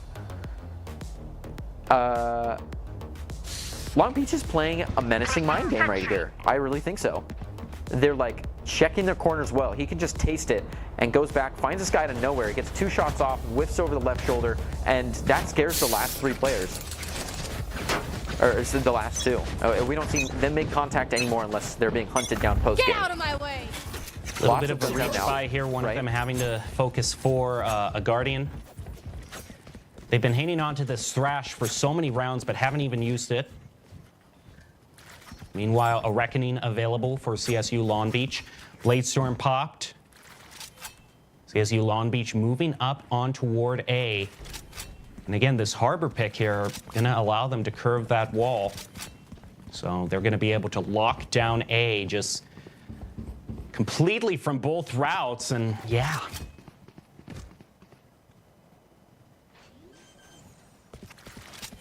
Floaty coming in for a nice quiet plant, still 5 and 5. Well, they'll be able to get their way past the wall, see if they can find anyone in the corners, but nothing from it. And now they go into full close plant position. Long Beach is just moving back. Goes in for the wingman defuse and will just try to protect the president, but yeah, they've got the Hunter's Fury there in response. Firing it through, and Floaty gets 1 on top of that. Another defuse, the wingman at least got them to half sticks, so maybe they can just get it. Oh, One wow. enemy remaining. Puffin coming through in spectacular fashion, and that's the kind of thing I want to see from Converse. It's the first of many steps they have to take, but a round one nonetheless. That protect the president. Interesting that you would just call the man out for basically committing nothing to the team as far as util goes, but the ult was all it took. That Thrasher closing out the area was not fantastic, and then the Dizzy didn't find very much, but having the wingman, getting the half is big. But Icy taking some crazy wall bangs right here. I mean, he was tracking the ghost. Look at this. Yeah, I mean, a lot harder to get it when you're stuck on the Guardian, but he still found a way. Yeah, he did find a way. He was going right for the jawline as well. Did not just go for the body shots and milk from one side to the other. Another spike in pocket play, a little bit spread out, just kind of feeling how things are going. Long Beach. Not committing too hard to B site, just feeling things out. Oh, the pop out always does not actually. Okay, there it is. Roth barely able to recover that one and get the 1-for-1. Wildfire almost made it out of there alive. Buzz now stuck behind yellow. Not a lot of options to get out other than to take this fight. We'll see. Oh, they aren't anticipating it at all, and he gets a 2-piece. Spike down B. Wow, that's kind of the round. Buzz, that's made the difference there, yeah. This is a real comeback story. So someone flipped a switch in the back room or something. Yeah. It's just all of a sudden Converse really confident with just one left. They got a 4-on-1 lead, don't want to blow, and yeah, they'll close it out, make it 3-6 all of a sudden. Okay, maybe it just took a good round win, and all of a sudden everything's getting reset here. Converse finally navigated the settings on their new monitors and figured out how to flip it back to 3-4. It's all about I think they were stuck on 4-3, and now they've got it back on 16-9. No, it's all about the CS:GO aspect ratio.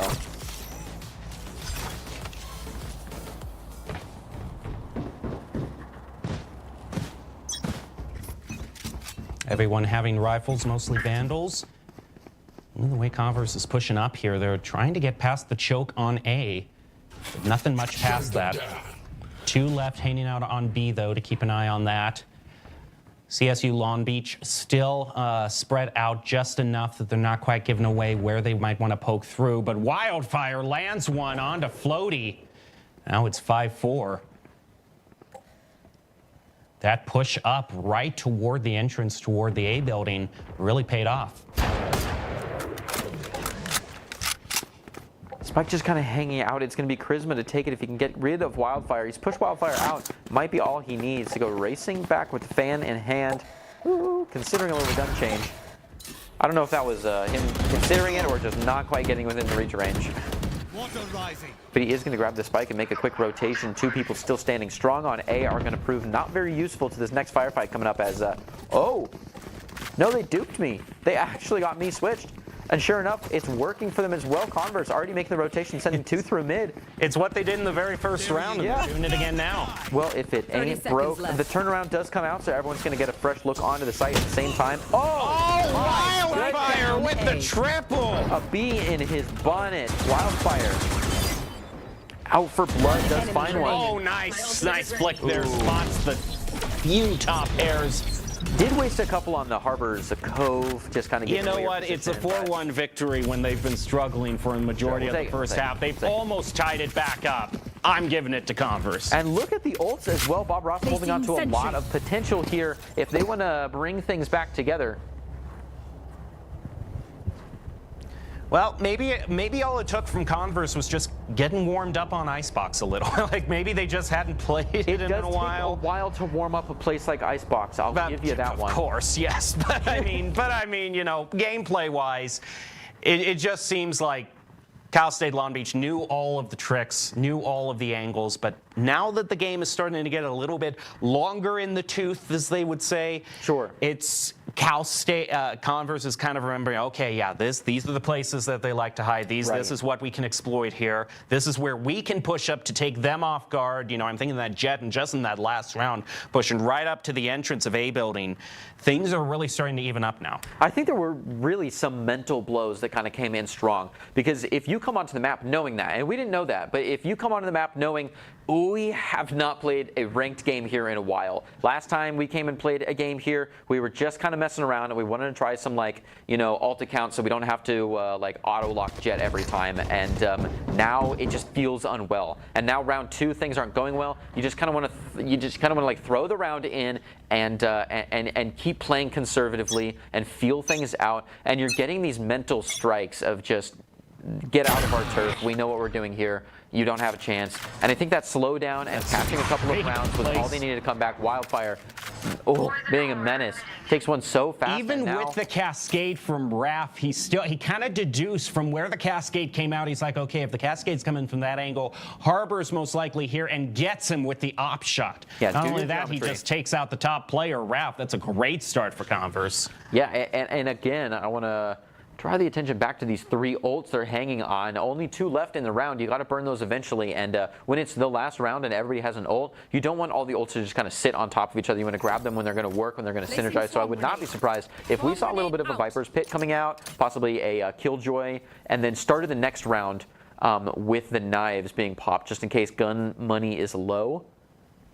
So I'm anticipating a strong retake mindset here, and that's probably why they're playing a little bit laid back and waiting for a little bit of attacking side to come on into their own. Sure enough, we're going to get a little bit of the territory sliced up. Hyun looking to kind of lead the rear in. Now the people have extended themselves over the line, and it's a little bit of a floaty for Puff and Trade, leaving Hyun in an awkward position, stuck with the Last spike. player standing.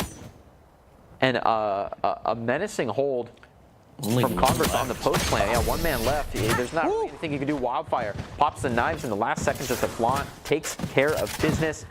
Last round before the switch. And defense still maintains those last 2 ults that they can use to close up the last round before the swap. Hopefully for them, bringing it up to a 6-6, washing things new before the trade. Cal State Long Beach has just been holding this 6 scoreline for so long, for the last 4 rounds, and it's been a 4-round win streak for Converse. One of the biggest turnarounds I've seen, and not even in the half, but just 1 round to the next. Something substantial changed with the way Converse is playing this. Toxins going up.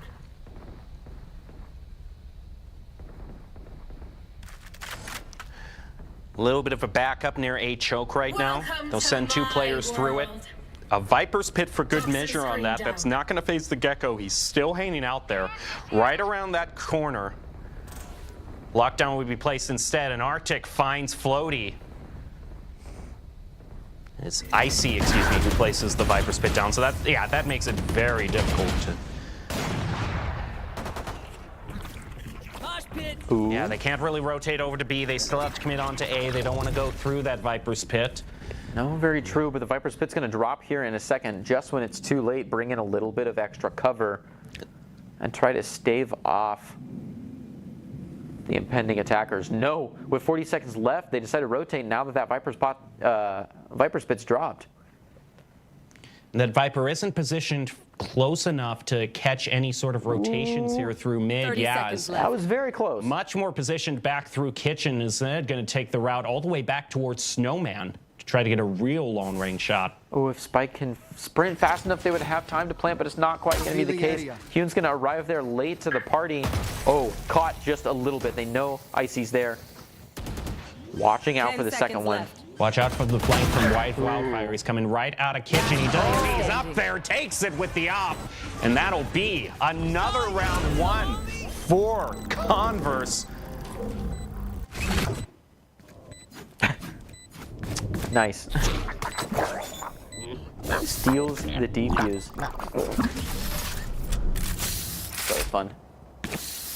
I really can't say anything more to just take away from what happened there, so I'm just going to let the gameplay speak for itself. Yeah. But, I mean, for Converse winning so many rounds in a row, they've reset the game entirely after such a huge start. A 6-1 start from Cal State Long Beach has been completely negated. And we're back down to a tight game.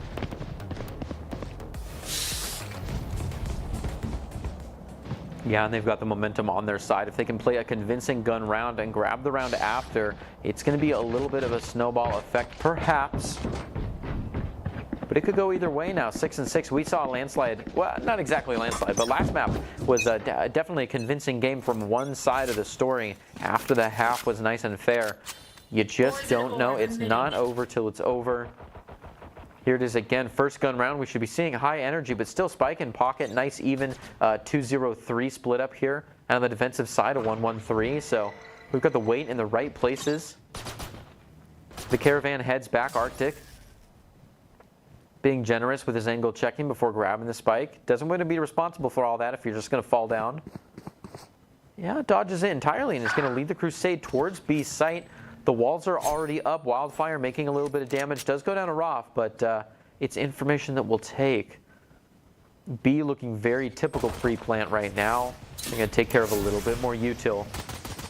The hallmark of a commit to a site.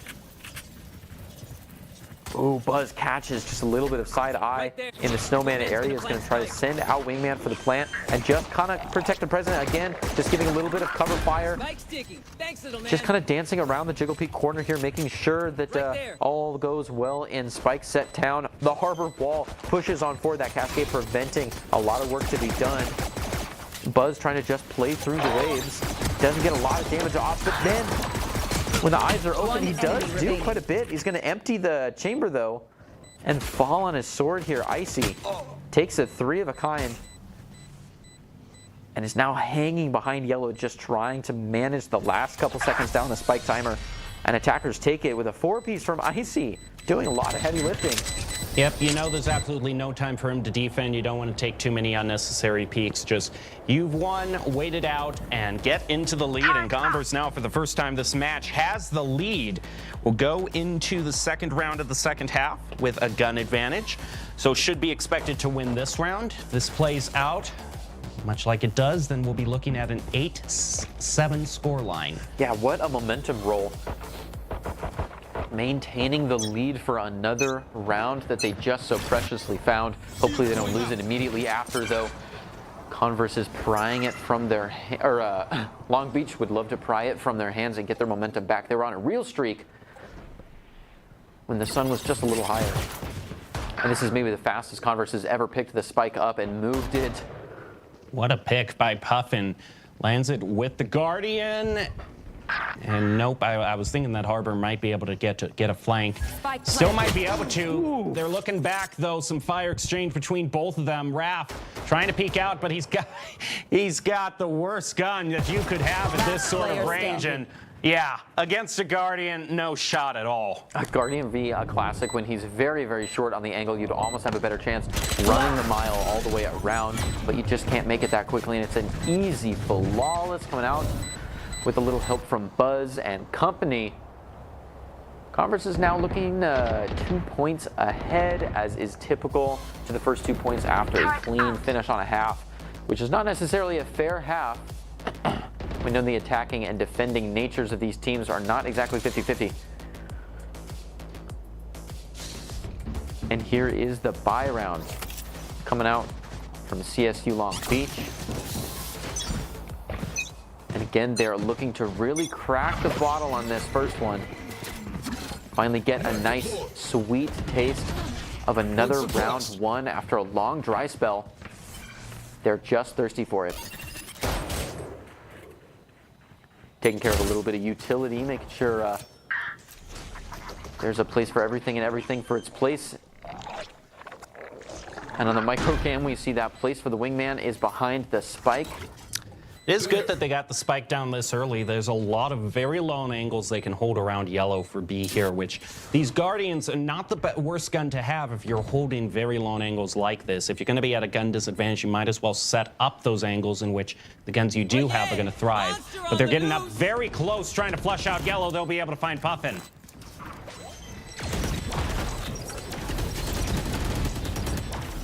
Hanging out in the corner with the Bulldog, isn't going to be able to get the past the one-shot Vandal. Ooh. And despite the Vipers, what is Icy even doing? Wow, talk about a last-second turnaround. Takes out a triple.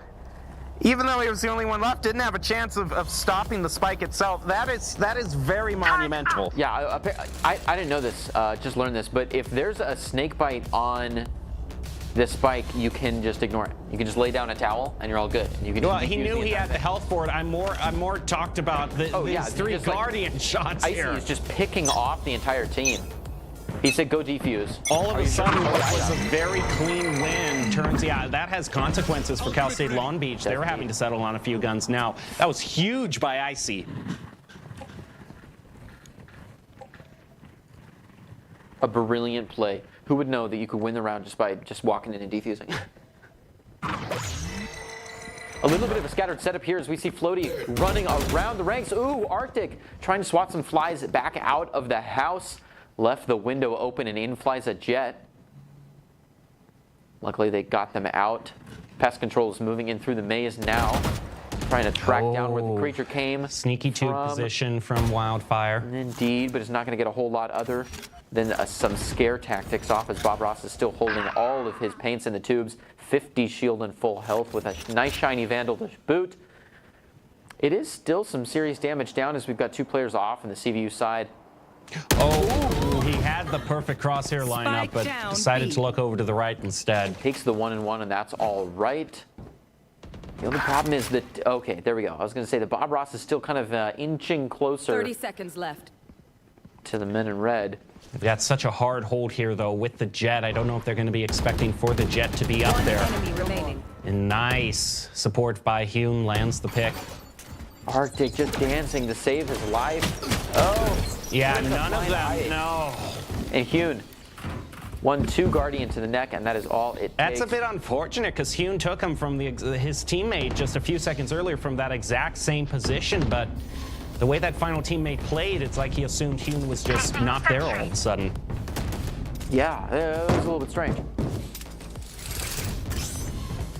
Yeah, I mean, that teammate has got to say, this is where he took you out from. He looks over to the left for a little bit, but yeah, and then just completely ignores. And which I understand sometimes if you understand the timing really well and you can say, okay, they're back in the corner, they're kind of dancing around, they're not going to full peek me. I get it. But anytime you go for the, then he kind of had like a brain lapse moment where he went for the fake out, and the fake out is used to grab like people out of their corners so that you can get a shot onto them.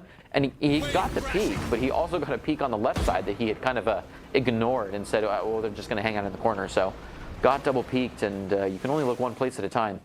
Raph, the most explosive player, holding this angle strong, lands the shot, gets a double, a collateral before it's answered back. But the Blade Storm and Icy coming in to make this 3-3 again.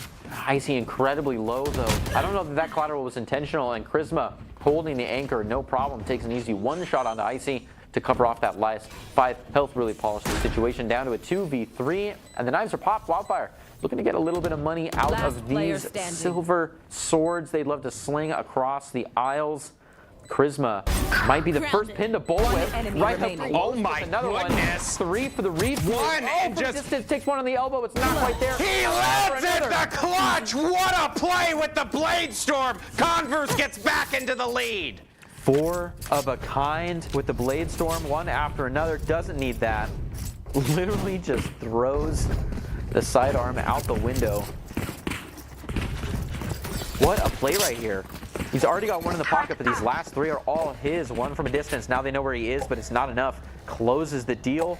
Goes chasing after one, a little bit of damage, but he's got to finish the deal. I like how he realized he still has a ton of blades left. He almost goes over to the sidearm, but realizes, no, he's... Nope. Stay strong. Keep the distance. Oh, feeling fire. Immediately going back up to the top of the tube. Oh, sacrifices a position to hang low again. Though it is fun, it's important to get your shots. Bob Ross, a little bit of here there just to say hello, but Wildfire, undaunted, goes sliding up the ramp. Oh, and it's a few shots to the wall before Bob Ross replies. On a save return round as defender. severe as this, that really burns. That's a free gun picked up. Arctic trying to hold down the back flank. Yeah, and he had all the anti-eco positioning, right? Wasn't getting too far in anyone's face. After he'd made himself clear a beacon up top, trying to take out a couple of sneaky peeks. It doesn't work, so he falls back down. Trying to just edge up a little bit onto the ramp and take a nice far firefight, but it's not enough. And the bonus already starts to trade hands. 8 and 9. It's awfully close, but Converse still holding on tight to that lead. 3 left alive. They'd hate to lose it here. They want that double digit. They want it now. To my world. Viper's pick gets popped on B, leading the Wingman in for another plant. Now, Wingman has been planter of the year, but doesn't he get tends it. to not jump out of the way when the Hunter's Fury is on his tail. So it's an easy close there. With 10 seconds left, they'd have to venture into the darkness, into the swamp, into the jungle to grab it. They can't do it. Thrifty brings it up to a 9 and 9. Absolutely brutal loss. Oh yeah, only lost 1 player on the green side of CSULB. Long Beach is going to grab some serious guns now, including an op in the hands of Charisma. Could be a strong play there. And plenty of credits left over. Look, after buying an op, is holding on to 3 grand still. They've got a bankroll they can deal with. They can take a loss here and still be okay. Except for Hune. Hune would not like to lose here. Definitely a must-win round.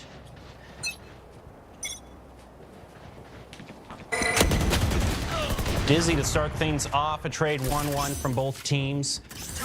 Viper's wall thrown out. They don't have that Harbor's wall they can curve, so Converse has to settle for just blocking off 1 route. But they are up 1, a really good start. And it's in a position where they can, one of their members can pick up that gun, so that does help slowly build back this gun disadvantage.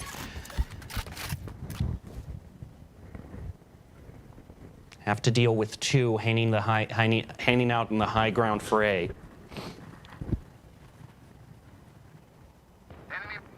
Yeah, moving nice and slow here. They still got the spike way out of any kind of planting zone. So A well held by a couple of walls on both sides. Clock not exactly low, but peek around the corner, but could get caught by the Sova. No, it says it's going to be Charisma himself gets it with the op.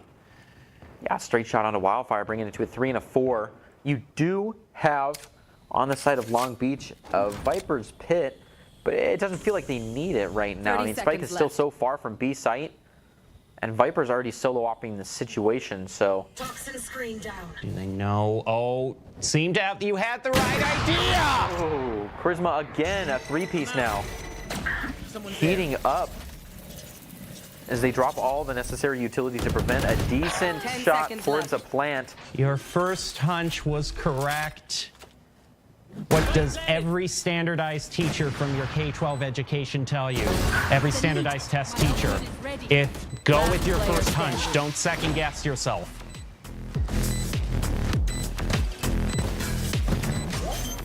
Unfortunately, their skills are being put to the standardized test now when it matters most. Floaty's going to get a defuse, or maybe not, and bring us up to double digits on the side of Long Beach. Recapturing that lead that they had for so long and for so long went without. It's been a real back and forth, but here we are. This could be their last match, and it might not. It's all down to the next 3 or so, or I think 3 to 7 rounds will decide it. If my algebra serves me. All Vandals a very crucial must-win round for Converse. They can't afford to allow Long Beach to go up to 11 here. Oh yeah! Monster on the loose! Rash to start things out, going to try to find out people's position. Is able to spot the Harbor around, and a nice double. What a spray transfer! Arctic and Wildfire holding it down. Now this is a spot that's a lot more open up. There's still 3 from Cal Long Beach, but should these 3 get up too close, they've also got the lockdown to clear things out. Not that it's even needed with Wildfire coming through with a double and now a triple on the op. What a turnaround for Converse. Tying it up, getting the extra credits with the plant. Exactly, like I said, must-win round. incredibly quick work as well, bringing it to double digits on both sides. This, I don't want to say it, but it's basically overtime. It's effective overtime? No, it's not effective overtime yet. No. No. They need one more. That's right. It would have to be 11-11 for it to effectively be overtime. I forgot the 12 isn't the end of the battle. Yep. It's a nice even 13. One off for each team. Ooh. This is going to be interesting. But no one positioned up near B. There's a lot of very forward positioning happening by Long Beach, but no one from Converse to collect on. But if that Viper keeps moving forward, might be able to find a flank, but there is that turret position there as the alarm, so I don't think that's going to happen. I just haven't seen the confidence yet. We haven't seen a real attempt at a serious flank coming out from the side of Long Beach. I don't think, not seriously, not at all. We've seen them push way up on A or B, but once they reach the other side of the gates, they haven't really gone for it. And still, we see that Viper just kind of hanging out, ready to punish a hasty re-hit to the wrong site. A little bit of an over-rotation by Converse could lead them sprinting towards the brick wall of a Viper, but it looks like they're going to go all in on site A as they drop the Killjoy down. Icy gets one out of the way, and the defender Killjoy creating the Venn diagram of doom. Where do you go? I mean, they do have the wingman there for the plant, so they're able to get the spike planted. Although it's right just as the lockdown goes off. Can they get back? Okay, they didn't shoot that scoring grenade. That was such a good time. Such a good delay for Converse, because other than they could have just stuck it. Indeed. And they're going to try. They're just going to try to protect the president. Oh, they got to fire through, but they're not landing the shot. And it goes through. Long Beach sticks it. Usually, you want to minimize. This is crazy. You kind of had to be watching for it, but usually you want to minimize your profile, squat down, and get the defuse. Kind of hang out towards the corner where they can't shoot you. But they defused it from on the ropes. Did you see that? I didn't exactly know that you could do that. And yeah, right there. And fire was going right underneath them. That's a big brain play right there. Crazy. That actually was. Converse was aiming where they technically should aim, but you always, if the spike is right behind a smoke, you just ping it. There's no reason to go charging in and risk yourself. You're just going to drill down where the ping mark is. But it doesn't matter what angle you hit it from when they're on top of the spike. That was mean. That was rude. That was disrespectful. that was creative. I got to give it to him. It's not something you normally do, but it sure worked out, and it got them the round. So now Converse, they recognize the importance of this next round, and they've called the timeout. Yeah. Try to bring things back. But having lost that round and knowing that both these teams, I don't think they've gotten a big enough win streak where they can afford too many complete gun repurchases. So it really puts them in an awkward position here where I think they might have to settle on one or two weapons and maybe a few Guardians or Bulldogs here or there and just hope that they can get an easy pick. Luckily for them, they do have the Blade Storm, so they are going to be able to full purchase up that, which they're going to make sure that this one round where they can't all purchase up, they're going to make the most of it. This Blade Storm, I mean, hey, it had such a huge clutch for Converse last time. Why not this time? But immediately they get Arctic. Raph just comes in from an angle they are not expecting. It's a complete wipe. Flawless. A flawless. 2 pair and some kicker cards, no problem. Brutal. Nothing went right. Absolutely nothing went right that round. That was the fastest 6-kill round we've ever seen. I mean, they took out the command. And look at it, our replay even catches some of the pre-round beforehand. They were able to do nothing. 30-second shutdown. Incredible. They are not expecting that position from Kitchen at all. Raph has the view on them from Kitchen. They all move through Tube. And even after a few of them go down to it, they still continue pushing that route, and Raph is more than happy to just keep firing.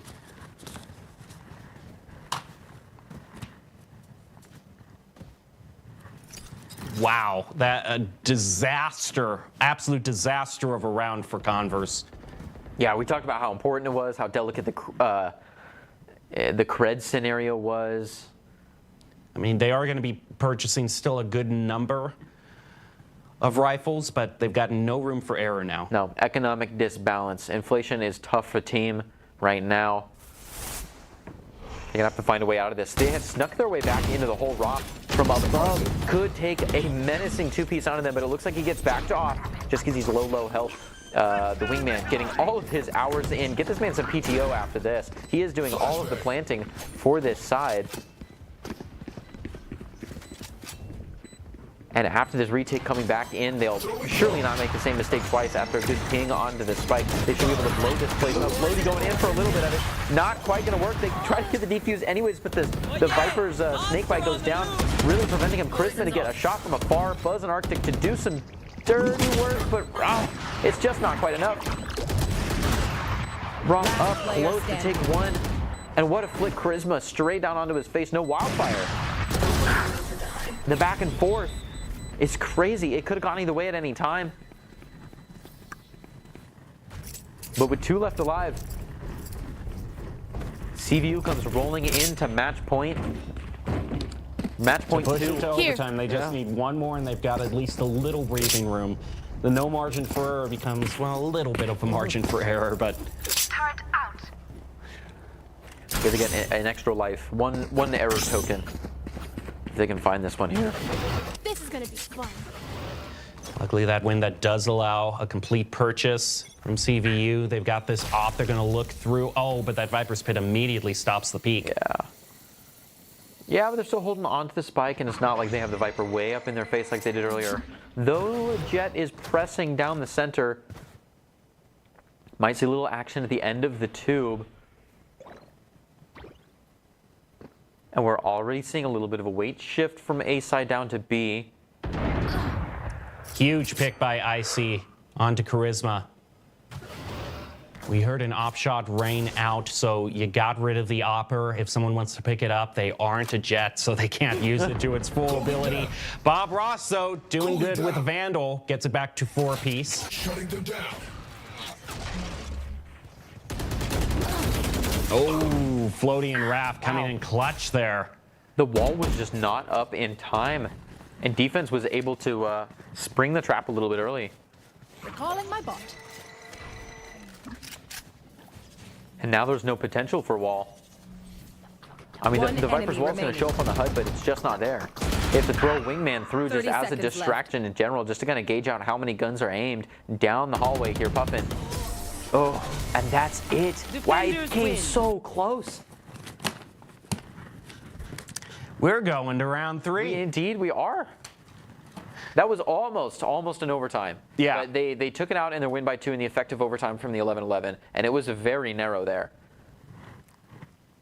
It was just such a big lead in round 1. I mean, Converse rallied, but it was a rally too late. They just couldn't overcome the initial score line that was 6-1. I mean, Wildfire really came alive, but Raph and Floaty, oh, you gotta feel bad for Wildfire. You go up to like a 28-17. You were trying to drag everyone across the finish line, and it's not enough. All right, we will take a break, though, because we've got to get to the third and final match, but these teams need a little bit of time to strategize on what is probably the most important Lotus map they will ever play, so we'll be right back after this. Quitting isn't easy. Truth has a free texting program called This Is Quitting, and it's literally like having a superpower for quitting. It's 100% anonymous, free, and it's built to be like your bestie. Text TruthMC to 88709.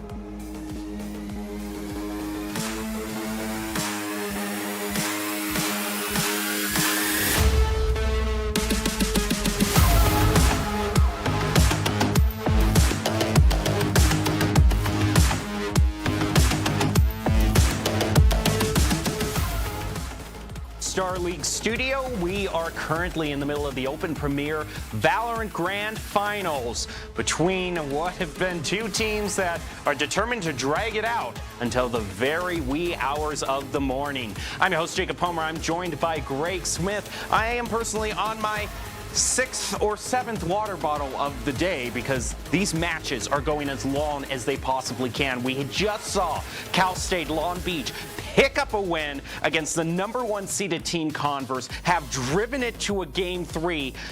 I mean, what else can we expect for them? We look back at their history, so many upset wins, so many surprises. They're giving us one final surprise by not allowing this to be closed off with a sweep. No, they are the flaming bowling ball that's going into all of the big league pins that have been set in stone for so long.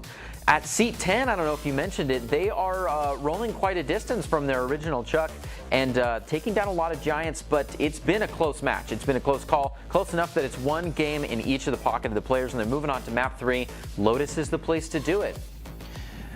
We started out on Ascent, that one went 13-9, then another very close match, Icebox 13-11, and so now we move on to Lotus to decide it all. I think the big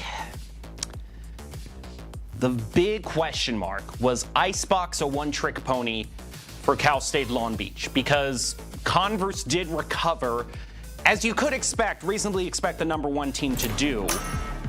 But it was such a huge lead that Cal State, after the first 7 ones, a 6-1 lead, that kind of helped Cal State Long Beach move over the finish line. I mean, here's my argument. I don't think that they took down seat 3 and seat 2 and seat 7 by, I don't think Beach Athletics just drills Icebox all day. They definitely have several trick ponies that are pulling the stampede all together, and maybe it's just that they weren't feeling strong on Ascent and we couldn't quite see through the ruse, and maybe it could be an issue that it's the other way around completely, and the Valkyries are just not comfortable on Icebox. They just weren't ready for it. So I think it's a little bit up in the air on this one, and I want to really analyze into the picks here as we're considering a little bit of a fade. We're considering some Omen. We definitely got a Viper locked in, as well as that KJ coming in strong for Game 3, and a Raze debuting for the night we talked about.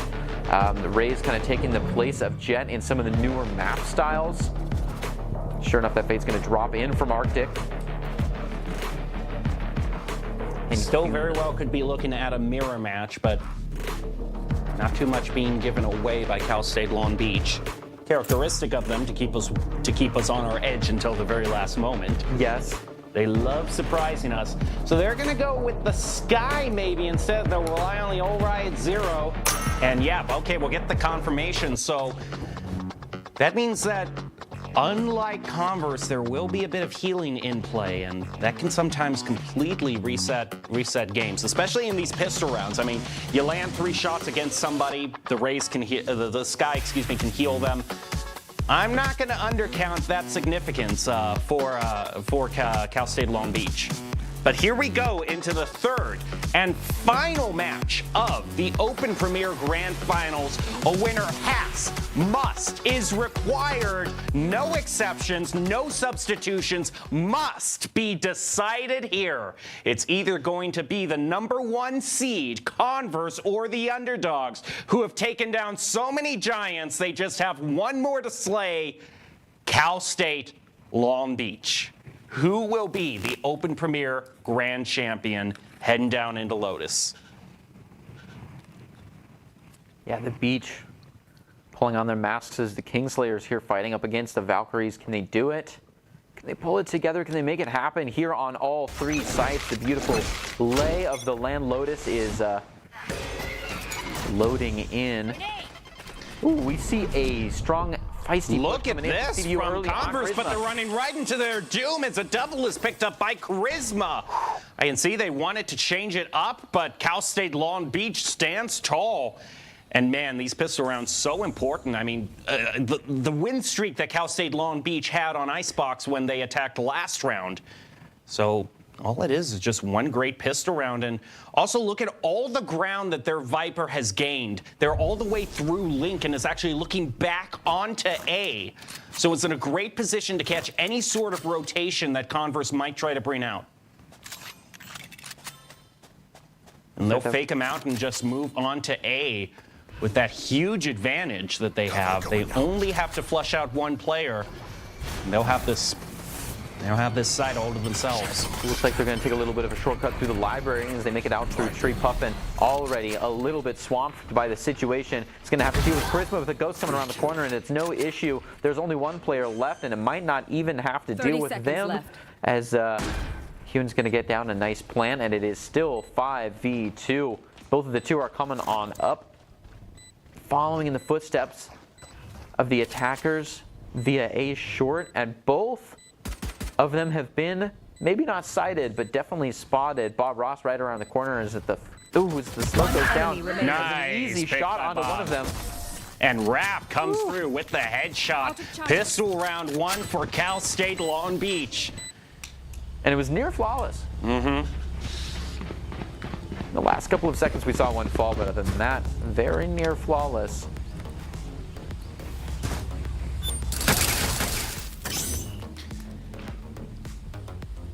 Looking at these purchases, I'm seeing a few rifles actually be brought out by Cal State Long Beach. A rather more gun-ho of an approach to trying to buy a gun. Okay, no, I was faked out by the Bulldog, which, to be fair, I mean, hey, Bulldog, really good gun to have. Anyway, as we regather ourselves, absolutely no one to be found charging through C this time. It looks like they've completely given up C after the fiasco that the last push there has left. But there's one thing to consider. C is the hardest point to retake, so if we leave it open for everyone else, this is going to be a rough round for Converse. They definitely just made eye contact with 3 players. They were able to take one down. But man, yeah, a 0-4-1 is such a gamble stack, and it just didn't quite pay off after the 1v1 went down.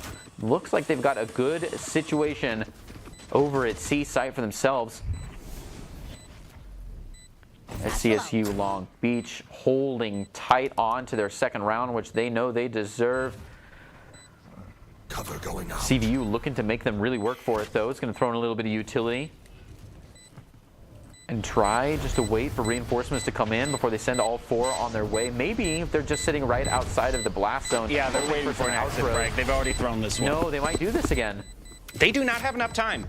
Yeah, they're doing what they did last time. They're strategically going in, be taken out by the spike, or maybe try to stick it with enough time. Are you kidding me? No. Okay, I was gonna say, no, there wasn't enough. I knew there wasn't enough time. We heard the double beeps. We know what we're doing, but they did this last time, starting out on Icebox. They went for the full. It's better if we just go down to the spike, get the ultimate points as a result of that.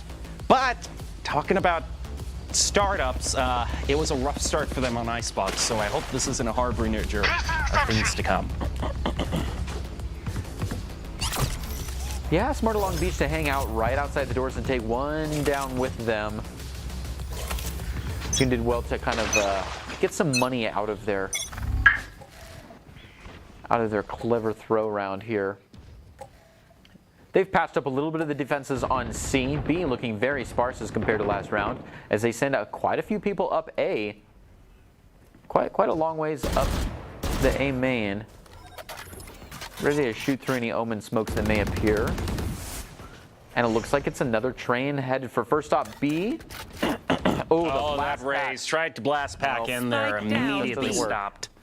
Arctical Wildfire shutting things down there, taking out 2. Also really rough. They've dropped the spike dead on right B. In the middle. That's a win con shift. There's no reason to go anywhere else. You can just puppy guard that bad boy. They just got to hope that they can get 1 or 2 frags here. At least make something of this round. Very nicely baited. Bob Ross with a double.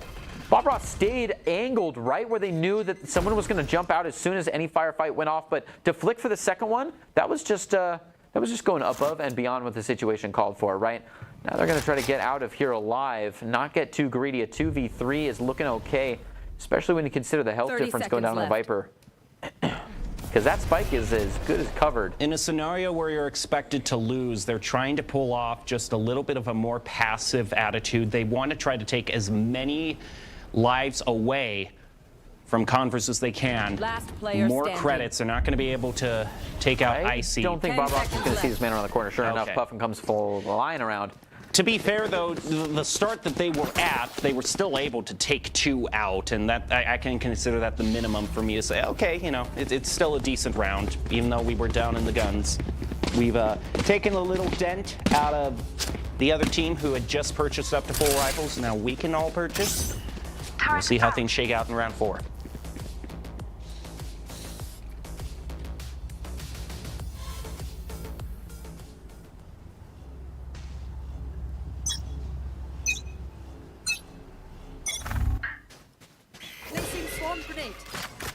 Few mollies placed out in C right away. They're able to get rid of Wildfire. It's traded back onto Raph.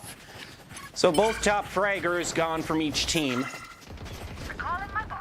Nothing too huge in that regard. That's a whole lot of KJ util popped right as they try to enter C. Teleport from the Omen to gain a bit of unexpected high ground. And not too much resistance in terms of C. Yeah, That smoke. This is the most solid territory hold that they've had so far, really, except for that throw round on round 2. It's getting a little bit of the Trailblazer to the face. Puffin doing a lot of work, though. I actually don't think that Trailblazer went to the face of Puffin. It ran right past Puffin, and then the team played as if they were completely unaware that Puffin was there, and actions have consequences. Puffin with a quad coming in, swinging the round back for Converse. Incredible. They had such a solid hold on it, but the pacing was just right. And they only lost 1 player in the fray. Look at that Puffin, 4 of a kind, incredible.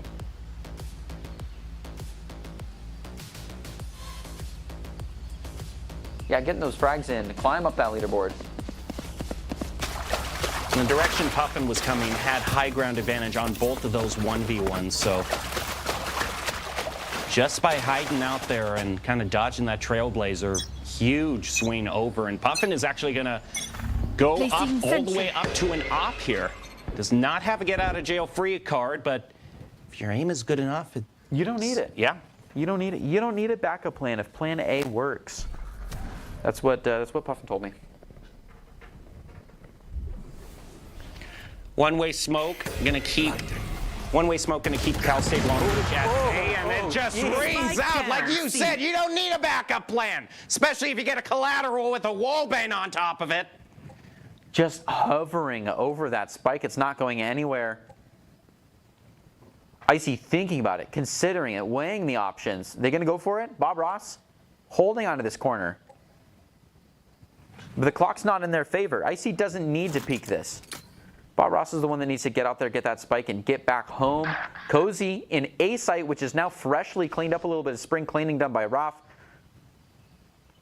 And here it is. Oh, yeah, he's way too cautious for his own good. He's allowed himself.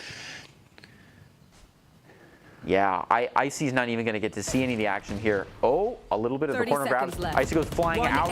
Oh, there it is. Man, he's looking for the second player, but there is not quite one. Raph has to make the long trek from A side over. And Puffin still just doesn't want to overextend. He's in a mode where his and he misses. Oh my goodness, Raph could actually get it with the bulldog. Lands a right click, but Raph's objective there, he couldn't get to the spike, so his objective was do as much collateral damage as I possibly can. That they did. And he got a triple. That they did. So yeah, mission accomplished. You lost the round, but mission accomplished. This one was scary. Just. I'm still shocked this miss. That is wild. Yeah, they had a nice shot. How did this? Raph has already been in 3 firefights. Oh, great. He just a little. This second alt fire is wild. I don't know. It doesn't look like that went to the head, but one of the hips was the finishing shot for Raph. Full gun round now. Dangerous situation. They almost lost their op due to Raph. Oh, very close. Yeah, Raph coming into this one with an op would have been devastating.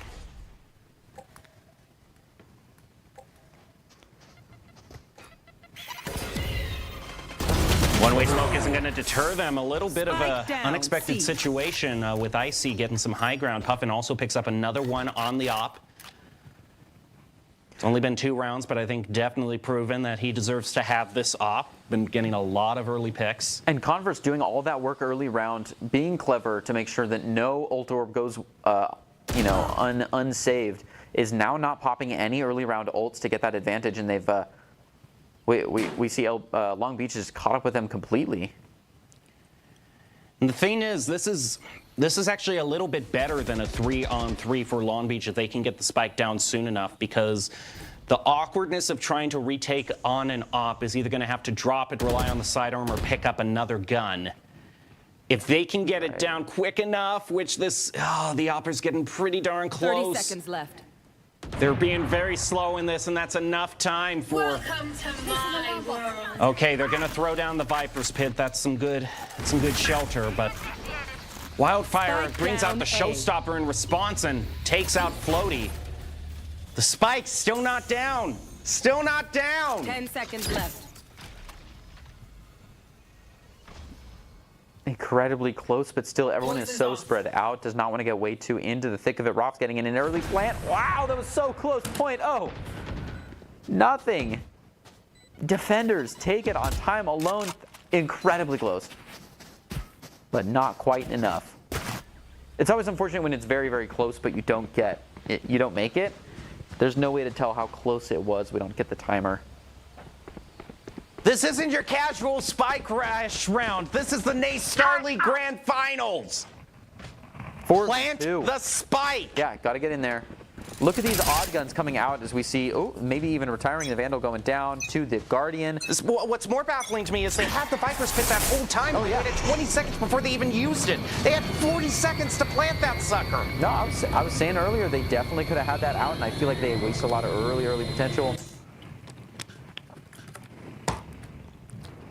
Fighting tooth and nail for these ult orbs, not using them. Floaty gets one, but pays the price for it. Down to a very early 4-4, but look at all of this backpedaling off from CDU. Valkyries moving out are going to have to come back and retake this. 3 for 3. But only if Long Beach can actually get the plant down in time. There it is. Learn their lesson. Yeah, after that, at least they learned their lesson. I'll give that. That's all right. That's good. And they are going to start trapping up the situation, make sure it's a little bit harder to retake, but that won't stop the Valkyries from giving it a good, honest try. Toxins going up. You should run. Lockdown spent. Toxin screen down. Trying to buy some time for Cal State Long Beach. What an angle. Yeah, here's the thing. No! Oh, you turned away at the worst possible moment! Unlucky. Unfortunate. Yep, there it goes. It's down to 2-on-1. They'll still get the win. They'll still get the win, but oh my goodness. Devastating.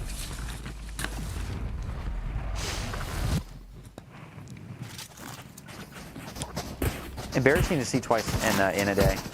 Just look at this. This is them.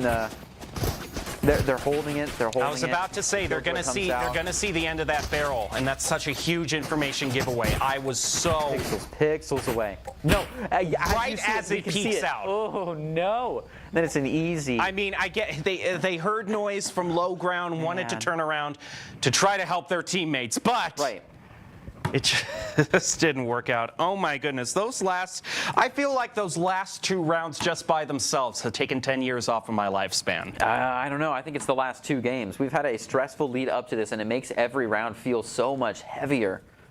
So we're getting right down to it, and things are going to have to change if they want things to change. So we need to see nice early spikes and everybody watching their corners, not moving. We've also, in old Doc's keys to the game that really might be a Dallin's key to the game, we've seen Life hanging on some classic ult fires from around the corner, I think twice tonight already. So we've had some sketchy situations. Yeah, we definitely have had some sketchy, that's a way to put it.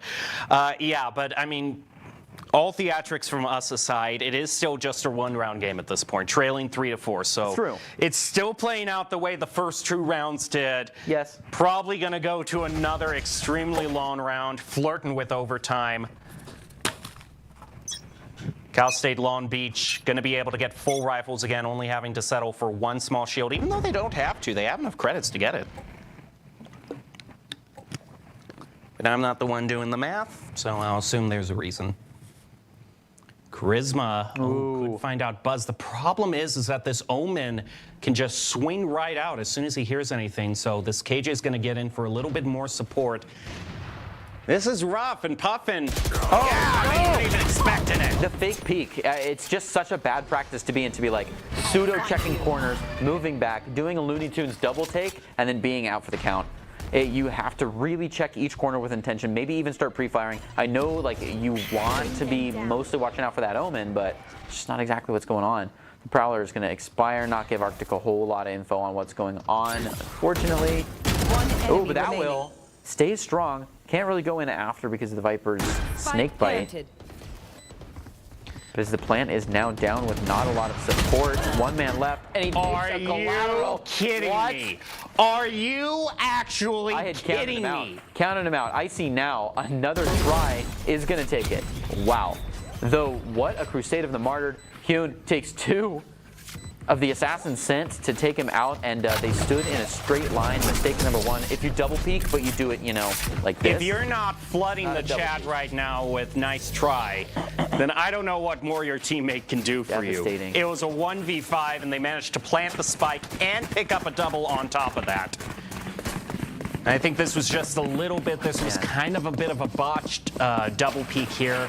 Kind of in the middle of that, I want to say they were in the middle of that swing wide. Yeah, you could see the split second the race was trying, the fade was trying to go off to the left, swing wide in classic double peak fashion, but they were just caught so off guard. Shadows traveling. Yeah, through in the Trailblazer, called for a synergizing Viper's snakebite to really lock down the plant. Better free plant, timed the swing just right. Devastating 3-piece. The 3rd piece being getting the plant, because unfortunately they did not make it any further down the gauntlet than that and lost the round anyways. But still, I mean, that's what it's about. We're seeing the rounds kind of play out with a little bit of back and forth. Like it's 5-3 now, nothing devastating. But it's a game of mistakes now, and we're seeing those. Oh, like that 1v1, no conversion. Puffin takes one for free and gets info on people lurking outside. He's going to double down on all the util, holding C together and call for a rotation coming in from CVU. The Valkyries charging back to take the battlefield. It's not even a rematch. It's coming straight on. Charisma takes one fast. And Buzz looking to hold on, takes care of the boom bot, keeps narrowing down. Oh, the blast pack actually keeps him alive, but they've got to come back around the corner and re-hit this. Not going to work out. Arctic takes care of Floaty. No issues there. Rap is going to convert. Charisma does the same. Even more back and forth ensues, but CVU walks out with 2 defenders alive and 0.6. They're now doubling the score, and they've you know, reserved their half at the table. Anything after this is just free money, as Coach says. Playing with house chips. Yes. Yep. That's probably not really the way you should look at it. I mean, I'll be honest. I'd rather have a 9-3 lead than a complete 6 lead. But no, but it's true. It's true. You always want as much lead as you can, but I mean, you also have to take into consideration the attacking side and the defending side, right? Mm-hmm. Because 6-6 is not. We've seen 6-6s go both ways today. Exactly both ways, once each. Long sideline taken through A. Such a nice sideline. It's such a pity there's no one there. Yeah. Instead, they're all going toward B, and they run right into a bot thrown out by Wildfire. Bob Ross with a wallbang off to Sharon, ties it up, but Floaty goes down. Converse back in the driver's seat. A huge advantage there. Paint shells pick up Hyun. There's 2 left now, completely split off from each other, and the spike is right there for Converse to just watch over. Charisma. I do like trying to swap it up, trying to take an off angle, but they know where Cal State Long Beach has to come through. They keep an eye on that corridor and are well rewarded for it. You're just going to incubate that egg. Do not leave the spike out of sight. I love that Western pop. The flick was just over the shoulder, and you know it's game over. You don't have time to hit the second chamber. Oh, Puffin. Oh! Has to run right out of there. Presses Y and flies immediately. Inspect the knife. Try again later. Oh, the timing was a little close. just being menacing with the shoots. Unfortunately, none of the 10 shots are going to go seconds through with the operator, and they're going to maybe get a nice little save out of here, considering that there's only 3 seconds left in the round. It's not quite going to deliver. Charisma, the last man standing, has no chance to get to that spike. Going for an exit frag. Not going to find it. That's right. I think he would have just exited a little bit earlier had contact been flusher. 7 and 3. Talk about riding an op to victory, Puffin. Oh yeah. Puffin with 14 and 2. What a ratio. Plan A has worked beautifully with no roadblocks along the path to victory. And another ultimate's going to be used, this time Viper's Pit, to close off B. Like we said last match, though, in the varsity premier finals, there's still a lot of routes to take. Not quite as impactful as had it been used on, you know, say a bind or any other two-site stages. Right. But as for right now, it does force Long Beach to try to plant on A. There is the high ground, Heaven being held by Converse. A drop down from Puffin trying to peek around the corner with the op. Is he going to land a shot? Doesn't want to go too far out there because of Floaty. He's able to get Floaty instead. I thought he was in danger, but no, Floaty's the one who should be fearful right now. And now there's just Bob Ross. I don't know. He can't paint any happy little trees for cover, and his days are numbered. And that is, well, he's still surviving. I mean, okay, you know, Bob Ross, no, don't count him out. Well, he definitely painted himself into a corner there, but he was able to wait out, let it dry, and escape unscathed. Yep. No amount of phthalo blue could have gotten him out of that situation, right? But he made the best of a bad situation and went on to another day. And another day and another mountain to paint. Puffin continues to ride this op to victory. That horse is truly his ride or die. And he will continue to feed it with the victims as he brings himself up to a clean 15-2. Look at this scattered and pressy approach coming out from... oh my goodness, this flank here. Oh! Whoa! Ooh, a little bit too much screen time there, but it goes through. The crosshair placement was lined up until the last millisecond, and it took a kind of an uncomfortable counterclockwise swirl against the head. But you know what? It landed. It landed. Yeah, like a dog going to sleep. You just got to circle around before you finally sit down on it. In this case, I don't think Fido knows best. No. Just ended right away. A little bit of back and forth, maybe had some collateral potential, but it's not quite going to be their wildfire to find Charisma. And IC gets jealous and finds one of their own toys to play with. Floaty looking to convert, but it's not quite enough, and that is all there is to it. Defusing out for .9 and a 9-3. You called it. You called it. When I said 6 is all they need, they just need house chips. You said double down, make Switching some money, sides. put it all on red, bring it to a 9-3. Now, moving over that 12-point mark, we're in to phase 2 of the operation. Not to beat a dead horse too much, but hand me my mallet. You know what else was something I alluded to? You know, one very crucial round that happened right around when the score was still even, and it could have, you know, put a certain team into a position to tie this back up. Here's your mallet. A certain round where you could have planted on A 20 seconds beforehand with an ultimate that would have completely obliterated any sightline around that spike. I think I remember that. I think I was there for that, yeah. How time flies. How time flies. We were so young and innocent back then. Yeah, well, you can beat a dead horse, but you can't make it drink. Meaning that it doesn't matter how many times you say it, they might just not listen to you. No, I've thrown that horse into a wood chipper by now. I'm far past beating it. Meanwhile, look at these pressing defenses on the sight lines. There's a serious Cold War going on behind that wall. Oh, but neither side peaks, and it looks like the spike is migrating on its natural summertime paths. As the snow melts, it leaves A site and heads on to the sandy places of C. Oh yeah, line up that Sky Pixel. Sending out a little bit of a haunt past the walls of smoke.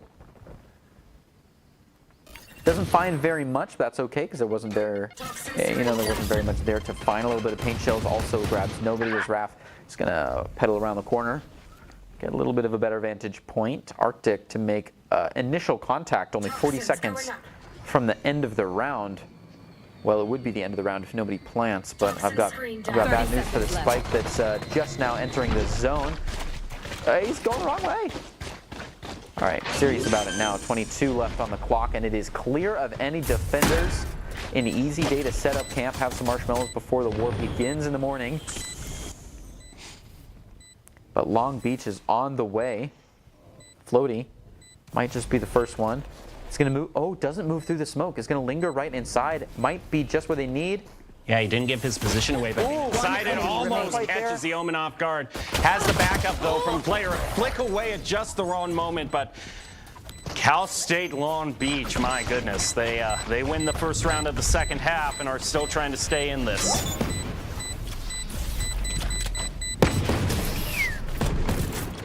Well, they've culled a bit of the momentum.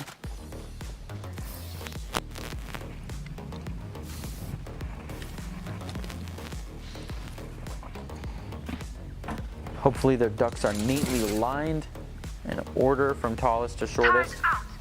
Oh, that flick was devastating. It's tough too, because even if your flick game is on point, you get a perfect headshot, the alt fire is just going to outplay your LMB speed. And a Bulldog hiding him on the ring. This is a bold purchase here from Converse. They're actually not letting this go into a save round. They want to try to take it back here. Somebody opting for the heavy shields and a... It's risky and it could really bite them. But if they have the aim for it, it could pay off. They're not top frag for no reason. Problem is they're wanting to go on to B, and there are 3, possibly 4 agents holding that down, so they might want to rethink that route. It's a much cleaner setup for a nice hip fire situation, so I think the spray and pray setup is the way to go there, but looks like they're going to make their way around to A. Oh no. Not exactly the eco setup I'd be going for. Oh my goodness, wow. Despite having only 25 health, he's able to take out Charisma. That's all. Goes through the wall, gets taken out for it, but those are some guns that CSU can pick up. They will indeed do that. Some nice Spectre upgrade from the Stinger. Now they're going to rotate back around. I mean, so you have one person advantage. Out your northern window, you'll see B site. Wave to it as we walk on by. No, you got it. No. Saw a shadow step past the utility. Could be the move. Utility gets put. Oh, lands a headshot though. That's a lot of damage. It is, but Bob Ross is still alive and he's all the way back there. I don't know if Arctic's really going to get the chance. And sure enough, the heal comes out. Well, no, he's too far away from the heal. Oh no, wait, yeah, that wasn't a heal. Yeah, no, that wasn't a heal. That was a hawk. I thought it's quite the opposite. I know they both start with H and come out from a sky, but they're quite different. I just thought I saw the health go up, but not the case. Spike plant, and yep, that gets it. Double digits. Bravo to Converse. I mean, you don't see that too often. It's kind of like going for it on a 4th down, you know? Right. It's not the safest thing to do. Placing alarm bomb. This was fun. This was a satisfying play. Yes, this was take the high ground on an angle they're not expecting. Nice. And instantly even things up. You get some Spectres for your team, and now you completely change this around. Remember, one of my gripes when they were starting out Icebox was Converse was playing this way too conservatively. I like seeing plays like that. They purchase up on round 2, manage to find a way to win it, and take all of those nice guns away from Cal State Long Beach.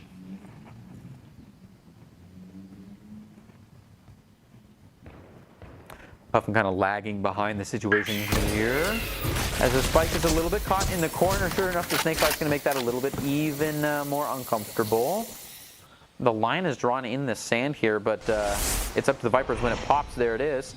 As they leave one on the wrong side, Buzz is kind of the get out of jail free card as people can nullify the effects of the wall. Oh, they don't know. They don't know for sure, but they got to be careful about it. Although talking about low health, this is a great double peek. Yeah, gonna pick that one up. No problem there. Buzz gonna be the one to redeem that cash coupon immediately. And throw in unexpected Spike near the back of the site. Give it a quick ping and lock down for the night. Should be a pretty set situation considering the 1.5 players they'll be playing against the 3. You could call that double. Ooh, right around the corner, Puffin, do you know?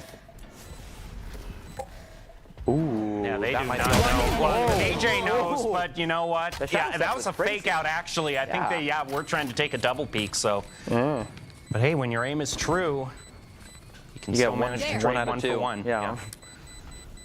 When your aim is true, you get 1 out of 2.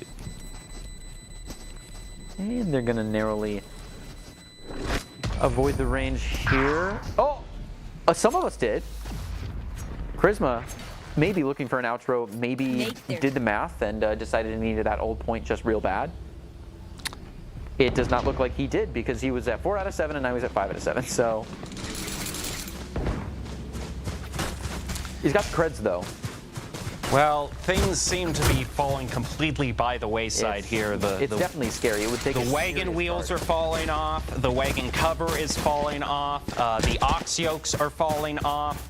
And there's a river to ford ahead, and everyone has follow even the wagon itself is falling off the wagon, if you can believe that. It's just not good for Converse. Not good for Cal State Long Beach. Excuse me. It's beautiful for Converse. They're already on the other side of the river. They forded it. They've got 3 wagons, 20 oxen, and they're sitting pretty. Their socks are just drying over the fire. They're ready to just cruise control right through the rest of this freeway. 11 against 4. They can make mistakes left and right, should they please, but I'm sure they'd rather get some food and pack it up and call it a season. What a snap! Comes through. There might just be a little bit of life left in the beach. They still manage to get the plant. Ooh. They can go into post plant. It's hard to retake, however. Where were all these crazy calls earlier? These tells, they know where they're at. Somebody's got their diamond searching wall hacks on. 1 enemy remaining. Well, there you Okay, Cal State Long Beach, like I said, still might be a little bit of life in them yet.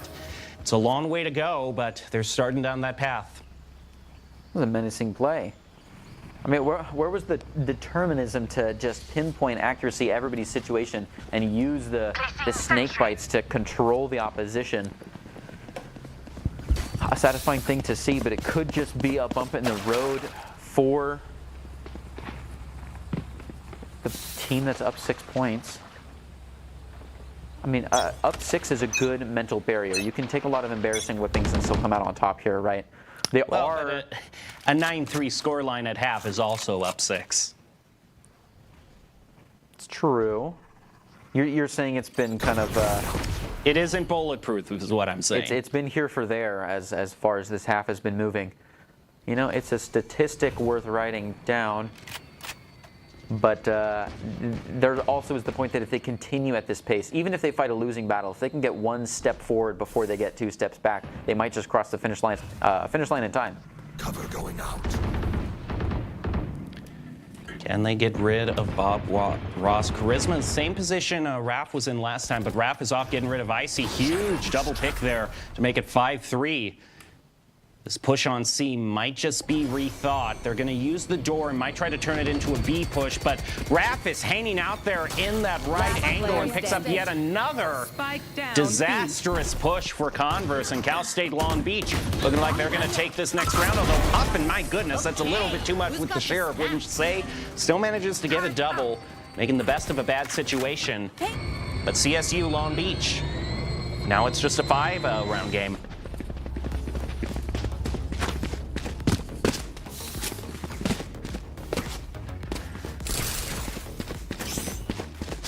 Yeah, feels like things are winding down despite the strong plays that we're still seeing coming out of the underdogs who, unfortunately, despite it all, maintain their listing so far as the underdogs, at least for this game. Though it was an incredibly close map 1 and map 2, we could still see a serious change in the demeanor.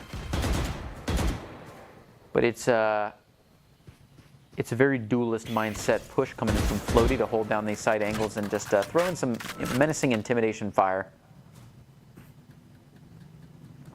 Just keeping people awake. Oh, getting pretty close. Going to throw in that boom bot. Maybe even go flying up after. Not after the shutdown like that. Might need a little bit. Oh, blast packing out of there.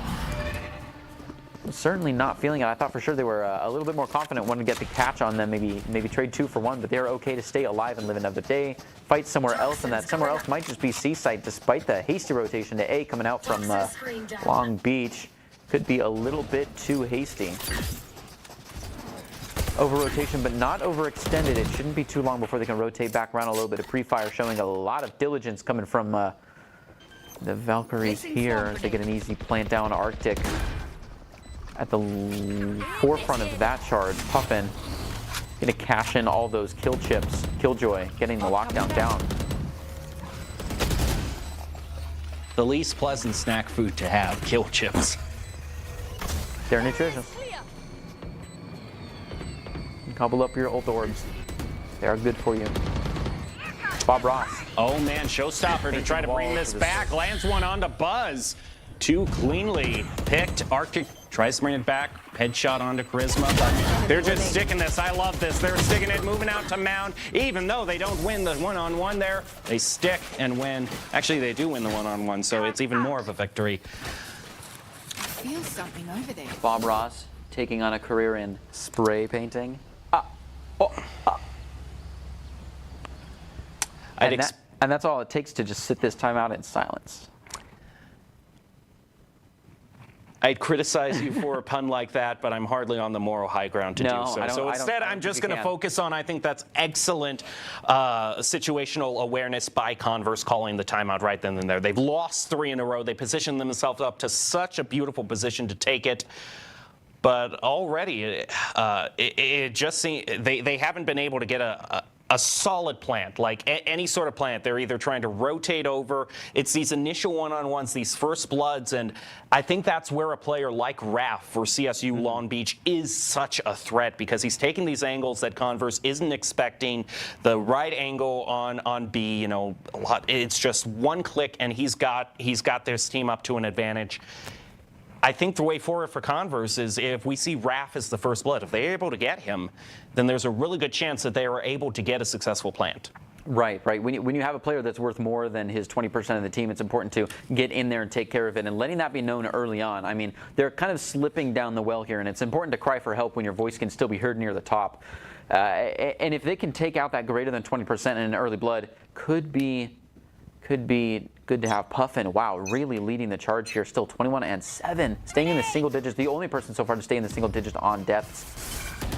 Usually don't draw a lot of attention to the KDA boards, but look at this. I love this. Look how fast they're going in for the plant. They want to set up post plant as soon as possible, and they realize that with the Viper's Pit, you can have the cover to actually plant. Especially when the Viper's Pit kind of covers all of B. Wow, 3 health is not quite enough that they need. Defender Killjoy already coming in to detain one player, and hopefully the spike as well. Ice from, oh, what an angle. So close. Almost took the most beautiful 2-piece of his life. Unfortunately, he could not finish his plate and just did not make the price of admission of the What a flick by Puffin. Left 8 health. Ooh.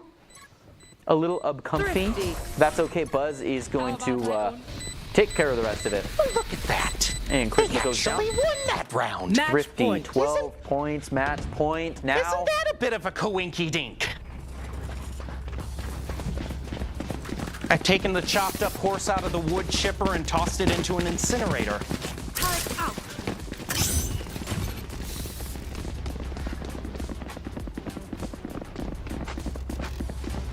All fairness, though, Converse, the times it's worked out for them this second half has been the times when they've decided to take things into their own hands. They're like, we're going to make our own plays. We're going to be proactive. We're not going to sit this one out passively. We've got a huge round lead. We can experiment a bit, and we catch them off guard. And those have been the rounds they've won. Now they're at a beautiful 12-7 scoreline to end it.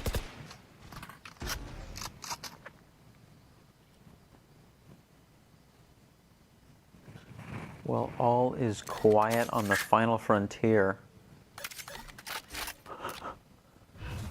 You see a little bit of a slow crawl up towards C site, but the spike is definitely just faking it out. They've thrown up a smoke and then went wilding off in the other direction. Try to narrowly avoid that one. Oh, yeah, nice use of the Hawk actually. It wasn't just a blind, but just get him in a position where he'd be able to be picked off. No, it's nice to see, even though those nerfs come out to give a little bit less utility to the Hawk, the innovation of players still find a way to use it, kind of like a Lear, where you just you distract the crosshair either towards it or away from it to make sure that you Really widen the funnel of their flick. Down to 2 apiece. Converse very close to picking up the final round to win it all.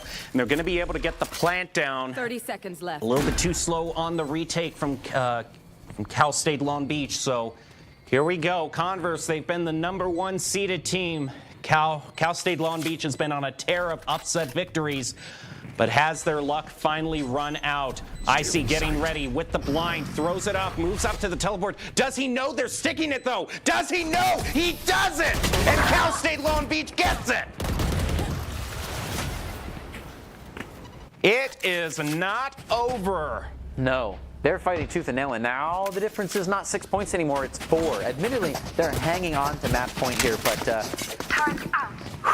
I mean, they're 20% of the way, right? They needed 5 rounds after that pep talk in a row, contiguously, and they've found one of them. Coming up to some interesting gun, we have the array of mid-shelf options up to the from the more modestly priced all the way up to the Vandal. Icy first blood. It's rid of Charisma. Great start for Converse. Might go for an A or B push so they can flush out Link. But instead, with the smoke they're placing, might also be a fake for an A push, unless they get another pick here. Their Killjoy is still keeping options open for them, but now regroups with the entire team for an A push. Only has this raise on site to get. Might be able to flank with one using the door. Yeah, it doesn't look like they really want to use the door this time. They might just, well, yeah, they don't even. Yeah, they just take it standard. Oh, what? I mean, you're going the wrong way. This could be embarrassing if things. I don't think this cage is ready for it though. Yeah, simply not. Bob Ross was not ready to take care of 3 people. I don't know why 3 people needed to go check the back door and make sure it was locked. But it worked out, I guess, and they've only got 2 people left working together. Come on from the front side. Hey, I mean, it's not like taking out 4 people of the other team might be telling you it's a safe time to plan. But you know, I'm not in their position. They're only 1 away from getting the championship. Converse, the 1-seeded team, unless we can see a complete reverse ace here, this thing is done, dusted, and over. You cannot wait this out. There is no saving. There are no second chances. There is only a Converse victory. The #1 seeded team takes home the championship in the Open Premier Division for NACE Starleague. In a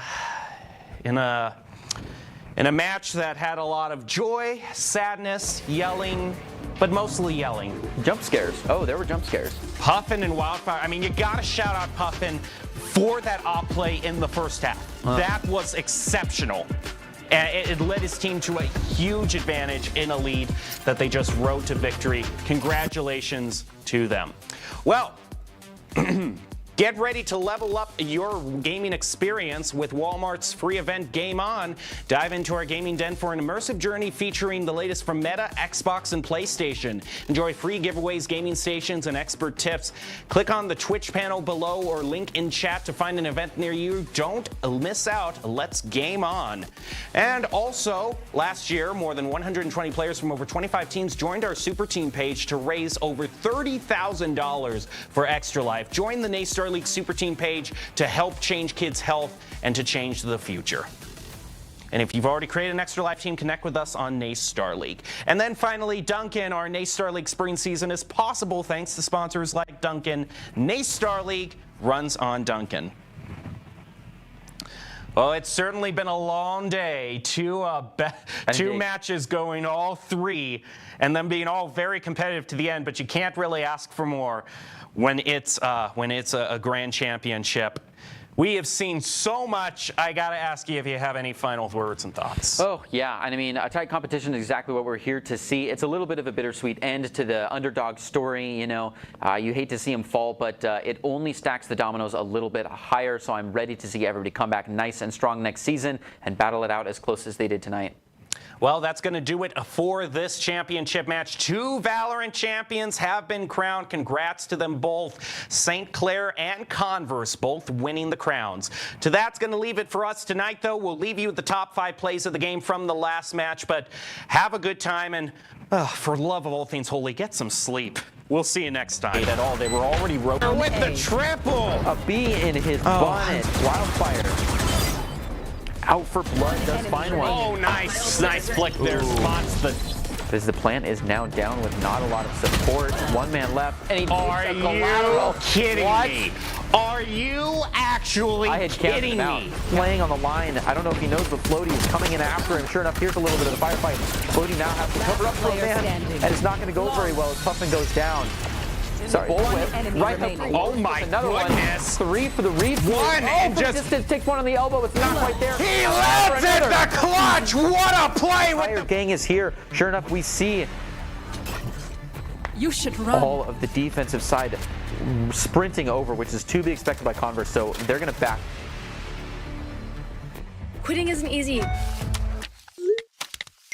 Truth has a free texting program called This Is Quitting, and it's literally like having a superpower for quitting. It's 100% anonymous, free, and it's built to be like your bestie.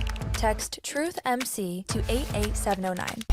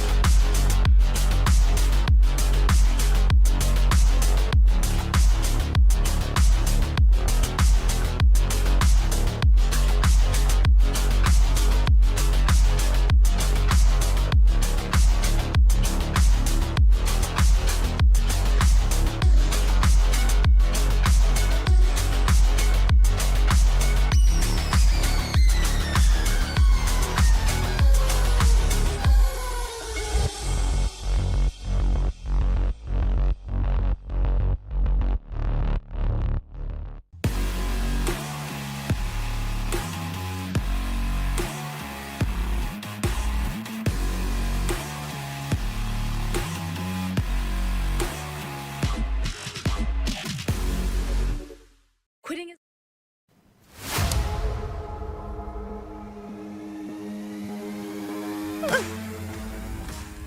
Welcome back to the NACE Starleague studio. If you're still with us, and you have just seen the championship match in the Open Premier Division for Valorant in NACE Starleague. We're here with the winning team from Converse, specifically Wildfire as the head honcho, but I see we've got the whole team actually joining him as well. So this will be good because my first question actually I can ask the person directly, even though Wildfire is there in the center. I have to ask about the op buy on Lotus, because we were both kind of thinking, you're giving it to a KJ that you really you have to land your shots, and oh my goodness, did Puffin deliver on that op? How often does Puffin op on a KJ is my question. Yeah, so first of all, thank you for having us. I appreciate you guys for streaming this. This is fantastic. This is my entire team, so shout out to them for a great performance. Puffin been landing these in scrims. We've been practicing his op. He got that lower sense, that boomer sense in a way. And when it hits, it hits. I told him before the game that he needs to swap his Vandal skin. He's going to go crazy. And, Vandal didn't even matter. I'm going to be real. He just started tuning the op. And we just trust him. So it is what it is, We put him on the line. He feels confident. If he feels confident, we're confident in him. Yeah, you talk a lot about confidence and having that teamwork capability behind that confidence, the driving force. But things looked a little bit sketchy in Icebox for a while. Can you walk me through what was happening there? Do you guys play Icebox a lot? How were things moving? Honestly, we've been practicing Icebox a lot. I think it's just we get some more reps on it. I think we just were a little bit too late to get into the kind of play style they've been having, and just had a hard time trusting the setups because obviously Harbor Viper. Just doubted a few rounds here and there. You guys probably saw Raph with his slow walks timing me twice. So I think it was just a fluke in my opinion. But nonetheless, we should have taken it for sure. But hey, it is what it is. But we had plenty of epic Raph Wildfire showdowns, throughout the match. That's so, true. So a few have got to go over toward him. But what are things looking like now? You're sitting as the spring championship, the champions in Open Premier. A whole summer is looking ahead of you. What are things looking like in the off season? Just keep grinding, keep practicing. You know, we got a fantastic coach. Shout out to him as well. His name is Alex Fromm. So he's gonna keep us prepared. We're gonna keep practicing, running our aim labs and etc. Just trainings, ranked. You know, get on that rank grind. I mean, just keep it simple. Hey, you know, Yeah, I mean, you I hear certainly it. proved that. There's a reason you were first seeded and now the champion. So congratulations on your win. Thank you for joining us for the interview. Thank you. I appreciate you guys. Thank you for hosting. All right, and that will for sure do it tonight. So thank you, Greg, for joining us. Thank all of you for joining us right here. But as I said earlier, it's a little late. So get some rest. We'll be back with more NACE Starleague in the future. But for now, that's going to do it for our Open Premier Grand Championships, at least from this studio as far as I'm concerned, because it's been 3 days for me, and I'm ready to go to bed. So you should too. See you next time.